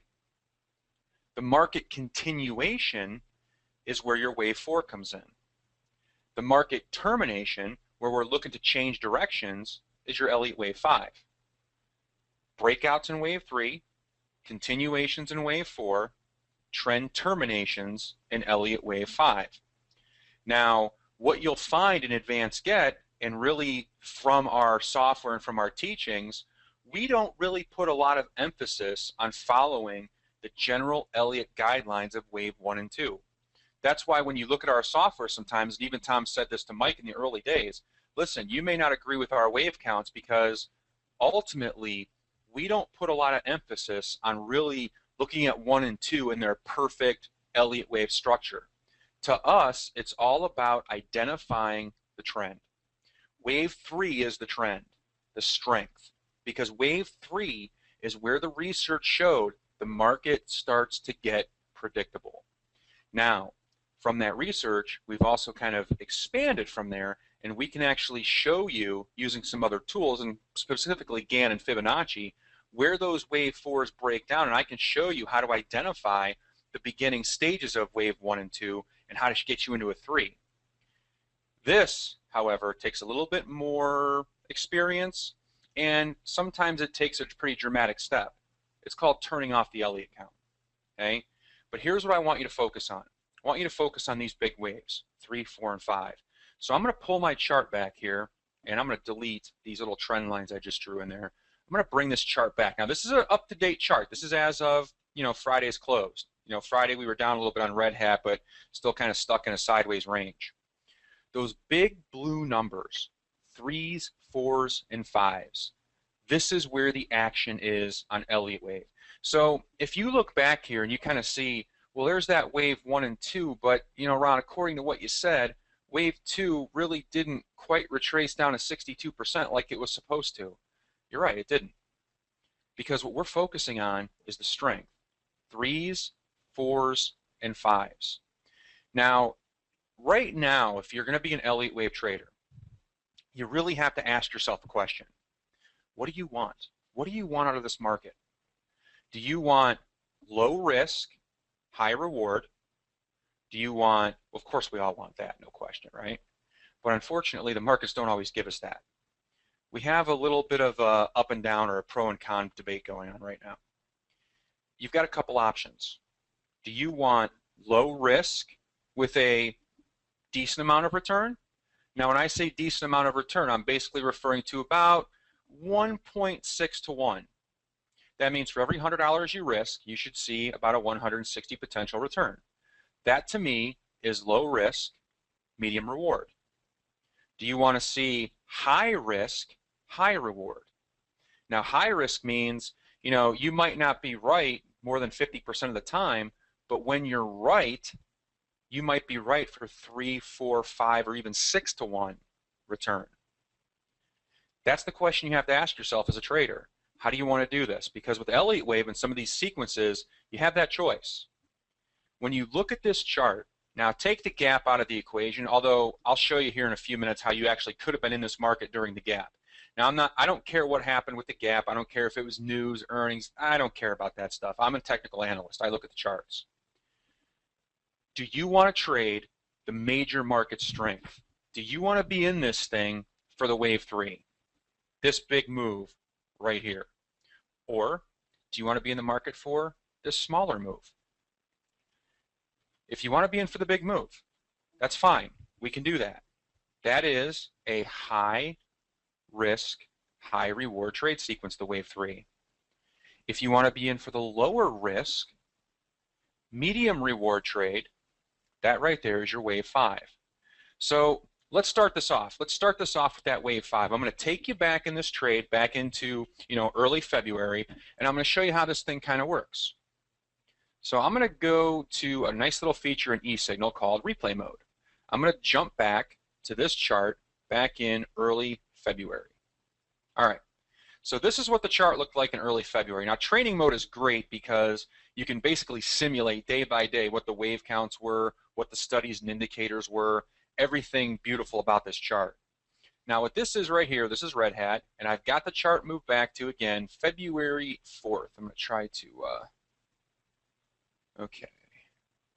I'm looking at some of the questions. The questions are kind of small.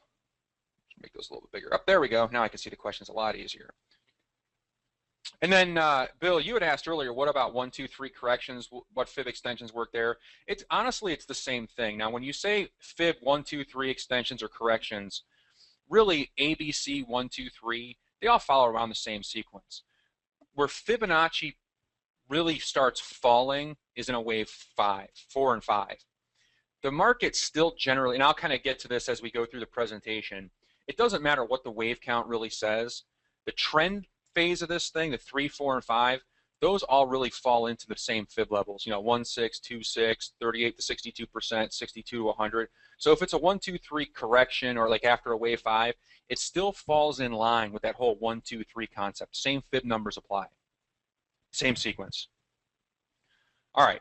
So what you're seeing here is the setup of one of the advanced get classic trades. This is a trade that came out back in the 80s. This is called the Elliott Type 1 buy. This right here is pure Elliott wave at its finest. The market's in a wave 4. The market has already spoken about direction. Red Hat is in an uptrend. You may not feel it because Red Hat has fallen from $60 a share down to 54. You may not be thinking this thing's in an uptrend anymore, but you gotta think long term. Think big picture here. I know for the past 2 weeks Red Hat's been coming down, but since 5 months ago Red Hat's been doing nothing but coming up. Now this is one of the key components that I want you to take away from this. Fib. Hey, and Tony was talking about a lot of fib too, and fib's good stuff. It really is. It can provide you a lot of key levels. And one thing I caught at the end of her presentation that I will also agree with 100% is a lot of the time it doesn't really matter where you draw your fib levels from, and this kind of applies to Gann as well. When this stuff is working, the markets are going to hit these levels. It's all good. That's the beauty about this stuff. One of the key components of trending behavior that I want you to remember is the 62% level, because market trends have a tendency to fail when 62% is taken out. So this market Red Hat can come down all the way to about $51 a share before you have to be concerned that this thing will not complete the 5-wave sequence. Now there's a couple of other tools that Advanced Get bring to the table here. There's something called the PTI. The PTI is right up here in the right hand corner. It's a number from 0 to 100. Now it's really an easy tool to use. As long as the PTI is larger than 35, and this is I wish I could have done this PTI tool a little bit differently. This was Tom's back in the 80s. Don't get too caught up in how high the number is. 53 is a good number. If it's 83, 83 is a good number. 83 is no better than a 53. As long as that number is greater than 35, this market has not taken too much profits. And that's what we have here. The PTI is 53. That means this market's retracing, but it's a healthy, normal retracement. If you take a look, you'll see some channels underneath the wave 4. There's a blue channel, a green channel, and a red channel. These are tied directly into fib. These are Fibonacci-based channels. As long as the market stays above the red channel, we are still in a good Elliott form. We have a good chance of this market reaching a 5th wave high. So even though we've come down, we're retracing about $5 from the high, this market still is in an uptrend and still has the potential to reach that 5th wave. Everything is looking good. Now, the tool at the bottom of the chart is the oscillator. This is a 535 price oscillator. There's nothing fancy about it. Most software programs can do these. It's the difference between a 5-period simple moving average and a 35. Now, one of the things that Elliott talked about in his original teachings, he did a lot of descriptions about market strength. Wave 3 is strong. It's the strongest wave. Wave 5 is strong, but not as strong. The problem with strong is a subjective term. What's strong to you may not be strong to me. If I see something say, boy, that market looks really weak, you might be scratching your head saying, that's kind of strong in my opinion. Strong is subjective. The oscillator can be interpreted not to be subjective. So what we look for on this oscillator is we look for characteristics of strength. During your wave 3, which we just came off of, we want to see that oscillator very, very tall, the biggest sequence that we've seen for a while. And that's what we're seeing here. You know, you look down here where this wave 1 came in, the wave 2, the oscillator just kind of tweedling along this little band here, which, by the way, that's called a breakout band. That's how we judge strength. We want the oscillator to be above that. Not only above it, we want it to be above it or below it in a downtrend with a wave 3. So if you see an oscillator and it's above a strength band and the Elliott count says it's a C, don't worry about it. Okay? It's not a good trending sequence. Only with wave 3s, only with that oscillator very strong, can we see a good trend in this market. Now, during wave 4, when Tom did his original backtesting and he was trying to hone in on this oscillator, a lot of people ask me, Ron, why do you use a 535 oscillator? Why don't you use a MACD? It's what the market wanted. It's not about us trying to fit the market into an indicator. It's about what indicator worked the best. The 535 oscillator works very well for mimicking Elliott wave sequences according to Elliott's theory. Wave 3 is strong. The 535 oscillator aligns itself perfectly with a classical Elliott wave 3 in strength. When that oscillator is well above that breakout band and it's a strong big peak on the oscillator, wave 3 is confirmed. Now, Tom's real breakthrough in research for Elliott wave trading came with this oscillator in wave 4. For wave 4, what he found was that this oscillator will retrace 90 to 140% during a wave 4. That's how he validated, is it a good Elliott sequence? So I can go down to this Elliott count and I can put on a Fibonacci retracement. I can measure it. I'll measure it from the 0 line to the peak. And if this oscillator, and I'm going to edit my settings real quick here, as long as this oscillator retraces 90 to 140%, all of these things together indicate that the market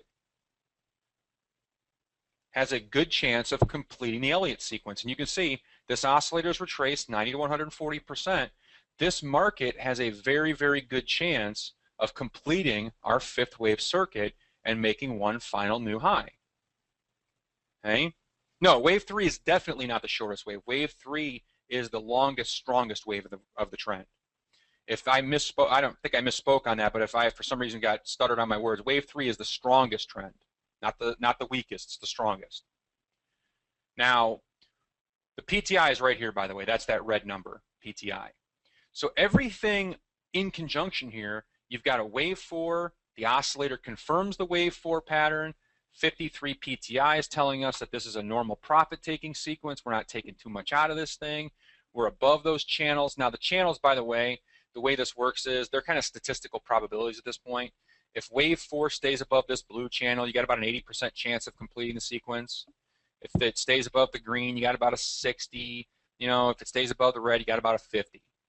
Okay. Now, notice I didn't say you have an 80% chance of making money. I said the market itself has an 80% chance of completing the 5th wave sequence.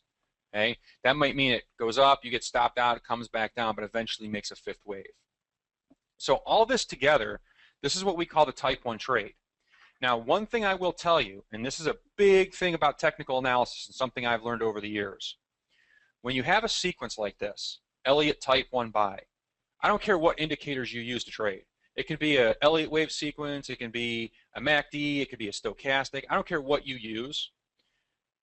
Always input an impartial trigger to your trades. And what I mean by that is this. If you like to buy markets when stochastic is below 25, that's fine. When the stochastic is below 25, start thinking about buying the market. but don't buy it until the market starts going up. Okay? Don't let the indicator control the position. Let a third-party indicator like a trend line, a regression trend channel, a displaced moving average, let another indicator that's based on solely price tell you when it's time to actually go to your broker or software and put that order in to buy. Okay? Right now, the software is saying that Red Hat is a good buying opportunity. But I'm not buying it yet. I want to make sure this market's really going to go up. Indicators are to be used, but not necessarily believed. Okay? Let that sink in.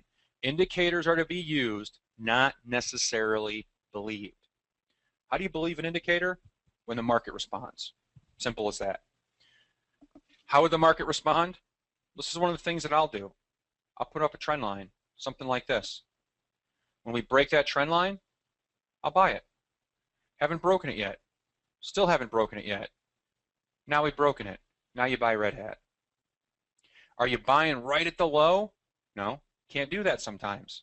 Sometimes you have to wait for the market to confirm this. All right.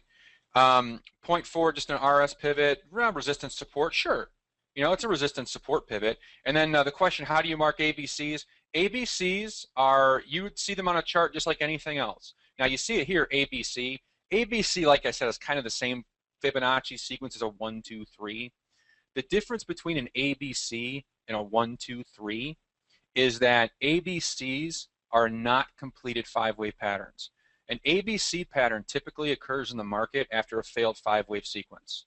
If for some reason Red Hat does not go to a 5th wave here and this thing just keeps coming down,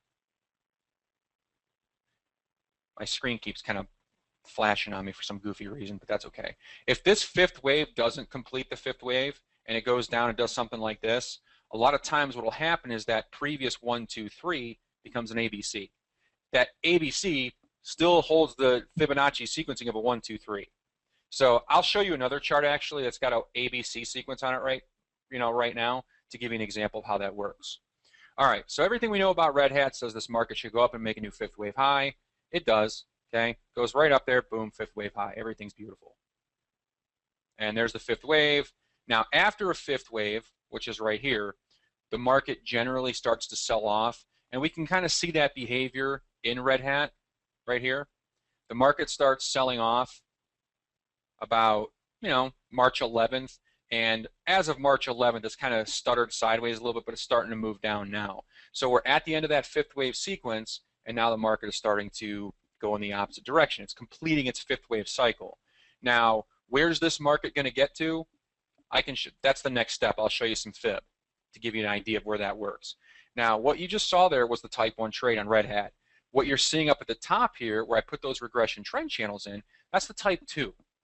Elliott type 2 trades in Advanced Get are all about finding the end of a 5th wave sequence. Okay? Elliott's teachings are the wave 3 is a strong move, the biggest trend of the market. Wave 5, the market's going to make new higher lows. It's going to take out the high of wave 3 or take out the low of wave 3 in a downtrend. But it's going to do it with less strength. So what we do is we look at that oscillator at the bottom of the chart. Compare the strength of Red Hat. Go back and look at it. Look at the strength. Now again, strength is subjective, but this is what the oscillator is good at. Look at how tall the oscillator was in wave 3. Look at how tall the oscillator is in wave 5. This is what we call divergence. It's not what we expect. Wave 5 has gone higher, but the oscillator has not. When you see that type of pattern, new highs but with less strength, this is typically where you will see a trend start to shift. Now, how do we confirm this? Here's how I like to confirm it. It's trend-based. If Red Hat comes down and takes out 62%, which is 56.86, this is a confirmed change in direction. Look what Red Hat did after that wave 5 high. It sold off to 62%. That was back on March 13th. It bounced, and now it's moving sideways. 62% is a crucial fib level. That's how you know the market's changing direction. Okay? Now, would I wait on something like this? Would I say, you know, don't sell the market till it takes out a 62%? Not necessarily, but I will use that 62% level as an initial place to start ratcheting in my position. So if I'm short Red Hat from, let's say, 60 bucks, because maybe I got in really aggressive with a channel, you know, like this, maybe I put a little channel in like this and tried to sell it quick, I'd be looking to take my initial profits at about that 62% level, keep the rest on, but that's where I'm going to get out of a little bit, because 62 is pretty key. Okay? And then, John, your question, does the software include price and time targets? It does. You see this little wave 5 up here at the top? Let me go back in replay mode one more time, and you can kind of see how this works. For the 3s, 4s, and 5s, the software does give projections. That little 5 up there is our potential target. Now, one of our other tools that we use is what's called a Gann level. Okay? One of our tools that's built in is called this mob indicator. Now, what the mob does, and I don't have a lot of time today to kind of go into all the gory details of this, but that mob tool is an automated Gann level. So I can take that mob tool from 3, and what that mob does is it gives me my latest Gann fix.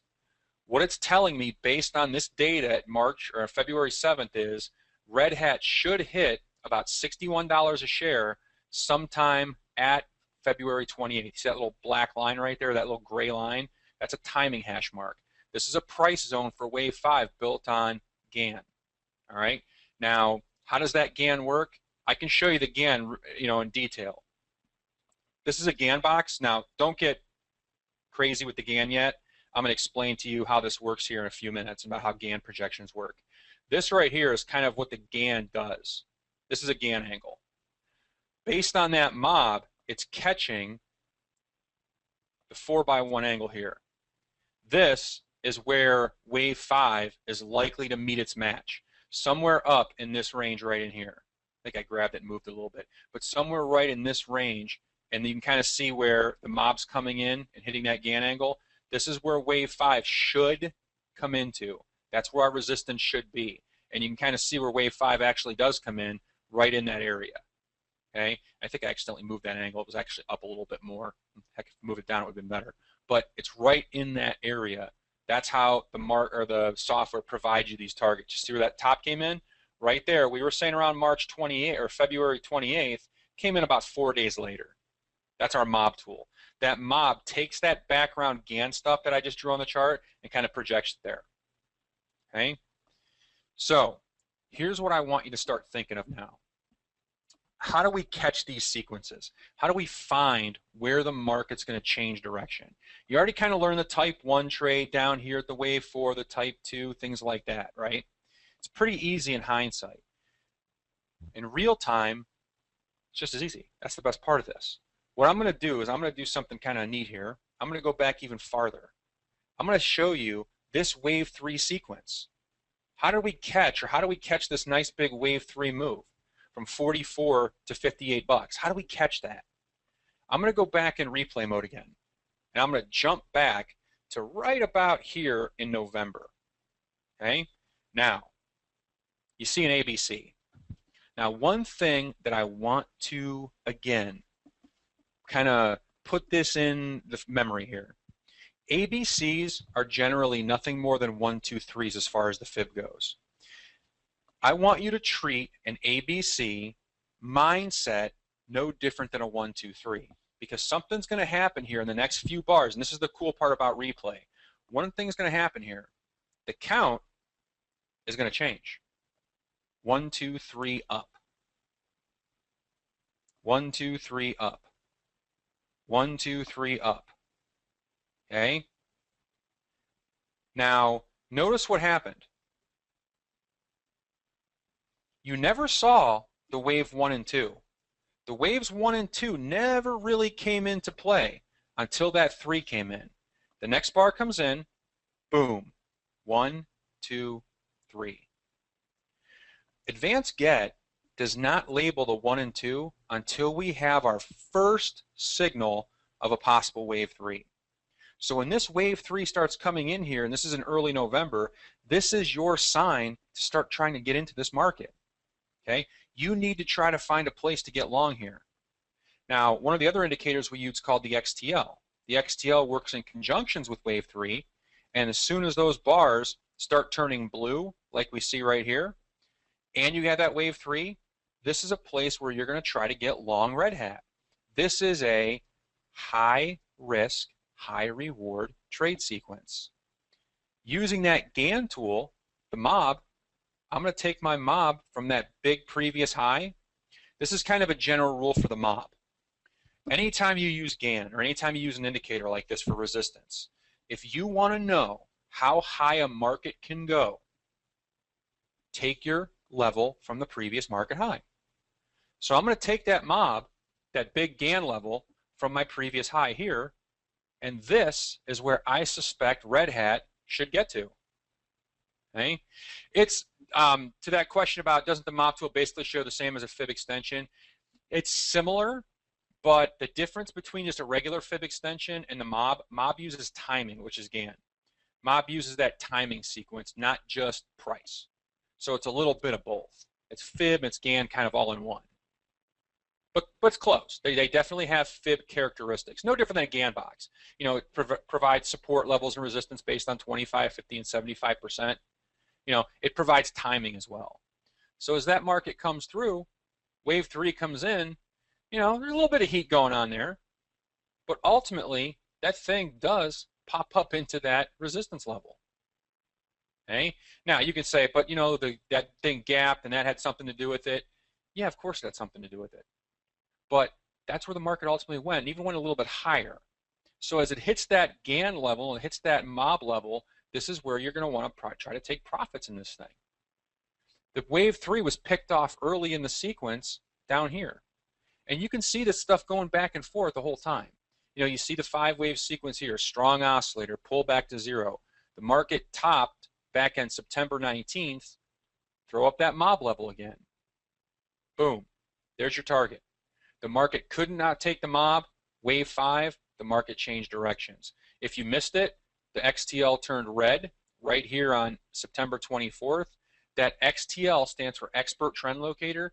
That kind of clues you in with the wave counts to tell you that this market is changing direction. Okay? So if I go back in replay mode, again, because I like using replay mode, it kind of shows you what the market looked like that day. Okay? ABC, red bars, boom, there's your wave 3 confirmed. Now we're going down. How far down should this market go? Take a mob from your previous low, and there is your potential target. I'm just going to take it out of replay mode. Okay? Look where that market stopped going down, right along this sequence here. Okay? That's where your support came in. Okay? So this right here is how we kind of lay all this stuff out. All right, let me give you another example. Apple. I trade a lot of Apple. I do a lot of, speaking of weekly options, I do a lot of weekly options. I do weekly options in a couple different ways, actually. I do weekly options both directional. I also do non-directional. I do a lot of iron condors where I look for, you know, on Wednesday and kind of rolling into expiration, looking for a little, you know, sideways potential. But I do a lot of stuff with that too. This right here is Apple. And I kind of want to put this together. I want to jump back on Apple into the afternoon of the 19th because you see a lot of ABCs here. Why is this an ABC when you look in hindsight? I'm going to jump into replay mode on this thing. I'm going to jump right to that market high at on March 19th. Okay? On March 19th, Apple is coming into a wave 3 high.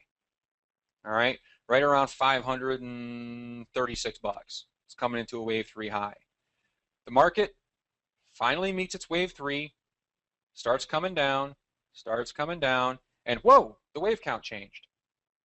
Why did the wave count change? This is one of those things where a lot of people would say, but you see, Ron, the wave count changed. Elliott Wave said that this market was going to go up and make new highs, but the wave count sequence changed, and okay, yes, the wave count sequence changed. Now I got to ask a question here. So what? The wave count changed.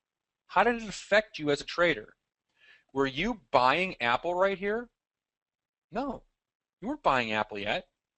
This is where the trading stuff comes in. Think of this. When the market is in a wave 4, that's our type 1 trade. There's 4 rules for that type 1 trade that we talked about. You may not have remembered it as 4 rules, but there's 4 rules. Rule number 1 is the software has to label this a wave 4. Where's your wave 4? Where's that big blue circled wave 4? I don't see it. If there's no big blue circled wave 4, I can't get long Apple. It's not a buying opportunity here. This is a hard part. It's called doing nothing. You can't do anything right now in Apple. You could have tried to buy it off of, this new trending information here earlier, but right now you got to sit on your hands because there's nothing you can do with Apple. And when that wave count changes on the 19th at 3 o'clock in the afternoon, the only thing you can try to do on Apple is maybe short it because the bar is red and it's a wave 3. That's really it. Now, Apple did come down a little bit into the week towards Saturday or towards Friday. Kind of came back a little bit more, almost made a wave 4, and it reversed right there. So how do you pick, some of that stuff up? Well, that's the Elliott wave talking to you. This was never really a buying opportunity. It would have been a shorting opportunity. The market changed patterns on you. It happens. Nothing to be concerned about, nothing to be, crazy with. It changed patterns. It happens.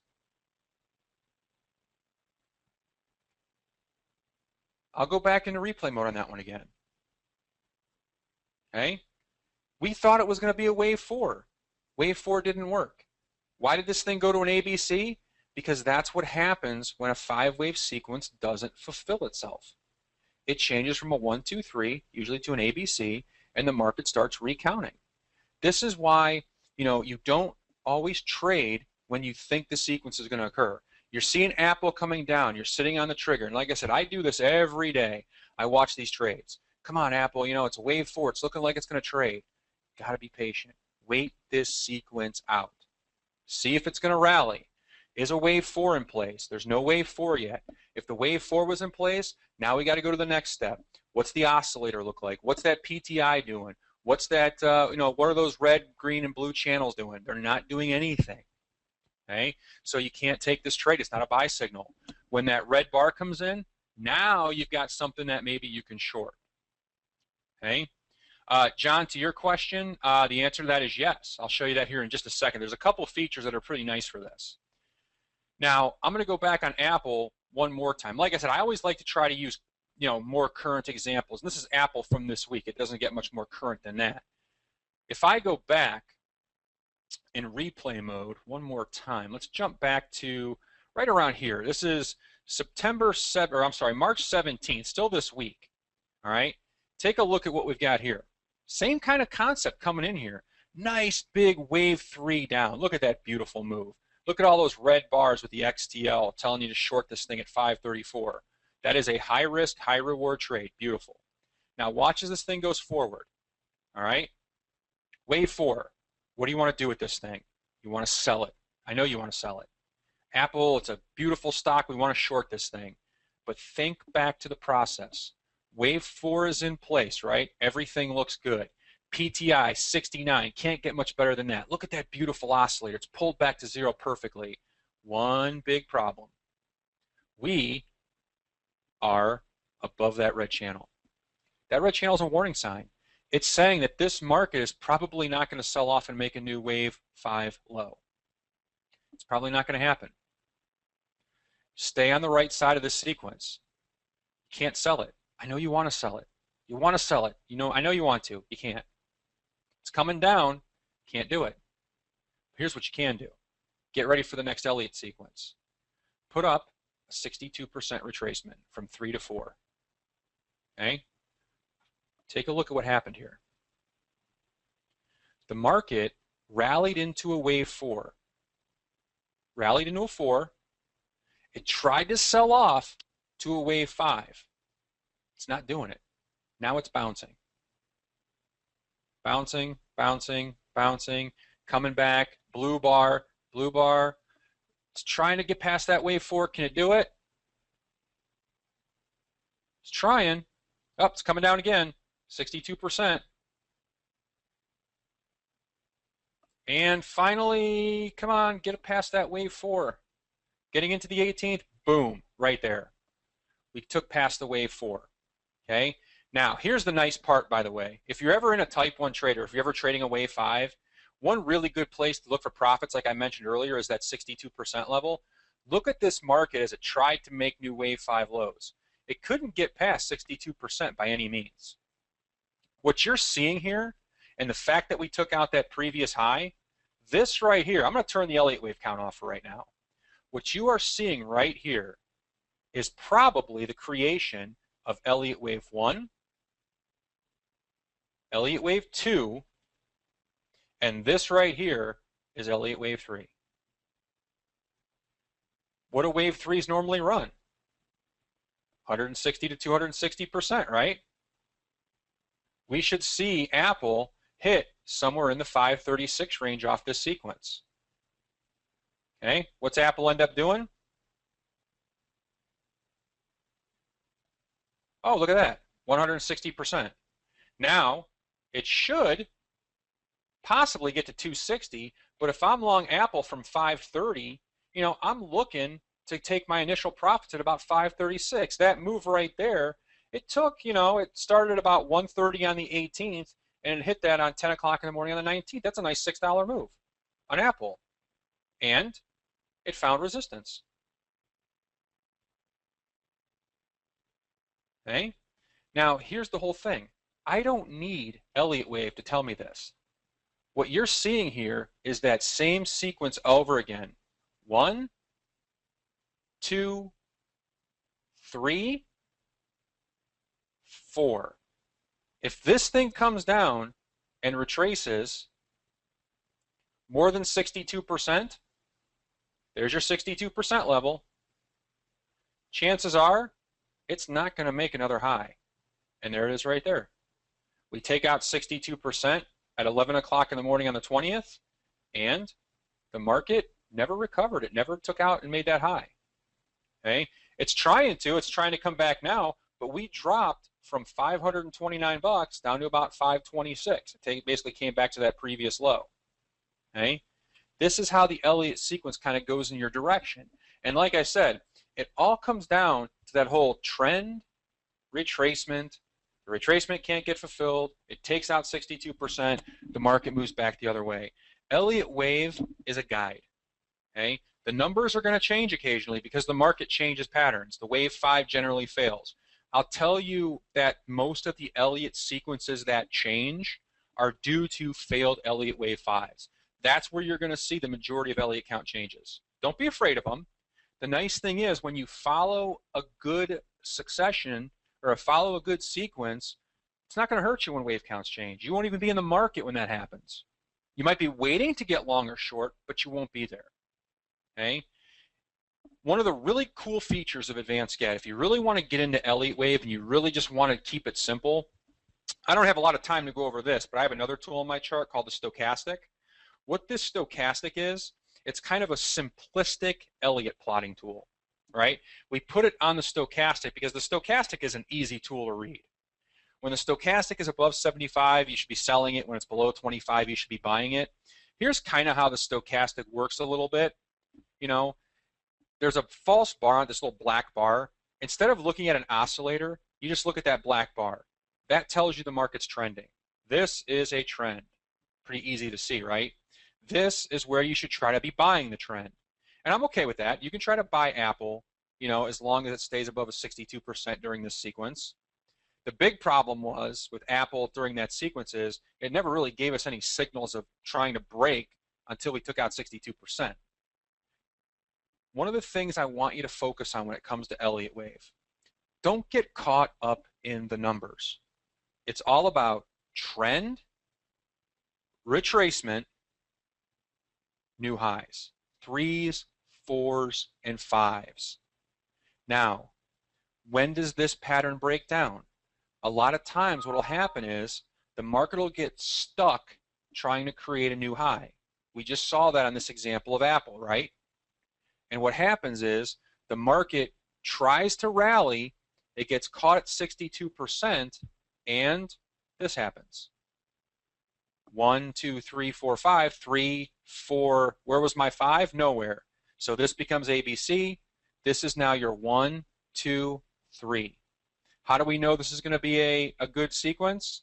That 62% level again. Okay? Takes that out on the bottom side. Guess what? Now it's a new trend. So 62 is the key here, 0.618. Don't get caught up in the numbers per se. Keep your mind focused on 62%. Keep your mind focused on trend, retracement, continuation. I'll admit to you this. When I trade during the day, I trade a lot of Apple, I trade Chipotle quite a bit, CMG. When you look at my charts and you're seeing me trade, and I use eSignal all the time, I use the same stuff that I'm showing here. I don't do anything in my trading that's anything different than what you're seeing on my screen. I don't have Elliott counts turned on. I don't look at the Elliott numbers. Oh, my chart's not coming in. Come on. I must have a little data slowdown on my internet side here. There we go. There's a chart. That's at Apple 15. Let me go to Chipotle on the 15. See if I can get that symbol up.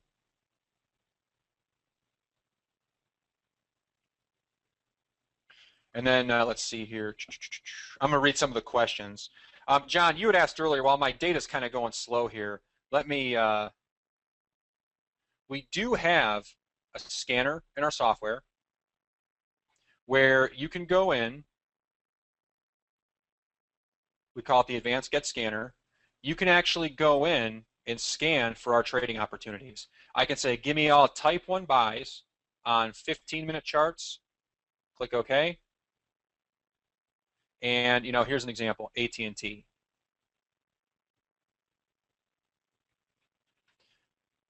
For some reason, my data slowed down, however, so I might not be able to show you that. Come on, show up. Now, I'll wait till that chart loads up. Relative to Forex is producing sub ABCD pattern before it's producing. Yeah, same concept. It doesn't matter if you're trading Forex. One of the things with Elliott wave and sequences in general, it really doesn't matter what you trade. Now, this gets into general market theory in a way. It doesn't matter what you trade because you got to remember who makes the markets. We do. So is Elliott wave, Fibonacci, Gann? I mean, most of us know the core of what makes Gann and Fibonacci. You can call it that earth science, math's natural order of operations, the rabbits reproducing, Fibonacci sequences. We all make the markets, all humans. Humans trade Forex, humans trade stocks, humans trade everything. You can say, well, there's a lot of computer-based trading. Yeah, but who makes the computers? We do. Okay? Ultimately, there's no special rule subset you would need for Forex. The Forex works the same way as Apple. Apple works the same way as the Euro. Okay? It's all the same. The patterns and sequences are the same. Now, I'm not going to sit here and tell you that, you trade them exactly alike because there's nuances of different markets. Forex has spreads. There's different tick structures for Forex. You got to put your stop a little bit farther out because the spread and there's no centralized marketplace. When I trade futures, when I'm trading the E-mini or crude oil, I do my stop strategies a little bit different based on ticks, 1 tick, 2 ticks. When I trade stocks, I generally use stops based on average true range. Okay? Ultimately, the markets themselves, the patterns that they operate in are identical. There's nuances, however, of stopping and taking profits because of the way they move that are a little bit different, but the patterns themselves are the same. So it doesn't really matter ultimately what you're trading. The sequencing is the same. I trade stocks, I trade Forex occasionally, I trade, cash currencies, I trade futures. It's all the same. Every pattern is the same to me. And then, John, you had asked about the blue circles. Exactly, you got that right. There's no blue circles, so you shouldn't get into. Wave 4 retrace into wave 1 range, violation of basic rule in your Apple example. See, that's the concept there behind Advanced Get. Now, we do not always look like classical Elliott wave because we're all about 3s, 4s, and 5s.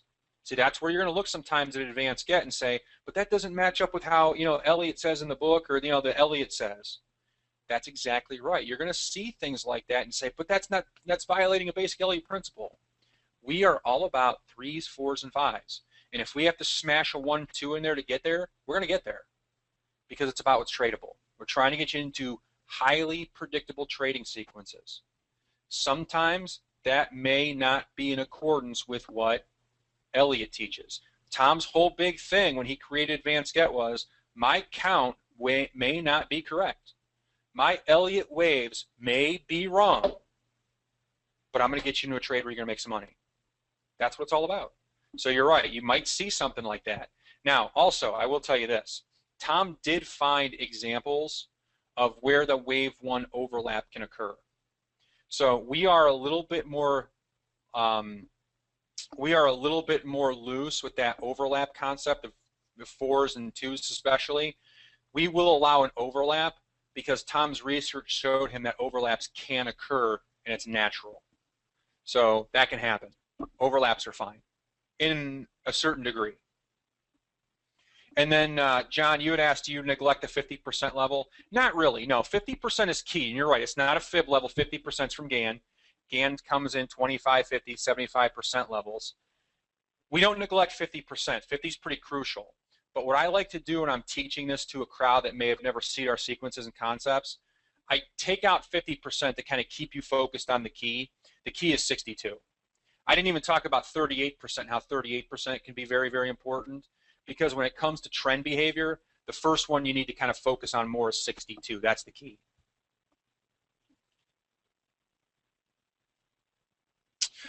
This is an eSignal only application. You have to have the eSignal. Now, we do have a pretty good deal with eSignal worked out if you want to give it a shot. Give me a second here. I'm actually, for some reason, my charts aren't appearing. I'm not sure why. This is a deal that we have right now. If you want to try it, give our sales guys a call. We can give you a 1-month eSignal trial for free, and you can give it a shot. So it does only work with eSignal. So what you do, like you were saying with Thinkorswim, you do your analysis on the eSignal side, and then you put your orders into Thinkorswim. Now we do Thinkorswim. We do have some brokers that we work with, like IB. So if you're an IB client, you can always do your trading right from directly in eSignal. But it is the Advanced Get is an eSignal only app.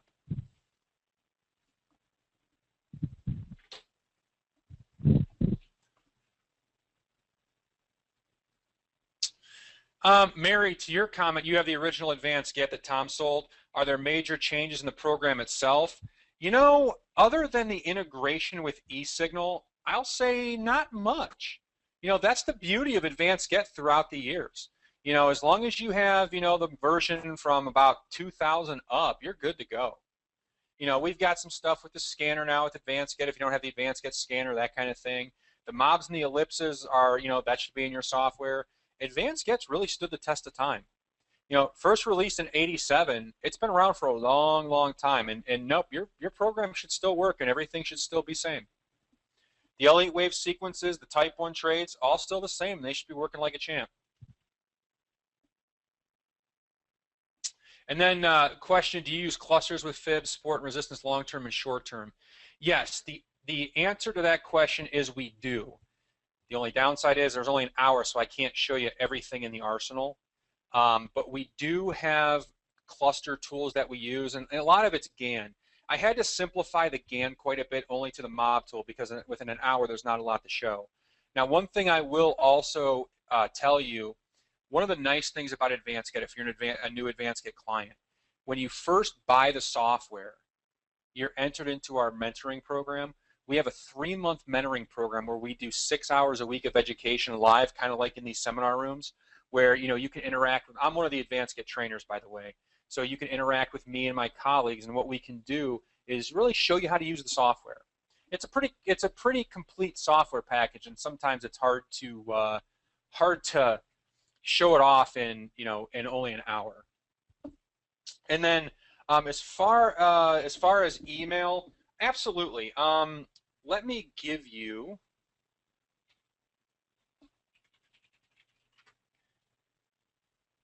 I'm going to put a link in there for the email address.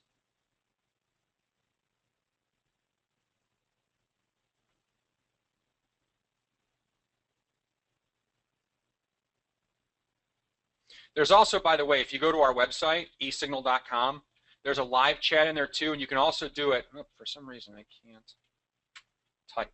Strange. There's also a live chat in there on our website, and you can just go right to our website, eSignal.com, and you can sign up for the free trial as well. And you can talk to our guys.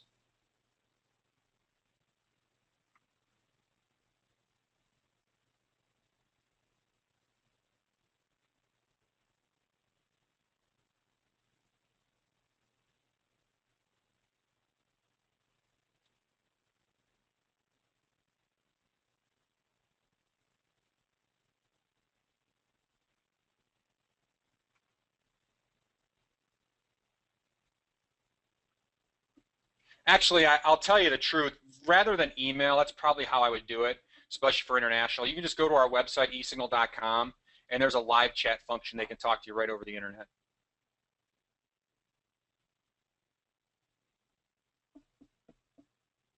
Yeah, and that's the thing, Jay. It's really, I agree. It can be overwhelming.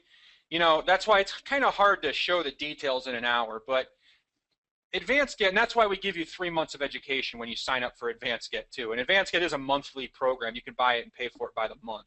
And that education really is the key. And we can break it down and make it as simple as we can. But I wanted to kind of share with you guys the highlights. But like I said, I've been trading Elliott Wave for coming up now on, this is actually my 17th year. And boy, I'll tell you, don't get caught in the numbers. If I can have you guys take one thing away from this hour, don't get caught in the numbers. It's all about trend, retracement, continuation. 62% retracements. When those 62% retracements are taken out, that's when the market changes direction. Now, a lot of people call those maybe head and shoulders patterns. It's all based on the concept of Elliott sequencing. Trends, continuations, keep it like that. When that market takes out 62%, be prepared for that trend to move in the other direction. Okay? Keep it simple. Don't get caught in the numbers. The numbers are a guide. They're not exactly, they're not exactly the gospel.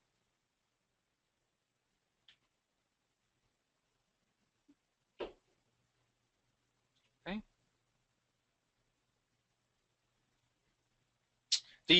If you talk to our sales reps at that 1-800 number, but the Advanced Get by itself is $295 a month plus exchange fees. So it's $295 a month. But our sales guys can give you a hand with that too. And like I said, for sales, you can either that 800 number, or you can go to our website, eSignal.com, and we also have live chat where you can just do it right over the internet and ask questions. But it's $295 a month plus exchange fees for the Advanced Get edition. And yeah, you can do tick charts. You can use tick charts. You can use all those types of things. All right, I'm going to go ahead and turn it back over to our organizer here. I don't want to take up too much time. I've already ran a couple minutes late, so I don't want to go into the next one. So I want to thank all of you. I appreciate the opportunity to talk with you. Again, eSignal.com. It's the Advanced Get edition. And if you give our 800 number here a call, or domestic or international, you can also go to the website, and they can help you out with a trial of the eSignal software.